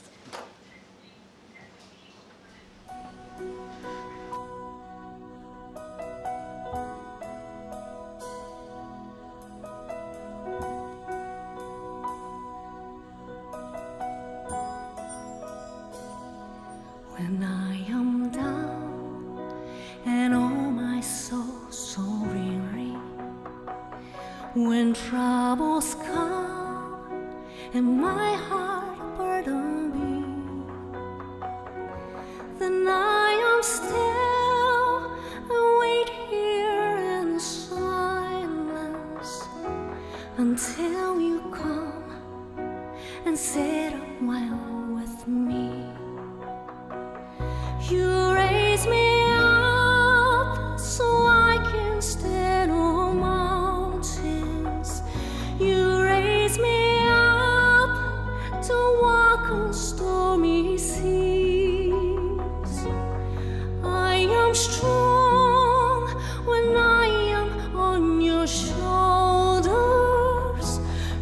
raise me up to more than I can be.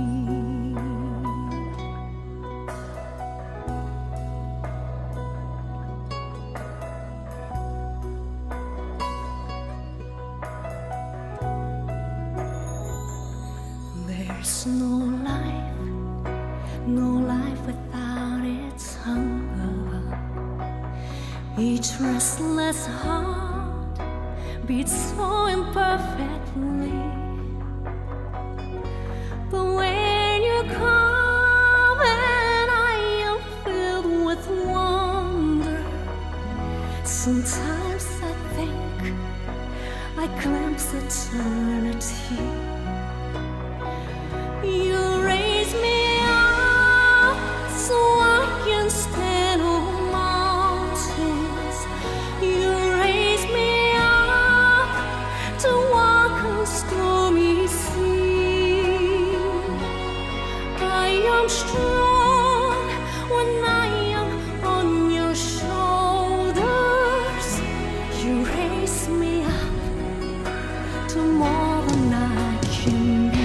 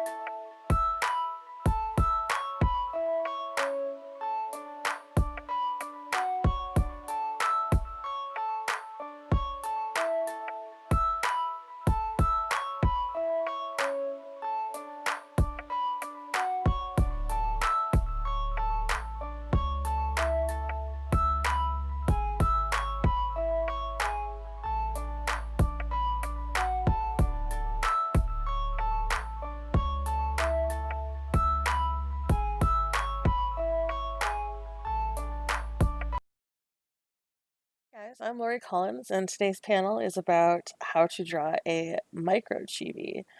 Micro chibis are the super, super cute tiny chibis that have little tiny eyes and adorable expressions, but they don't take a lot of effort, and they're really, really versatile. You can use them for a lot of different things. So when you start a drawing, you always start with the head first, even if we're doing really super deformed proportions, like we do with chibi drawings. So you start with a circle. It doesn't have to be a perfect circle, because it's just a sketch. And then you divide that circle into fourths. And the reason that we do that is just like when we're drawing a regular person, like it gives us our eye lines. So like we know where people are looking at any given direction. It's just a really, really good guide. And since we're doing micro chibis, they're all basically faces are all done already when you do that. So, in the middle of each of these quarters here, I'm going to draw my eyeball circles. And I'm going to keep this really simple. So they're just going to be these black, kind of like Disney-esque Mickey Mouse dots. You can add highlights in there if you don't want them to suck your soul. And then I'm just going to add some big round eyebrows over the top. And just like a really cutesy, like, smile. Now, my chibis always have like these big dorky ears, because I think those are cute. But they don't have to. If you choose to like have like little tiny ear nubbins or no ears at all, that's fine. So the next thing that we're going to do is I'm going to draw a circle that is about half the size of the main circle. Basically what we're going to be building is a giant caterpillar, because we're drawing a little tiny circle, and then we're drawing a circle that's the same size as the head. And that's going to be the whole body shape, the whole body size of our little chibi. Like, we could add more circles here, and he could be some kind of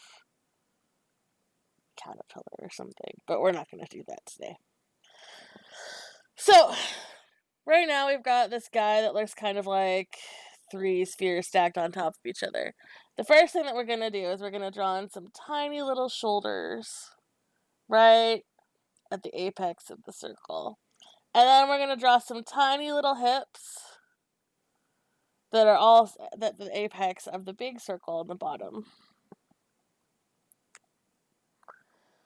And this is going to be our shoulder joints and our hip joints. Now, the great thing about chibis is they're kind of like agendered.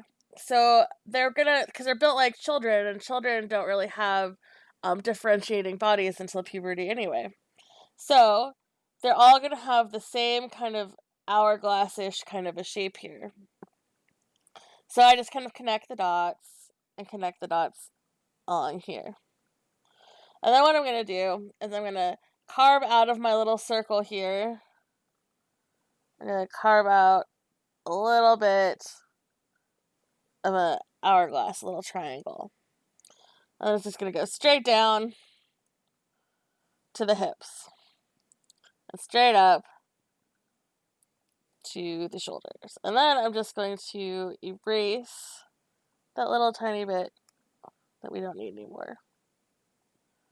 It's already starting to look like a person, right?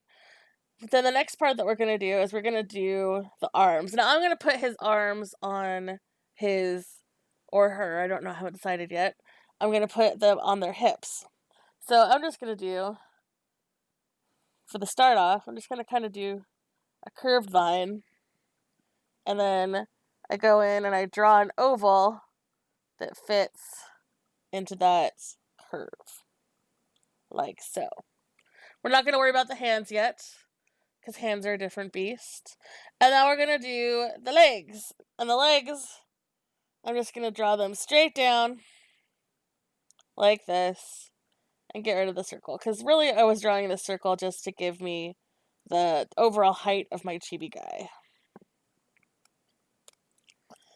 So the next thing I'm going to do is in the middle of each of these lines here for the legs, I'm going to add my knee joints.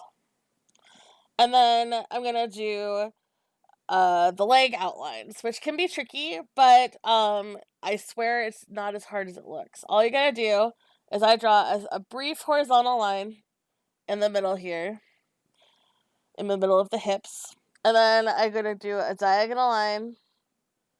So basically, I'm drawing like a trapezoid. That's going to be the inner thighs to the knee.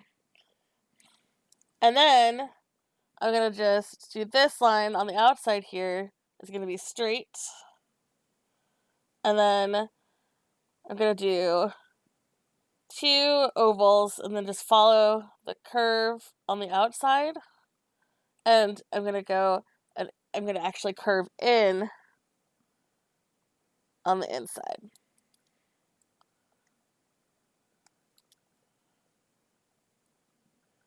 And then for the feet, what I'm going to do is I'm just going to do a little triangle and a flat line.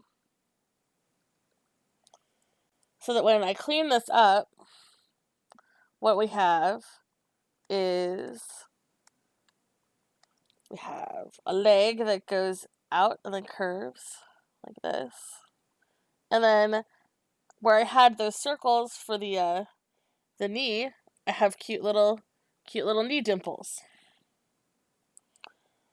And then at this point, I get to decide what kind of, like, whether this is a boy or a girl chibi. I get to decide, like, clothes and stuff like that.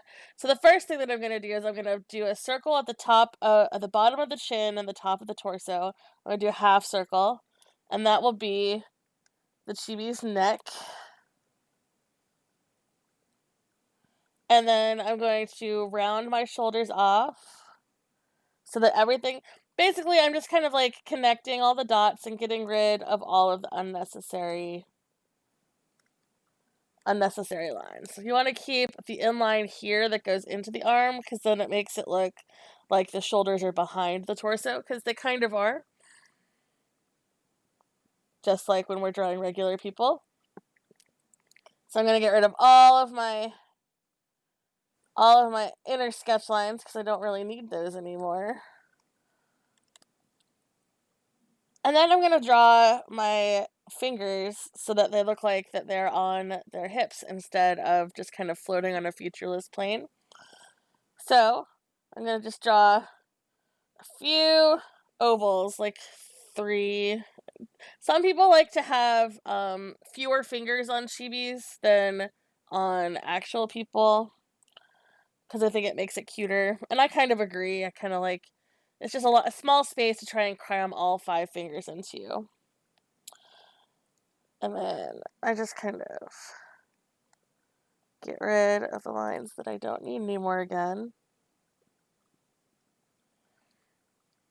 Because I kind of like these like fat forearms here. I think that they're pretty stylish. But like you can decide that you want to do like, you can do more like kind of like the legs where they're like just little tiny fingers. And like a thumb. Like that's, like you can, that'd be kind of cute if you're doing like a furry with paws. That's one way that you can do it. There's a bunch of different ways.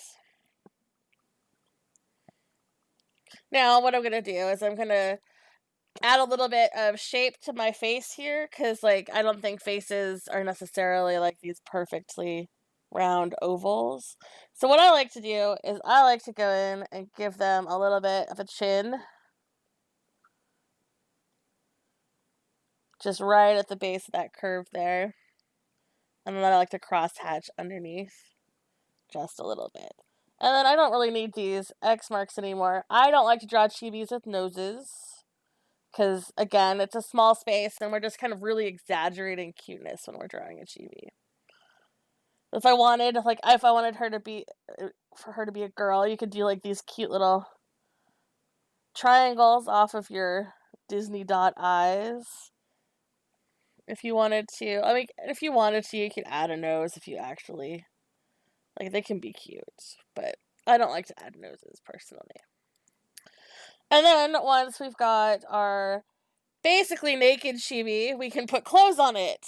I'm going to turn this one into the classic schoolgirl because we are an anime convention, aren't we? And what is more classic than a slice of life schoolgirl?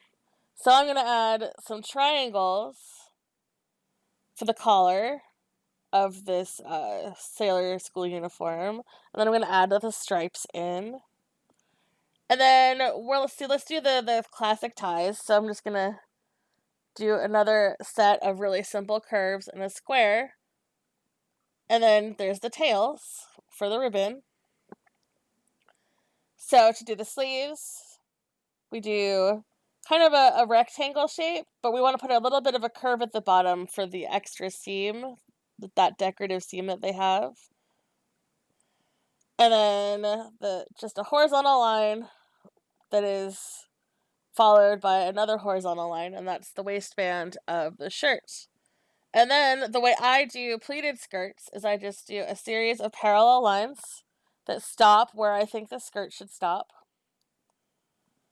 And then I decide what pleats are in front of other pleats by just making short horizontal lines. Like one, those are a little wonky. Let me fix this a little bit.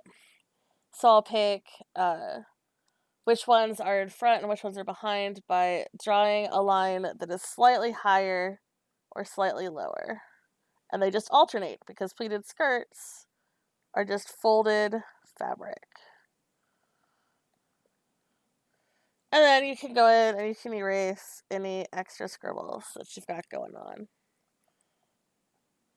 There's other ways to do pleated skirts. If I wanted to do a different pleated skirt, I would do something here. Let me just get her back to neutral there. Like if you wanted to do a box pleated skirt, what you would do is you would draw 2 vertical lines, and then you would build triangles into those. And then all you've got to do is make 2 boxes like that.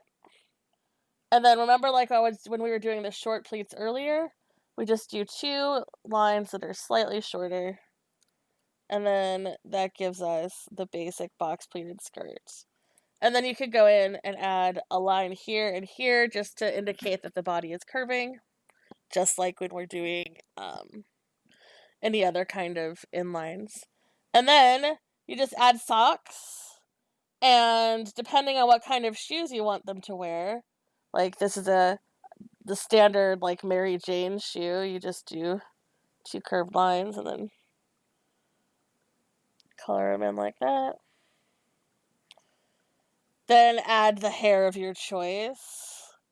Let's see, let's do like, I'll give her like really big sideburns because those are cute. And then, since chibis are so short and exaggerated, you can make their hair really exaggerated too. So she's gonna have really long hair. Maybe she has some glasses.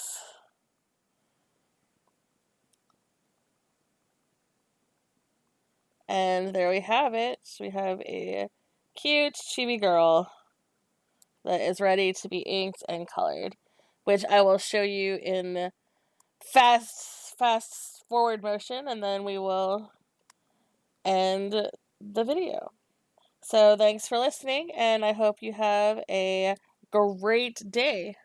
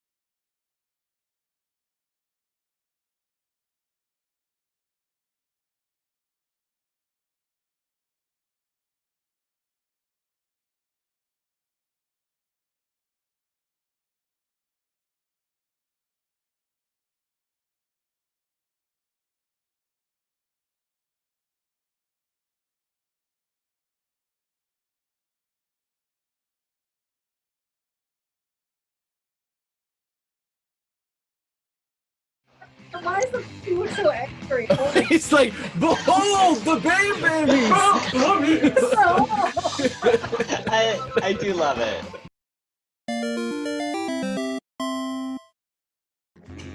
Welcome to Jackbox with the Directors of Fun. I'm Kevin, Vice Chair of KuroNekoCon Association, and I'm playing Toasty Boy. So I'm Tasha. I'm the Secretary and the General Info Coordinator, and my name is Squirrel because in Animal Crossing there's a squirrel named Tasha. I'm Nico. I'm playing the rock thing called ゚With. I'm the outreach director and the gaming manager. Nice to meet you. And then there's Samurai Otaku, which, you know, we can take a guess to who that might be. I am Ama Paz. I am your Director of Japanese Culture and your Guest Coordinator. Then there's Chris, who's Chris. I'm Chris. I'm the Director of Marketing, and I'm still just Chris. My name's I'm the chair, self-explanatory, and the exhibit manager. Mighty chair, because during working on my prison blood. Hi, I'm Jamie. I'm the programming director, and my name in this game is Dad Fashion because I love dad fashion. And in this round, the last person we have is Banana King. Hello, I am Maddie. I'm the 10th Board Director and Social Media Coordinator and Creative Activities Coordinator. And then additionally, we have our other board member who is playing as an audience participant, M. Yeah, my name's Em. I'm the treasurer, and you'll know my username in the next couple of rounds when you see it. And then we also have our moderator in the audience as well. So, here, let's play.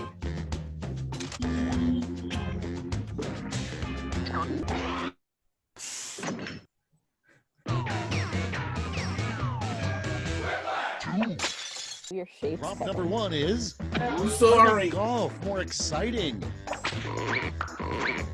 Okay, everyone, vote for your favorite.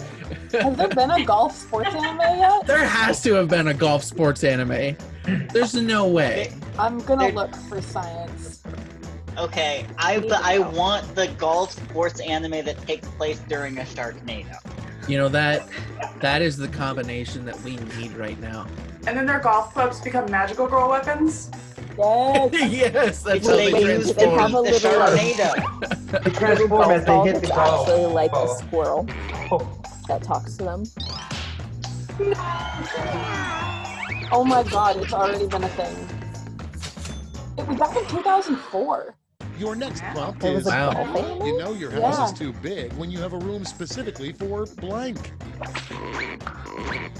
Okay.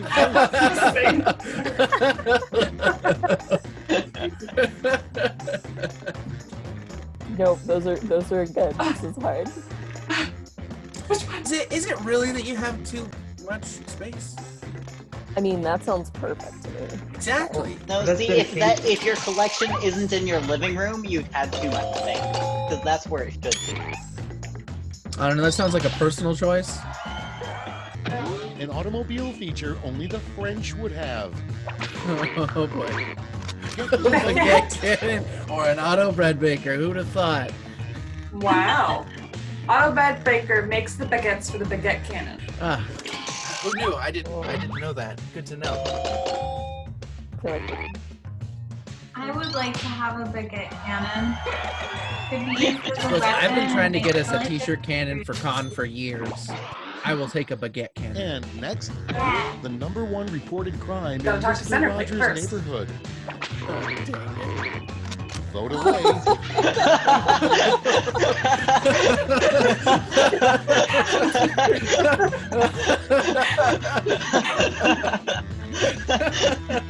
I want to know what the treason is. Trains or treason. It's my favorite game. It's trying to play Sounds like some trains terrible, or like... treason. Exactly. It's like some game show. Is it trains or is it treason? We should title the same Trains or Treason. Yay! Next season one, 2 that's the number one reason people flunk out of ninja school. Oh, where's my Naruto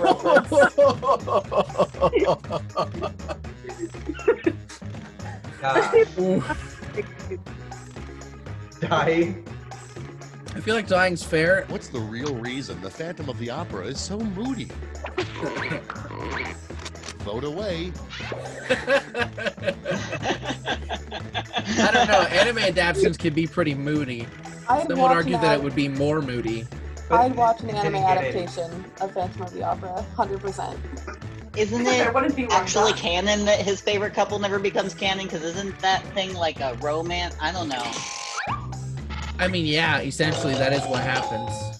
Right. That's just the plot of the Phantom of the Opera. Yes. It's pretty reductive. Okay, next Holding one. chandelier thing, A but terrible name for a morning talk show. what's new today, 2020?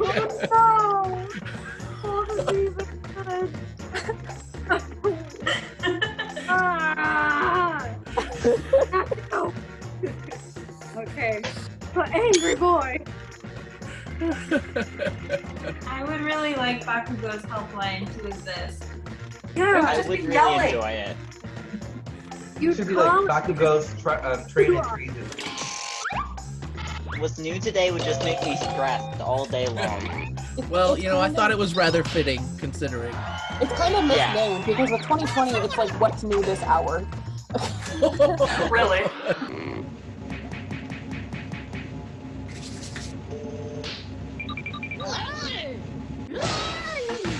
Asha, how dare you?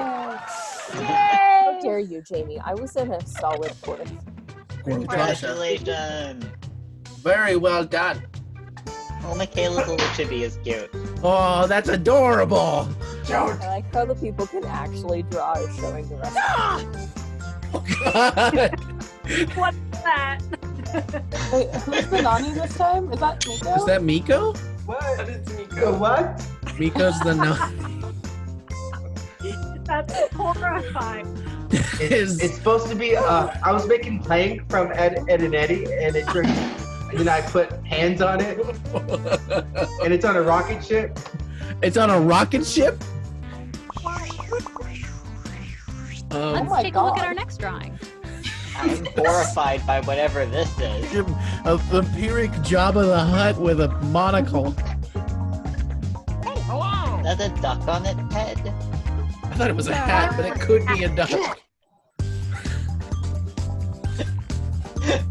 I like classy maggot and fancy worm right next to each other. And then there's just fat cobra. These are the best answers. Fancy Jabba, the worm from the labyrinth, bookworm goes west. Bookworm goes west is my favorite. These were all really good.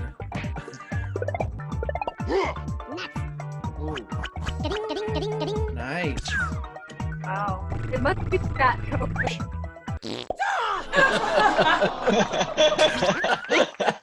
What was the line on the side of the face? It was fat. It was fat. The line was fat? No, the cobra was fat, so I was making it roach roll. Yeah, but what about that line on the eye? Oh, that was the monocle. I just made it wear a monocle for fun. Just got it. Oh, the little things are so cool. Welcome to TKO. A new challenger appears. Oh no! Oh my god! That's a good matchup. It is. Oh man! It's All right, similar Chris or energy. Michaela, who did it? Who did what? Who drew? Who did what? What do you think? I didn't draw it. Yeah, who Chris- drew that? Chris is smirking. Chris has guilty face. Hopefully you enjoyed watching us make fun of ourselves here. And hopefully you enjoy the rest of KuroNekoConline. Bye! Bye! Ah! Bye.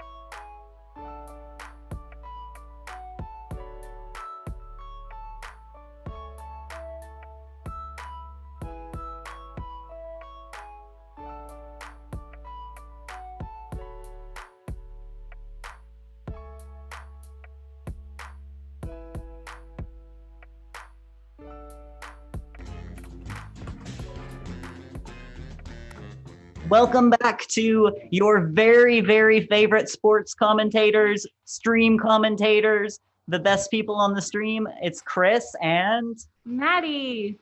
And we're here to actually commentate some Jackbox games, but the difference here is this time it's going to be you guys playing.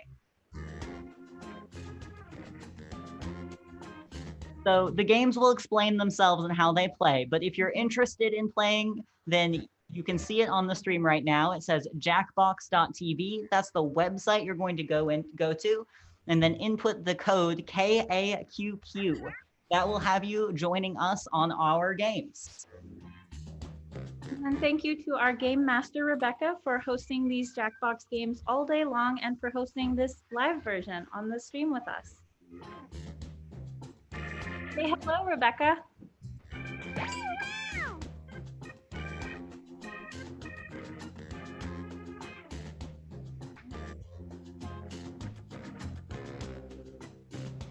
Pardon about that. Okay, so I show that we've got a few people. Does anybody else interested in playing today? You can also join as an audience member. So if you don't necessarily want to be part of the people typing in the actual game, you can always join and vote in the audience later. Audience votes are great. Can make the game a little bit more fun. And sorry, I was muted earlier. Hello. That looks like a full audience. So let's go through the circle and just introduce everyone. First up, we do have our game master, Rebecca. Hello. Next up, we have ZZ. And then we got Lotus. Next up is Skyla. We got Max. I'm going to try not to butcher this name. Bryomancer. It's definitely Bryomancer because I think it's Pyromancer, but Bry. You're clever. Next we have Moru. And finally, Astral. And then 3 members in the audience. 4 members in the 4 audience. members. It's just going to tick up. We're going to get an awesome audience. The number of people who can play in the audience is completely unlimited. So if you're watching the stream, you should definitely come join us. Audience is great. You're all like the spice added to the game. Whiplash. I'm your host, Schmitty, and I've been told that I'm no longer allowed to accept tips. Schmitty is pre-recorded. He's not real. Don't waste any time. Remember, players can join the audience Schmitty's our and get friend. favorite clips. Audience votes count. Here's round 1. You'll get 2 prompts on your device. Just answer them however you want. Your responses, or quips, will be pitted against someone else's, and everyone will vote on their favorite. You score based on the percentage of players who like your answer. Plus, there are winners' bonuses at stake. Go! All right, so at this point in time, we have our 10 lovely people. I think it's 10, right?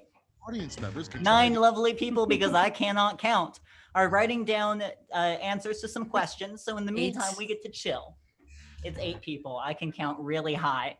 We can watch your little icon dance. Who's gonna finish first? Now, Rebecca, forgive me if I'm wrong. Is this a anime-inspired theme of Jackbox today? This is an anime and KuroNekoConline inspired game of Whiplash today. So we're not just playing Quiplash like you know it, we're playing Quiplash like only weebs would know it. So bring all your weeb knowledge. We want those anime references, gaming references, manga references, KNC references. Mm-hmm. But I also would like to point out that like any KuroNekoCon activity, the attendee code of conduct is in effect. So remember to be family friendly. And we're just waiting for 3 other people writing their amazing anime references. I mean, honestly, sometimes the best things come in last. So Exactly. Words to live by. like my report card. Good job. Gamer leaves wife for waifu. I like 2020, but a shonen anime? I'm very scared. We're living that. And we just have one last person we're waiting for. Okay, pick your favorite and vote. What are plushies actually thinking about? This puts a whole new spin on Toy Story. And Tsuki and Hoshi. That's true. Now, audience, Rebecca, how can the audience join and participate in this version of the game? They can go to jackbox.tv and put in the code in the upper right screen, KAQQ, and they can vote for their favorite answers. Like so. The audience made a decision. Murder was a strong second, though. Murder is always a strong second. Thank you. I no longer feel uncomfortable around Tsuki and Hoshi. Oh. The name of a store for weebs. Shopping montage are us. Next up, it's voting time. Oh, that kind of gamer. I would be very offended if someone offended my outfit. I would never offend anyone else's outfit. Listen, I have a very feminine voice, and it's okay. It's okay to be yourself, guys. And gamers. By my deep voice. I feel very intimidated voice. by your deep voice, and I feel much very lower the threatened? octave of mine as low as it can possibly go. Yeah, this their outfit. Listen, my pineapples are beautiful. My cape thing is better though. Sparkles. Next in line, Ooh, what are we gonna go to the store to get?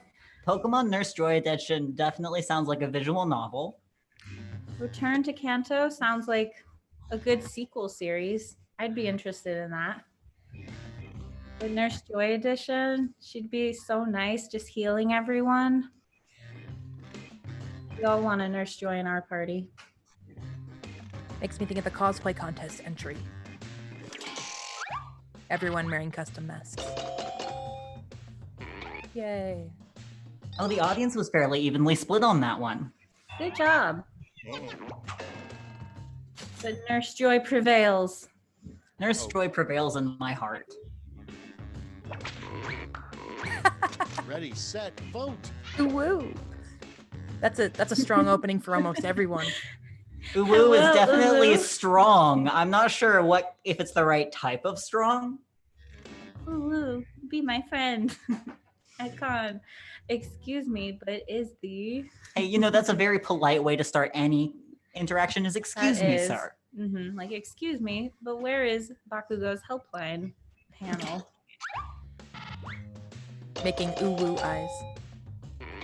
Oh, I think Max is a very strong contender. I'm sorry, Astral, not this time. The Uwus are strong. Next. The uwu is strong with this one. Another use for All Might's mighty hair. It does seem very pokey. Oh my goodness, imagine the kind of reception you could get with those as an antenna. That's a really good one. Smart, practical. For poking people, I always thought anime hair looked kind of sharp and pokey. An intentional annoying poke, like I'm just gonna poke you with my hair, because that's not weird at all. I don't know, it looks sharper, like I'm gonna stab you. That's not poking, that's stabbing. Look, Lotus has clearly taken the win. A strong show by Everyone Lotus. wants to be logical. Good job, Lotus. Logical Lotus. The last thing you see before falling asleep in your room is... I want to see my beautiful waifu. I'm pretty sure that All Might's wonderful smile and my beautiful waifu are in fact the same answer. I can see That's no true. difference between these images. I'm gonna save this for later. I like the little emoji smile as well. That makes me feel calmed. Very wholesome response. I feel the hope in this room. But he has those shadows on his face, so it's kind of, I feel like that would be threatening to see at night. The audience loves their waifus, and you cannot blame an audience for loving their waifus. Waifu. Prompt is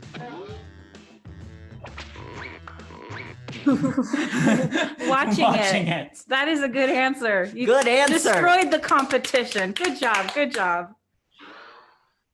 I'm so sorry, Moru. round one. Let's see how the scores shook out.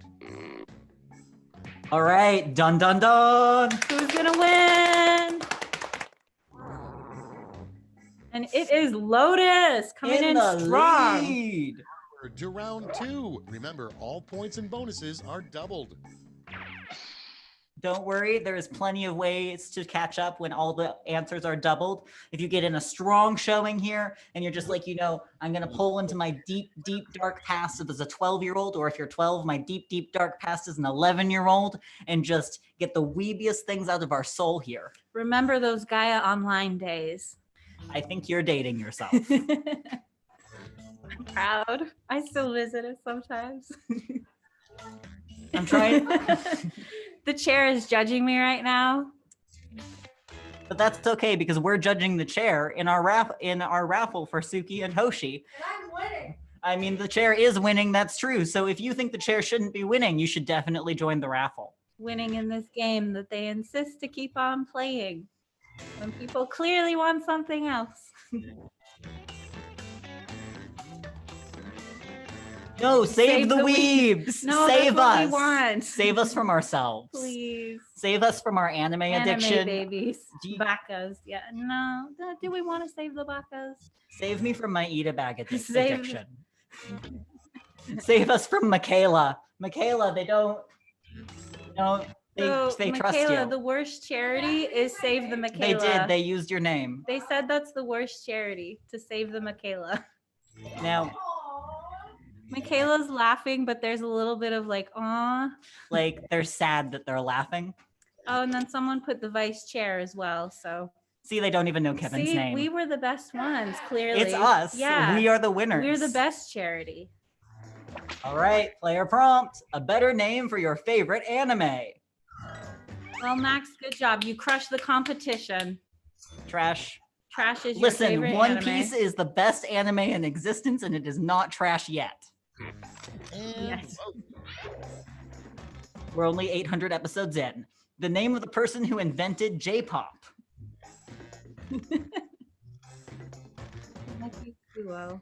Does anybody in the chat, can you enlighten me and let me know what J-pop songs they've written? Let us know.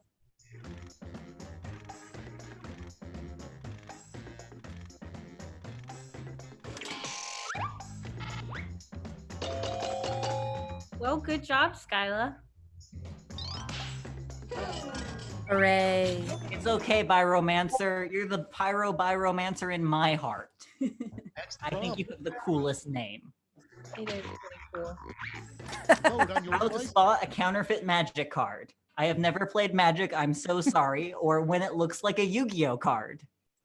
Okay, so what you do is you take a 40-year-old who has never played any trading card games at all, and you hand them a card and you ask, is this a Magic card or a Yu-Gi-Oh card? And that is how you decide whether or not it's a real card. Is it? Yes. I never knew. Mhm. Thank you. They immediately Enlightening. deign it, and whatever they say is rule of law from this point forwards. I also have never played Magic, so Astro has my empathy. Relatable hashtag. Moving on. Ooh, best anime couple. Vote away. Todoroki x everyone else. Same. Why are you asking me to pick? No, that's a good point. Why do we There's have to so have many. an OTP? Why In can't the chat, text your OTP. Type it, not text them. Why are Okay, you but trying to I'm break one of people those up? OTP is favorite character X me type of people. I'm that way in my heart, but I don't want to break up ships. So I'm like, I love you, but go be with the person you care about and love. You can be an anime couple, Chris. Oh, it's a close tie here. Ooh, Oh, but the audience had the a very audience. strong Todoroki bias. Good job. Apparently, the audience stands Todoroki. And everyone else. And next is A terrible name for a panel. Uh-oh, how not to run a panel. A I- terrible name for a panel. I'm sorry, but how not to run a panel is actually a real panel that I have seen at SakuraCon. Is it a good panel? It is actually a good panel. It's basically a how to run a panel, but as a comedy. Would you go to a panel that is a terrible name for a panel? Yeah, Because probably. I would. That sounds I would. fantastic. I would definitely go to both of So, these. I don't know, you two, you didn't quite get the prompt right because we are very tempted to go to these. So you now have to make these You and need to submit them host to these. next year's KuroNekoCon.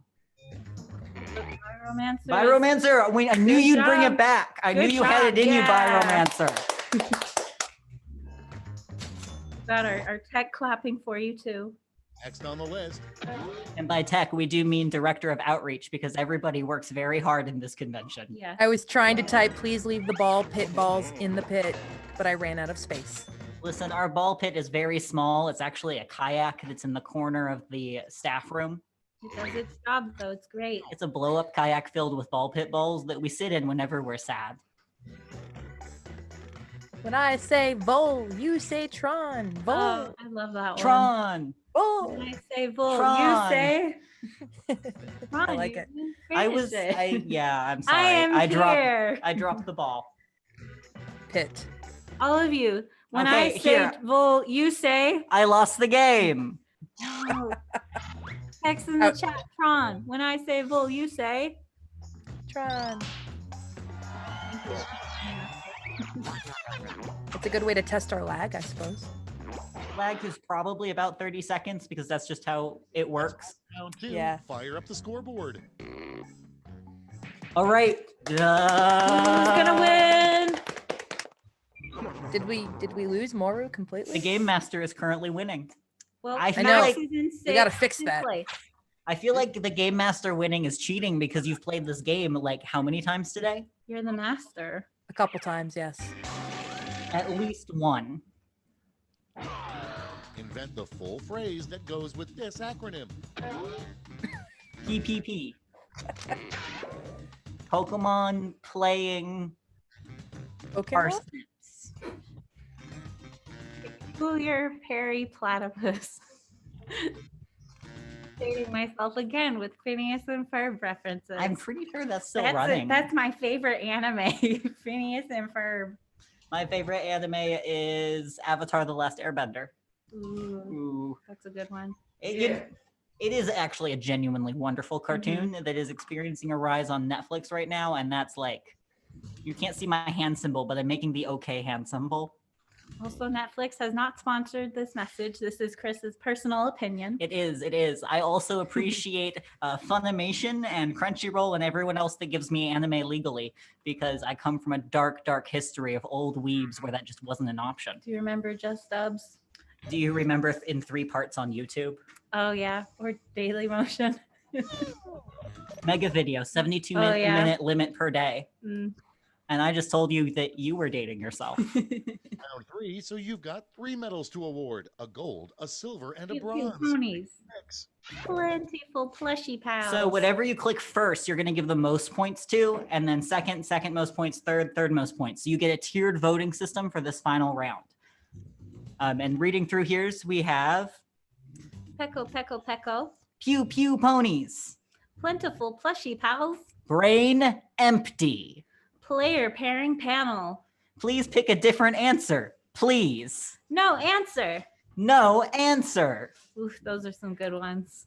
I'm so sorry, no answer, folks. It's okay. Sometimes you can't write it down because the moderator said it, and Pokemon playing parsnips was just too good. You couldn't think of anything else. Also, I just realized that the people who are playing just stream only might have run out of time because of the lag and seeing the game. Ooh.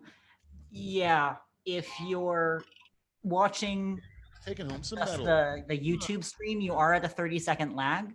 If you're playing the game on the actual Jackbox screen, you'll have a little bit of a better time there. Sorry about that. Apologies. I think please pick a different answer, please, was reverse psychology. But it worked. It did. I Got a lot of didn't. points. I actually did want you guys to pick a different Those final answer. scores. Who's gonna win? Final scores. This is it. This is it. Beat the game Who's gonna master. win? I'm gonna say ZZ ZZ won. Good job. ZZ, look at you with their crown. Pretend Uwu. it's your Thank you, icon. Max, for that uwu. Look, our top answer, uwu. Uwu, uwu. It's a good answer. It is. It's a good answer.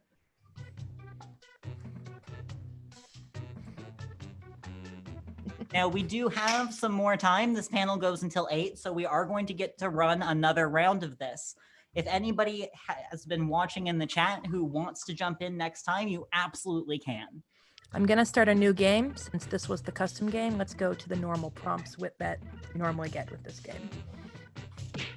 One moment. Restarting. So just give us a moment as we get a new code, then you can all enter.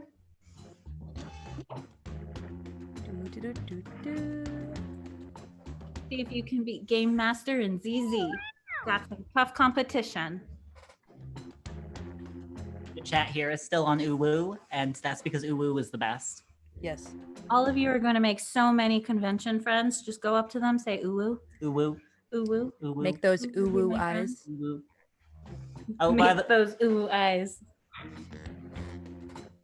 And depends on how many people we have in the chat here, but we would like for new people to get a chance. So if you played last round, maybe try to give them a couple seconds. Yeah, give new people a little time to join in. But Hey. you totally join the audience, so definitely jump in. Unlimited in the look, it's Uwu. Uwu. Oh, Okay, I guess you're gonna win. I guess it's time to read through these and introduce our new players. Okay, so first we have Game Master, who is still the Game Master. And then we have Empty Capsule. Returning player, Lotus. Returning champion, ZZ. Uwu is next. Then it's G-Man. Doggo. And The Eternal. Very fitting with that little icon star. We have 8 audience members. Now, if you are playing Jackbox as a player, please be watching your Jackbox.tv screen because otherwise you'll be out of lag and it may make it difficult to get your answers in on time. And you want to win. You want those bragging rights. Is round 1. The more people who vote for your answer, the better your score. Let's go. I can faux pause the game if we end up with people sitting near the end. We'll see. Folks in the All right. audience, We have 90 seconds to think of amazing, wonderful things. Audience play along, the worst air freshener scent. Gamer hall at convention. But not our gamer hall, which smells like roses and not... You know. Bakugo. Poor Bakugo. DDR. I love DDR, but it is not a good air freshener scent. The little air fresheners they give you car washes. They're those flat little things. I feel like I should start naming off anime villains, but let's be honest, most of them probably smell great. Dio. Oh, actually, no. Dio smells good. What do you think, chat? Dio, yay or nay for smelling good or bad? That feels like a personal question. Okay. Oh, and then we have Bakugo again. My entire Why understanding... are you all trash-talking him? My entire understanding of Dio comes through Neil talking about if you need it. the series. Yeah, that's Neil from Get Up and Sparkle. Definitely loves the JoJo's, and so secondhand knowledge from that particular person is all I know about the JoJo's. All right. That's So similar for my fake pause That's looks my like brother. this. So maybe G-Man will be able to get their answer in 3. Okay, 2, G-Man, we're gonna give you a few seconds. I'm actually gonna count down Yeah. from. Oh, G-Man, did you get in? Yeah, I think so. I like that last audience response. That was my favorite anime is the worst air freshener. Something you should never say when pulled over by a small town. Nani? I promise I have a magic blade in my pocket. I don't think that's not what you want to say. Okay, but just pulling the Nani, I don't speak English card. That's not gonna work real great if the only word you know is Nani. Mm-hmm. Oh, but we also know arigato. Yes, and we learned lots of anime phrases from Kazha. So we can just tell the officer that we have visited Japan recently and we like Spirited Away. Exactly. Pretty Sailor or Pretty Warrior Sailor Moon. I think Nani was worth hitting pause for. Good job, G-Man. And next, yelling fire in a crowded movie theater is bad, but even worse is yelling blank. Woo! Ooh, free swag. Oh my goodness, can you imagine the free swag? So the moment when the exhibitor hall first opens and you get the stampede directly down the line as everybody's like, where is it? I have a beacon, I'm homing in on the free swag. This is why we put the free swag for the convention right up at the metal detectors so that we don't get a stampede. I do admit that I'm a sucker for free swag. Been to some Sailor Moon panels where they give out posters. I'm like, I want that. ZZ is a top contender. We understand where that strength is coming from. Can we dethrone ZZ this game? On deck, the worst excuse for ditching your date. Have to go walk the dishes. There's dirt in my pocket. What's your worst excuse? I don't know. I've never ditched a date. I have to catch that episode on Crunchyroll. No, that's not an excuse. That is true, and you should come watch the episode with me if we're dating.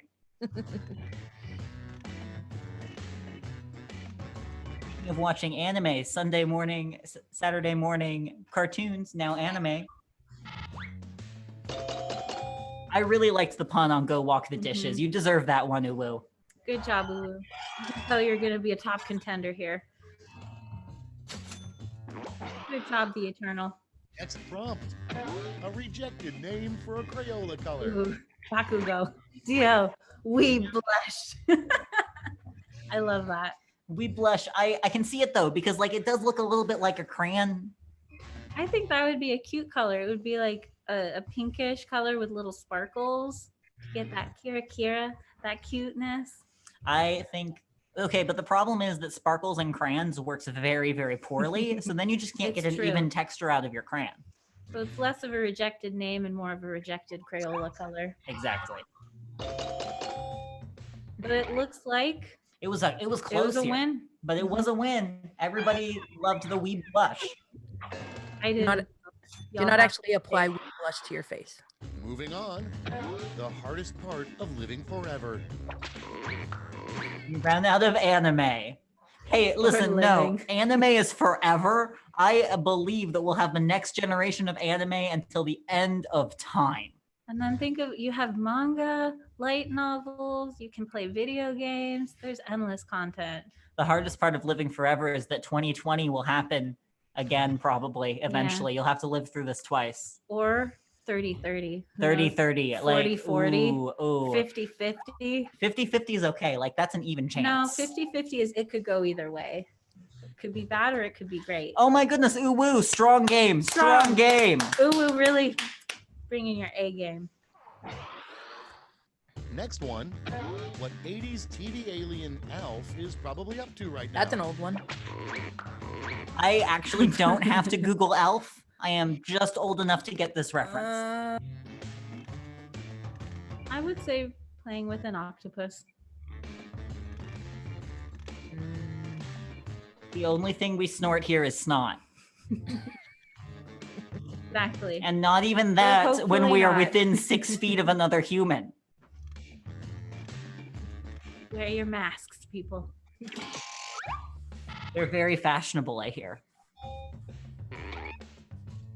So it looks like Snorting Snot was the winner.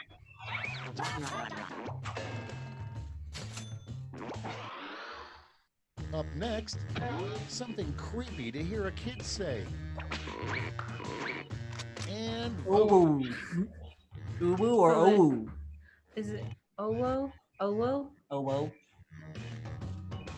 Listen, Wow. if a small child came up to me and said, "Oh, whoa," I'd be like, "Where is your parent?" This is the exact same thing I'd Why say. do you internet? If a powdered gravy child walked up to me. A powdered gravy child actually does sound quite terrifying. Are they covered in the powdered gravy? I feel like that's just kids being kids. Yeah, probably. Owo is like the look that they give you. Well, covered in powdered gravy. Exactly. It's a combination This was a answer here. It collaboration, yeah. was a group team effort. Team effort. Good job, you two. Good job. A restaurant job listing that reads must love blank. Anime. Dio. Time to Oh vote. no. Hey guys. Do you need me to censor anything?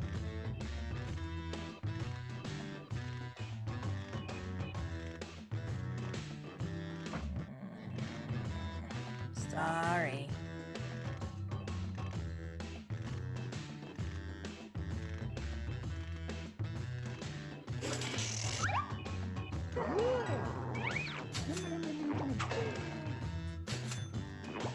Anyways, ZZ continues to be a strong contender in this Good game. job, ZZ. Good job. Now, is ZZ dethroned or have they hit first place? Looks like ZZ has but beat the Game Master. Uwu's up there. It's going to be between Uwu and ZZ and everybody else. Good job, Uwu.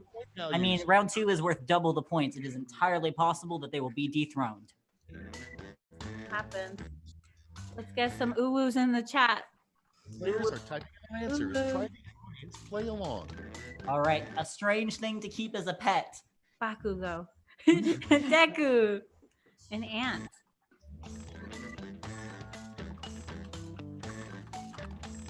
A werewolf. That would be More interesting. ants. Listen, once you have ants plural, it's actually a very normal pet. Yes, they sell Bakugo. those. A rock. No, a rock is pretty. I think that's not. Yeah, do you have a pet rock? An Uwu emu. You dodged the question. Do you have a pet rock? No, but I've seen it in movies a lot, so I'm not gonna judge. I think a pet capybara would be great. It's a very large rodent. I have an issue because my mom would never let me have a hamster, so now I just keep thinking of larger and larger rodents that would make great pets. Mm-hmm. Bakugo. There's Bakugo again. Yeah, I think We're on the the same chat level. either loves or hates Bakugo. I can't decide which it is. I think it's like love-hate relationship. Little column A, little column B. Mm-hmm. I want to rock. Rock. Let's get some Bakugos in the chat now. Or do a heart or a broken heart. Do you like Bakugo or do you not? We want to know.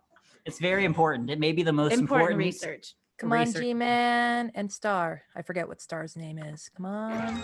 Oh, G-Man, come on. A little bit more time. You got this. I know you got this. Don't worry. We have to stall for the judges at con time all the time. Mhm. Perfectly normal. It's okay to need that extra minute. The big reveal. Starting things off, what a bad undercover cop posing as a teen says. Uwu. Okay, select Yo, sup? Mineta is so cool. That's the character, right? That's the one. Is it? It's not Bakugo. It's Mineta. That's the new Bakugo. I feel like Groovy Yo Sup would be me. Hey. What's How it, are you kids? doing, fellow youths? Am I speaking the hip lingo? Let's raise the roof. Y'all been square? Oh, look at all the hearts. They do love Bakugo. They love Bakugo. That's okay. He's actually very great. Just a little bit sparky, boom, boom, man. He is. He's a good boy, an angry boy. Next in line, the title of a cookbook written by a cowboy. It's voting time. Listen, pork chops are actually quite delicious. I'm okay with pork chops. And then, why would you want to eat Woody from Toy Story? Such a wholesome story. Is it cannibalism if it's a toy? No, but he's so charming. You're still it's not vegan, so I wouldn't be able to do it. But an omnivore Is could. plastic vegan?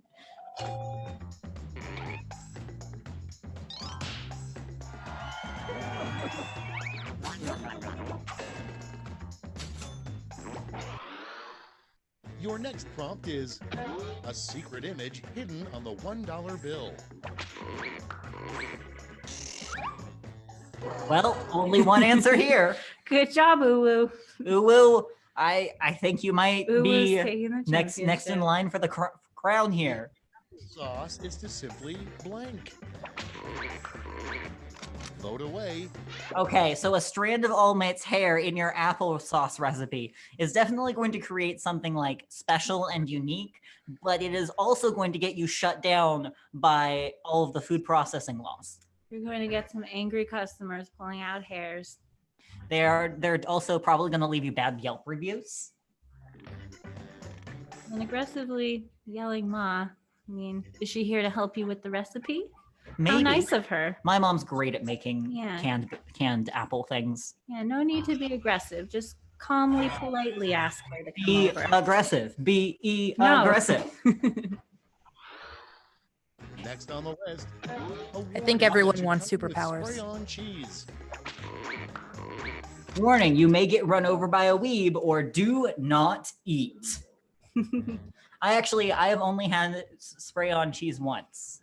I don't think I've ever had it. I just, for another dated reference, but from the Goofy movie, I think it is, that there's this one character that has like a lot of spray-on cheese. The vice chair's pointing at me. He knows what's up. It's a very odd texture. It's like, I feel like I shouldn't be consuming something like this, which I probably shouldn't be because I'm definitely allergic to milk. It is strange. So it looks like most people agree with Doggo. Don't eat it. Don't eat it. Next in the hopper, the biggest secret a chimpanzee has told Jane Goodall. Who's Jane Goodall? Kevin, who's Jane Goodall? Jane Goodall isn't in my animes.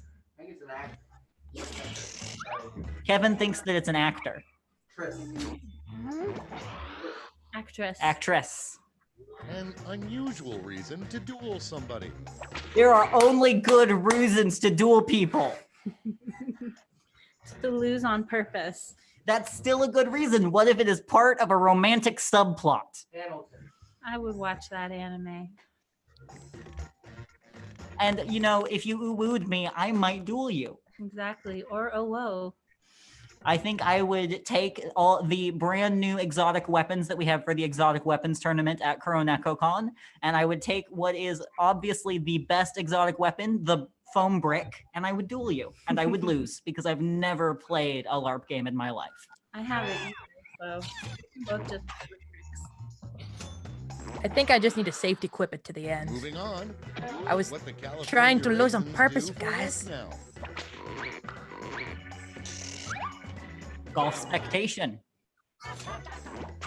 Job the Eternal. We believe in you. And golf. That's all she wrote for round 2. Let's check the scores. That's round 2. And who's gonna win? ZZ is still at the top, but Uwu is coming in second. I believe in everyone. Remember, you've got round 3. You can get a whole bunch of points here. This is the last laugh. Catch up, and everyone gets the same prompt this time.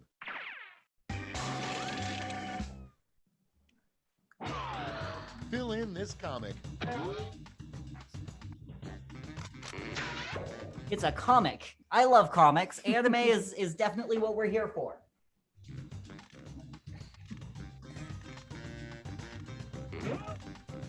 Manga's little brother. Or big brother. Which came first, comics or manga? Now we have a new commentator. Chris has left the commentator arena, and I have joined, at least momentarily, your great chair, Michaela. A dramatic anime episode pausing. Yeah. Good job. Yeah, it's like That an was Obama planned, speech. right? Yeah.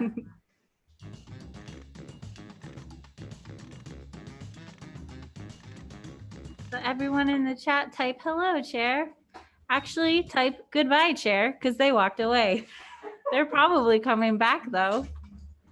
Oh, who's coming up now? It's the vice chair. Say hello. No, I'm your wonderful chair. Chair. I love what you did with your voice. Thanks. You I should thought be a I'd voice sound actor. so much better as a chair. Everyone, say hello to the chair. Yes, hello. So let's look at these It is answers. I, the chair. So the first answer we have is to leave this mortal plane. That sounds fun. Oh, actually, let's read what the. Yes. Yeah. Isn't there a quicker way to lose weight? I guess leaving the mortal plane could potentially do that. Or run a D&D campaign. I guess that makes sense. Bakugo?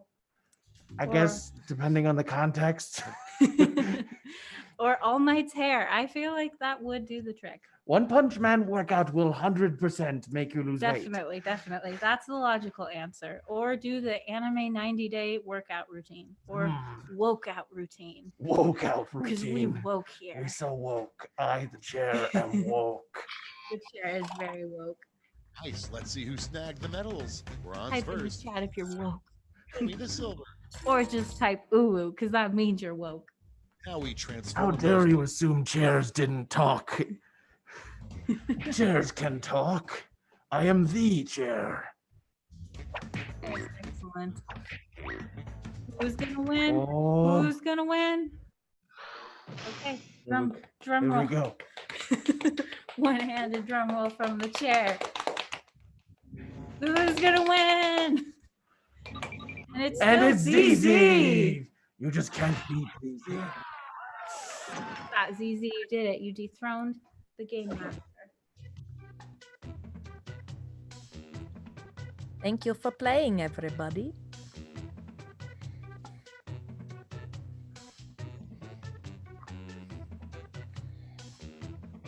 And after that, we don't really have. Okay, all right, I'm done. I'm chair. Bye, chair. What? Oh, hey, hello. Yes, thanks for having me. Yeah, thanks for bye. coming, chair. So, does the vice chair have anything to say? Yes, of course. After coming and grabbing the chair away? Yeah, they had to go and do something else, so I came in to to fill in while we're transitioning away.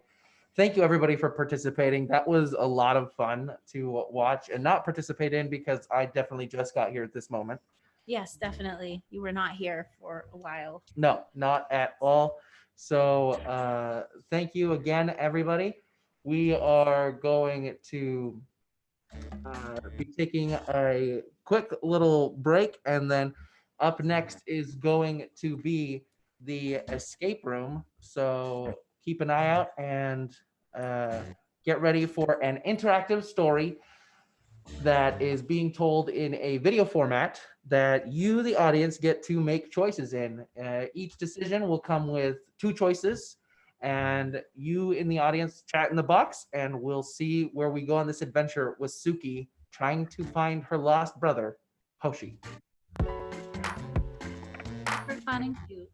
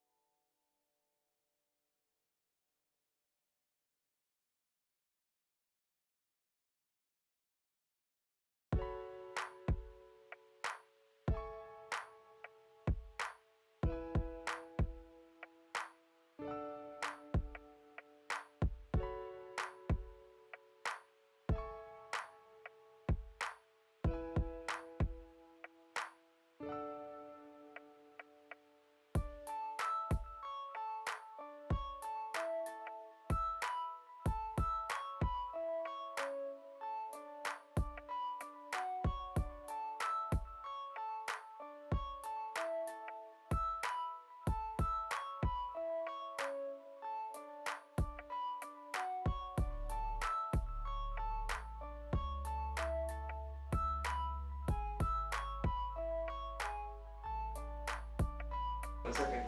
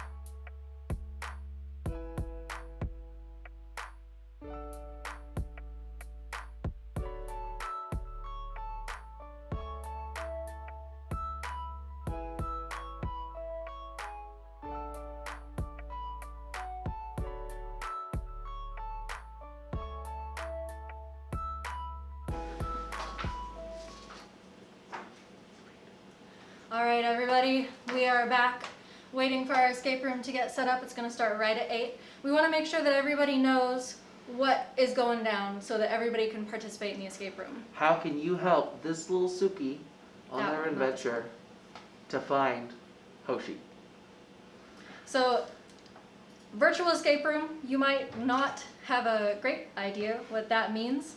If you haven't jumped into one of the rooms earlier today, I sure didn't necessarily know what our escape room coordinator was planning when they first suggested the idea, but they have put an amazing amount of work into this whole series of like choose your own adventure images. And so what's going to happen is we will have all of these different stop motion Tsuki and Hoshi movements through a narrative that our escape room coordinator has crafted for you guys. And they are going to change the narrative based on what you guys type into the chat. So every time you see Tsuki ask a question, usually there's a little question mark on the screen. It's something like, do you want to do this or that? Stuff like that. So in chat, all you got to do is say which one you want to happen. You don't have to necessarily say 1 or 2, but say that you're talking about bread and you want to choose this bread or that bread, the square loaf or the circle loaf. I don't think that's a thing, but you could be like the square, the circle. However you want to do it in a way that is clearly what it is, clearly what the choice is. It doesn't have to be, you know, option 1, option 2, and that kind of thing. Just doing your best to help Tsuki on her adventure and her very enjoyable tube cat. Yes. Stop motion. So make sure to participate so that our escape room coordinator knows what choices to make and what narrative we're going to have. And even if you did join the escape room earlier today in a private room, we might get different answers in the live stream, so you might get a different narrative. Indeed you might. There's a lot of choices to make. It's going to be a lot of fun. We're really excited. We got to preview it last night? Yesterday? Yes, last night. We did a test run with it, and it's adorable. I don't really know how else to say it. I very obviously lost my train of thought earlier, but I just remembered what it was. I'm not going to pretend like I'm not who I am here with you guys. We're so close. Such deep friendships. Anyways, there's some guest appearances in the escape room that There I are didn't expect. indeed some guest appearances. You know our very close friends over at Kumoricon who submitted some panels for us. They did today. I don't know if you know that Kumoricon's mascot Ghost Neko and our mascot Tsuki are in love. They are indeed. And Ghost Neko makes Ghost some stuff- Mecco, like Ghost Ghost Mecca. Ghost Mecca does not make any special appearances, but Ghost Neko does. So that was really cool, and I didn't even know that was going to be a thing. They surprised me with that. And they pull them in really well. So it looks like we're about ready to start. So enjoy, participate, and we will see you all for closing ceremonies. I also want to say one more thing before we transition, that the lo-fi video that you guys have been seeing was created entirely by our staff, including one of our staff members who produced that song and created it from scratch. So that's like KNC lo-fi. And I am so happy about that. It's awesome. I mean, if you guys enjoy, comment in chat, show your appreciation. It is so fun, and the animation is just awesome. Yeah. And also, before we forget, good reminder, thank you to Kayla, our escape room coordinator, for putting this whole thing together. They've been very dedicated ever since they took over the position last year, and when we decided to go with Conline, they came up with this idea and have been running with it, and it is so fun. And with that, let's go ahead and jump into Hello Hoshi, an escape room experience.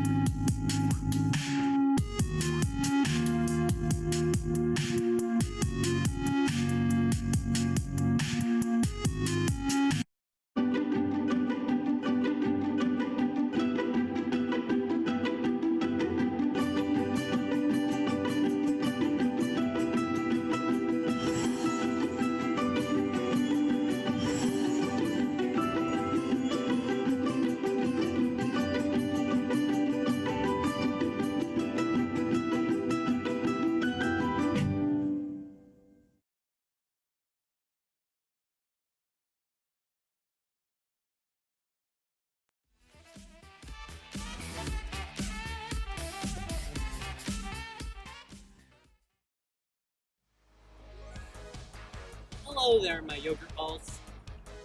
Wow. The dust of deliciousness surely has been sprinkled upon this land. And wow, look at that. Nature's bounty. That's littering. But more importantly, we have some yoga to do today. Don't forget, yogis. It's very important to stretch those hamstrings and bring yourself open for the glorious bounty of the world. Not everything is just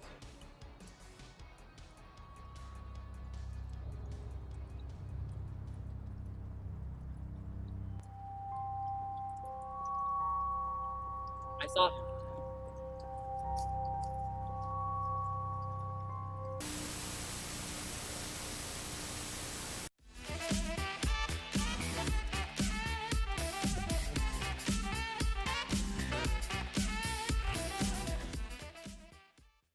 First up, we have Addie Younger and Genki Vlog as Queen Nehelenia and Princess Chibiusa from Sailor Moon.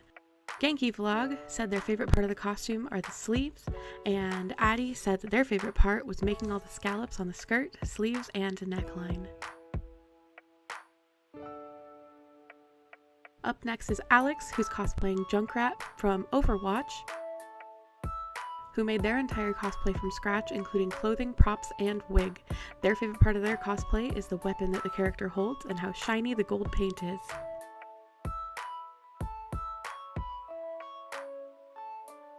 Up next is Annie, cosplaying Hiccup from How to Train Your Dragon: The Hidden World. This cosplay is the culmination of a year's worth of hard work, creating the cosplay solely off teaser clips before the release of the movie.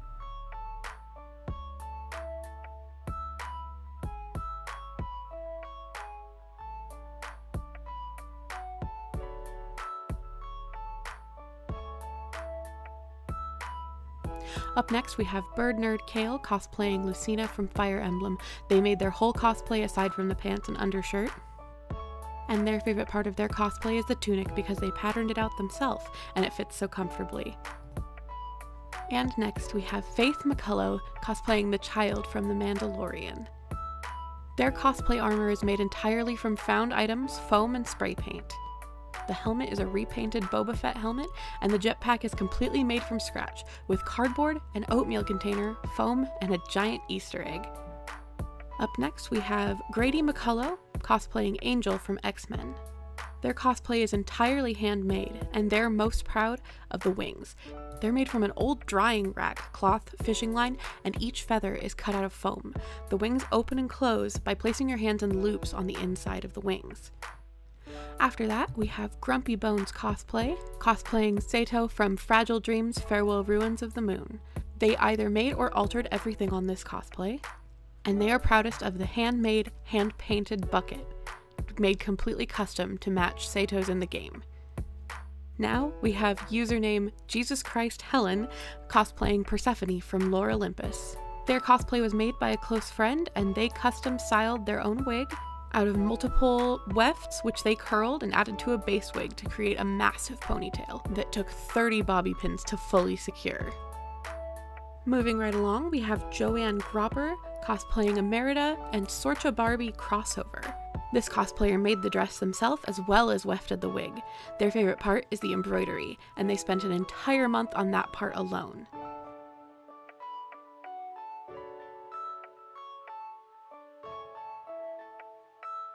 Next up, we have Caitlin cosplaying King from Seven Deadly Sins. They completely handmade and patterned their cosplay, and they're proudest of their pillow, and it's extremely squishy and comfortable, with its own travel case. Up next, we have Catherine cosplaying Tokoyami from Boku no Hero Academia, and this is their first ever cosplay. They handmade the mask, the cloak, the neck piece, the toolboxes on the belt, and the bracelets. The thing that they're most proud of on the cosplay is the mask that they spent 8 hours working on. Up next, we have Kenny cosplaying the 2002 Tobey Maguire Spider-Man. Kenny made the suit using a base suit, and all the webbing using puff paint, and the eyes were made using EVA foam.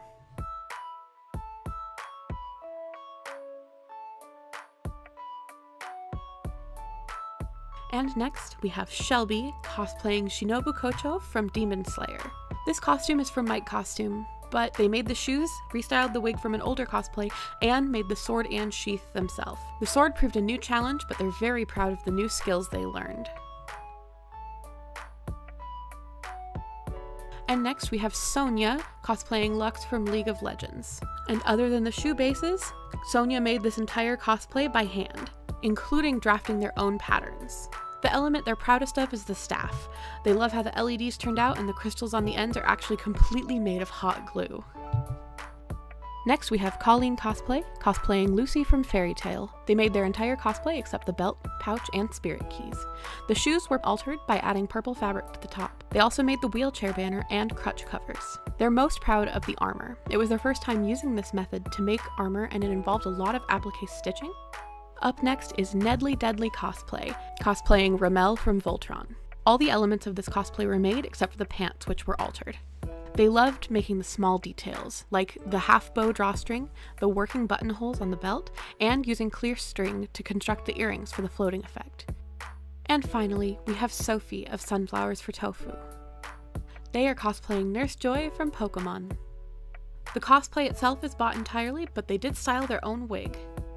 They also made their own face masks, including the one for Pikachu.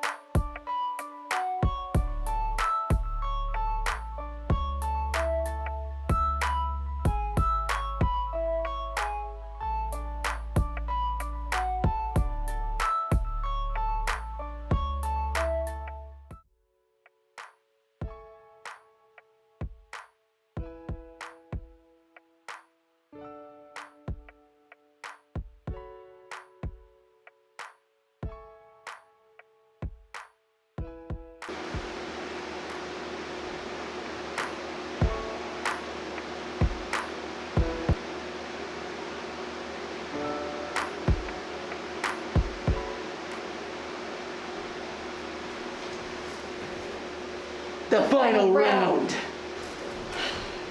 Do you have a 9? What? No, it can't be. A tie? A tie. After all this, it's been useless. Can't do it anymore. The game is over. We have to quit our gaming stream. I don't think we're cut out for this. I don't think we are either. I think this is the end. This is the end of the great goldfish era. It's gonna be okay, guys. At least we have gonna be Hoshi okay. and Tsuki, right? Yeah, we do. We get to take them home with us. And we still have the con. We do have the con. Yeah. It exists, right? Kinda. Kinda? This is the con. This is the con. Don't break character, Kevin. We're caressing the con. Caressing the con. If only you were here to touch it too. I think, okay. We have real announcements. We do have those.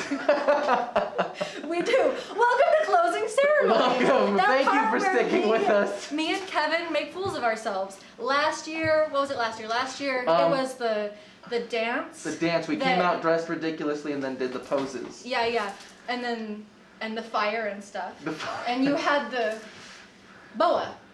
And I had a Hugh Hefner jacket. Yes, indeed, you did. Indeed. The year before that, what was it the year before that?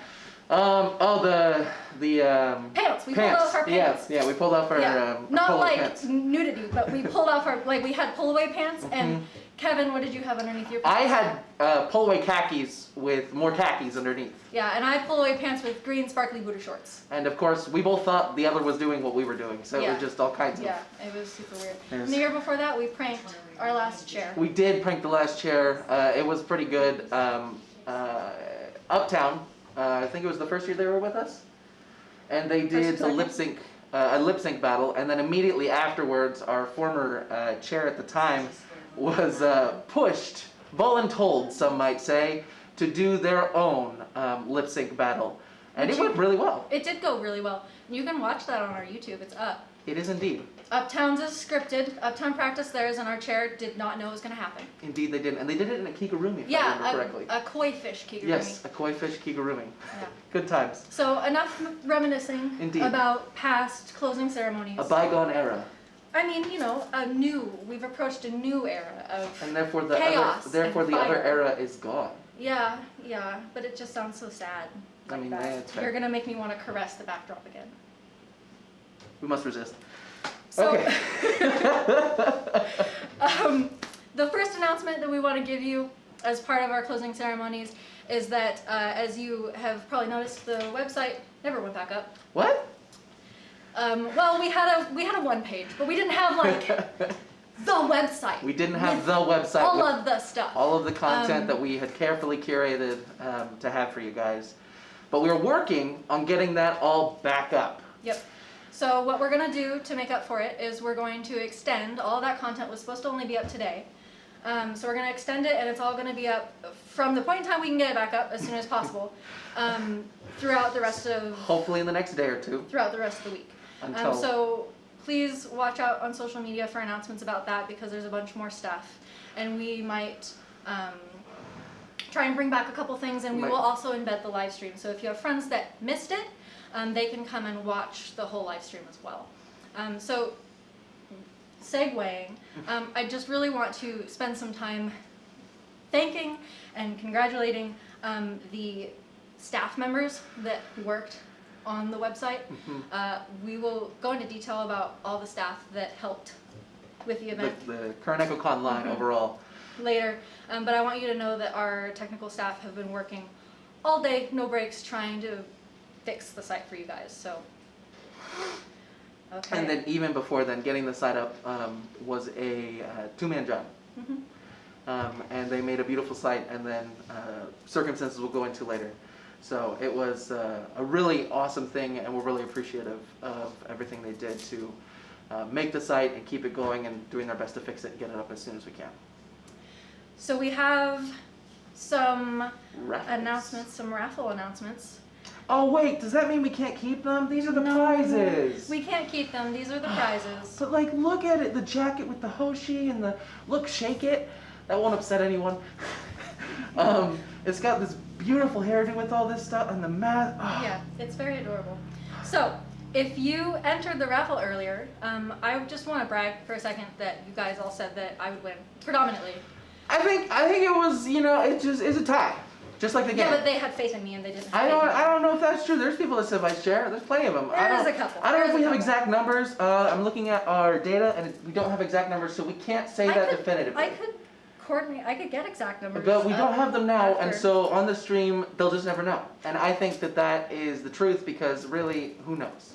So if you entered the raffle, are you listening?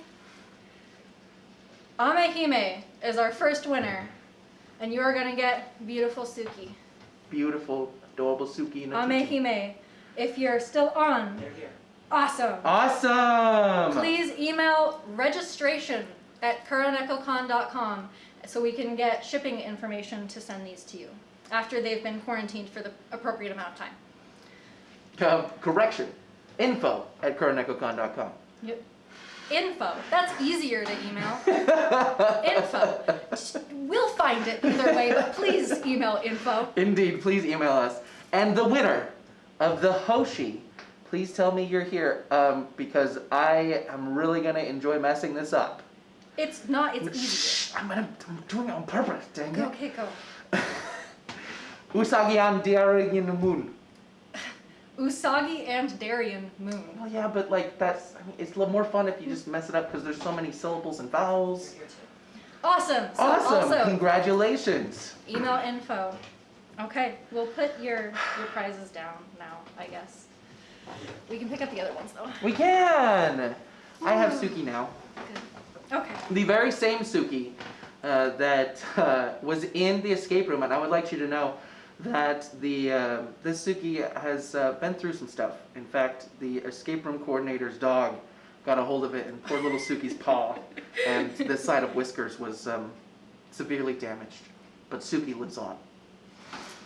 All right, next up we have the winners of the cosplay contest.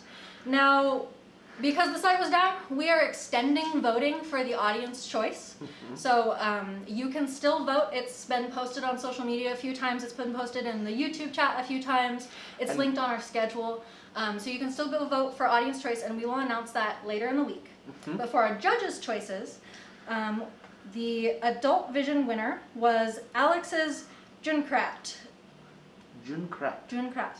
I would just like to note that you said the adult vision winner. I said division. And I heard vision. Division. That's a road in Spokane. And then the child division winner for judge's choice was Faith's. From the Mandalorian. Sorry, I don't know how to English. Face the child from the Mandalorian. And both of you will be getting complimentary registration for 2021. So if you would like to email info. This one was supposed to be registration. Really? Yeah, because it's the free badge. You're right. Yeah. Okay. Registration. We're a little con-lagged, guys. We're a little con-lagged. It's really hot in here. It's super hot. We don't have air conditioning, but we're getting through it. So thank you again to all of our cosplay contestants, and there's still a chance for others to win the audience child and audience adult choice. So go ahead and vote. We have links on our Facebook and everything else as we've described. On to the next part. We would like to thank all of our very dedicated staff that have helped put KuroNekoConline together. Now, there's some very specific staff in the, some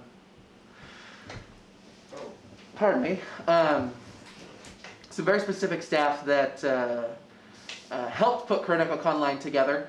Not everybody was available because of the current situation we're in, so we just want to give a shout out to all of our moderators, website, content creators, and everything else going on.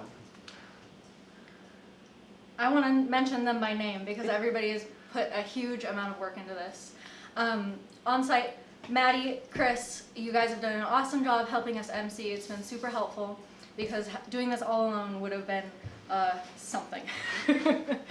Also on site, we have our technical support, Miko, has been helping with us. Unfortunately, off-site, remoting in, is our technical lead, Alice, who has somehow made that work. So can we applaud the tech people? Seriously, the tech stuff is amazing.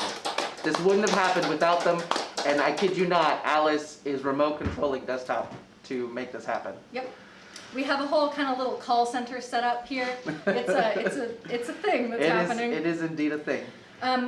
Off-site, due to obvious restrictions, we have, in addition to Alice, Alma, M, Tasha, Sin, Jamie, and Kayla, who have been helping us with chat moderation, as well as some content curation.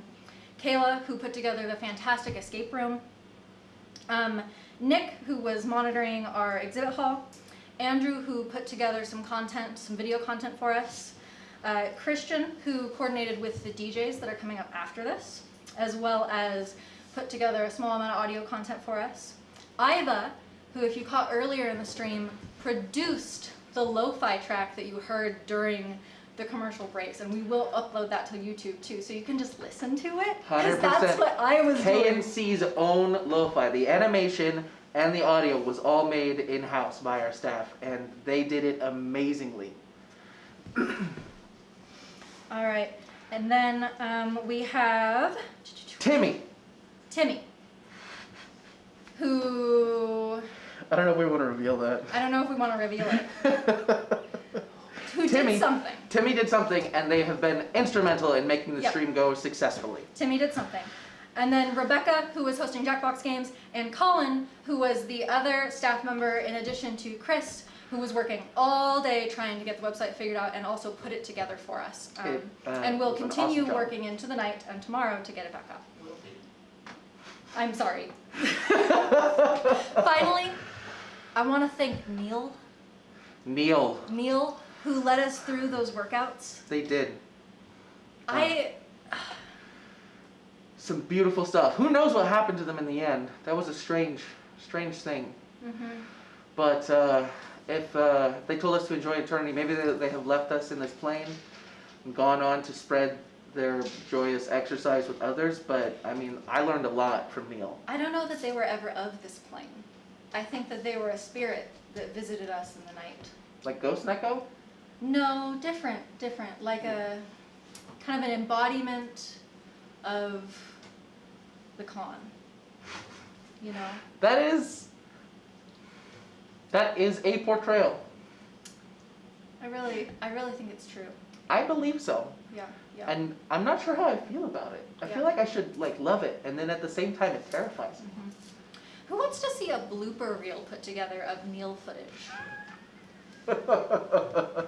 I get a feeling that the chat might want to see something. Who wants like to that. see a blooper reel? Neil will live on through us. Yeah. That's true. Yeah. And through the blooper reel. And you guys should continue doing the workouts that you. Spider-Man burpees is not something that I would have ever thought of. No, you know, that it's very unique. It must be that extraplanar thinking. Putting things into a new perspective that we're just not used to. Yeah. Did you notice he was wearing ankle weights? Ankle weights. I think at one point one of them fell off, and it just, as It did. Neil said, made him stronger.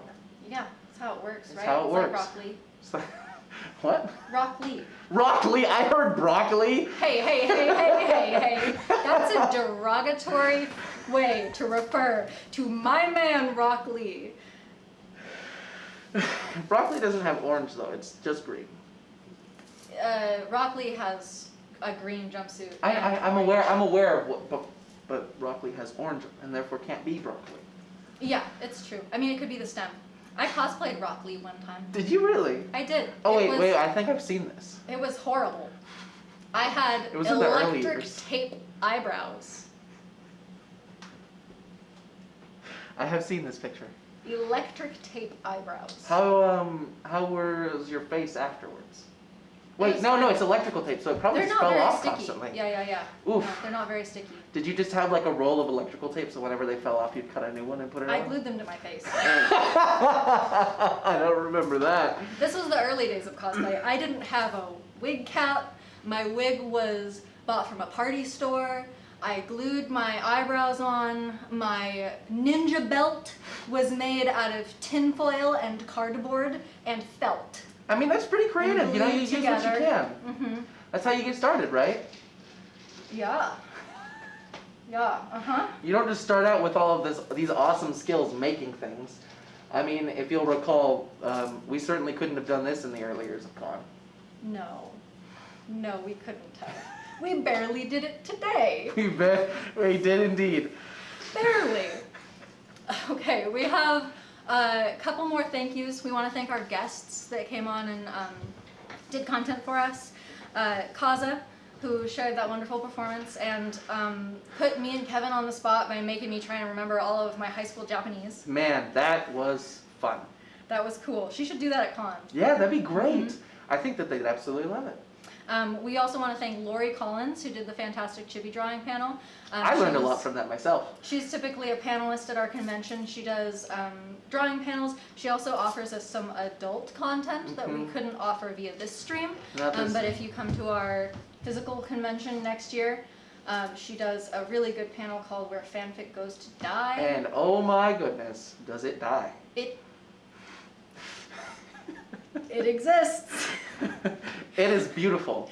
And then finally, I want to thank Uptown Cosplay and KionCloud for hosting their panel content. Their panel was a little longer. We had some overlap, which is awesome. It made it feel like real con. There's oh my multiple God, events what do happening. I do? So both our live stream as well as their full panel content will be uploaded to our YouTube within the next couple of days. So please check it out, whichever one you weren't able to see, unless you were listening to both at the same time. In which case, props to you for, you know, dealing with the odd audio. Like, I feel like that would scramble my brain of like listening to two conversations, like two full. That's what our on-site tech person has been doing all day, listening to the off-site tech person in one ear, and then the stream in another ear, and then the streaming platform in another ear, and then us. He has like 4 ears. 4 ears, 3 pairs of headphones on at any given time, and we just splash ice in that direction and hope that they don't die. To be fair, we splashed iced, watery coffee in that direction. Yeah. So thank you so much for all the guests. Also thank you to the guests who sent us short shout outs like Oban. It was really nice even though you couldn't attend the stream. Just due to the nature of things. Yeah. They were still kind enough to offer little words of support for our community, which I feel like is what we all need right now. Because that's why we wanted to put this on. As you've likely seen and we've expressed, live streaming has never been our forte. Live events in a physical location has been what we have learned. But we felt with everything going on that we really wanted to try and, you know, put some good in the community and bring back some of that con feeling and bring us all together a little bit. And I'd like to think we succeeded pretty well. And we're not even done. I would hope so. It felt good to stroke the backdrop. The lights. But seriously, thank you everyone for attending. Thank you everybody who participated and helped us put this together. It has been a wonderful experience, and I'm looking forward to seeing everybody's reactions to all the rest of the content once the website is back up and going. I just want to thank our community as a whole. The chat today was overwhelmingly positive, and you know, you've read YouTube chats. I was a little scared, but everyone was so kind to each other and to us in there. And I'm really, really proud of this community. You know me, I always get sentimental at closing ceremonies, but I'll try to get less sentimental today. And for sticking around on our social media and communicating with each other when we're all stuck indoors and dealing with what the world is right now, and spending time to really put care and thought into each other and our relationships from a distance, even though we can't foster those in person. So please continue to do that. Continue to engage with us online, with each other, with other conventions. Convention runners need your support and your love right now too, because it's hard for everybody. Just try and continue to support each other. Do what we can with what we've got. We've got a pretty good community, so we can do a lot. Yep. So our last announcement for today, we are going to be ending our live stream here, and we have a DJ coming up later. We're going to have the DJ information posted in the chat, and so you guys can head over to their Twitch stream to listen to some tunes for the rest of the night. Awesome tunes and just to chill and relax after all this con stuff, and then keep an eye out on social media for the updates for the content coming and how we're going to go about releasing that in the next week and so. Wow. And ladies and gentlemen and everything else, that is KuroNekoConline. Thank you. Thank you so much. Bye. Bye. Let Neil be in your heart. Let him be in your dreams. Think about Neil. Raise your hands and proclaim with me.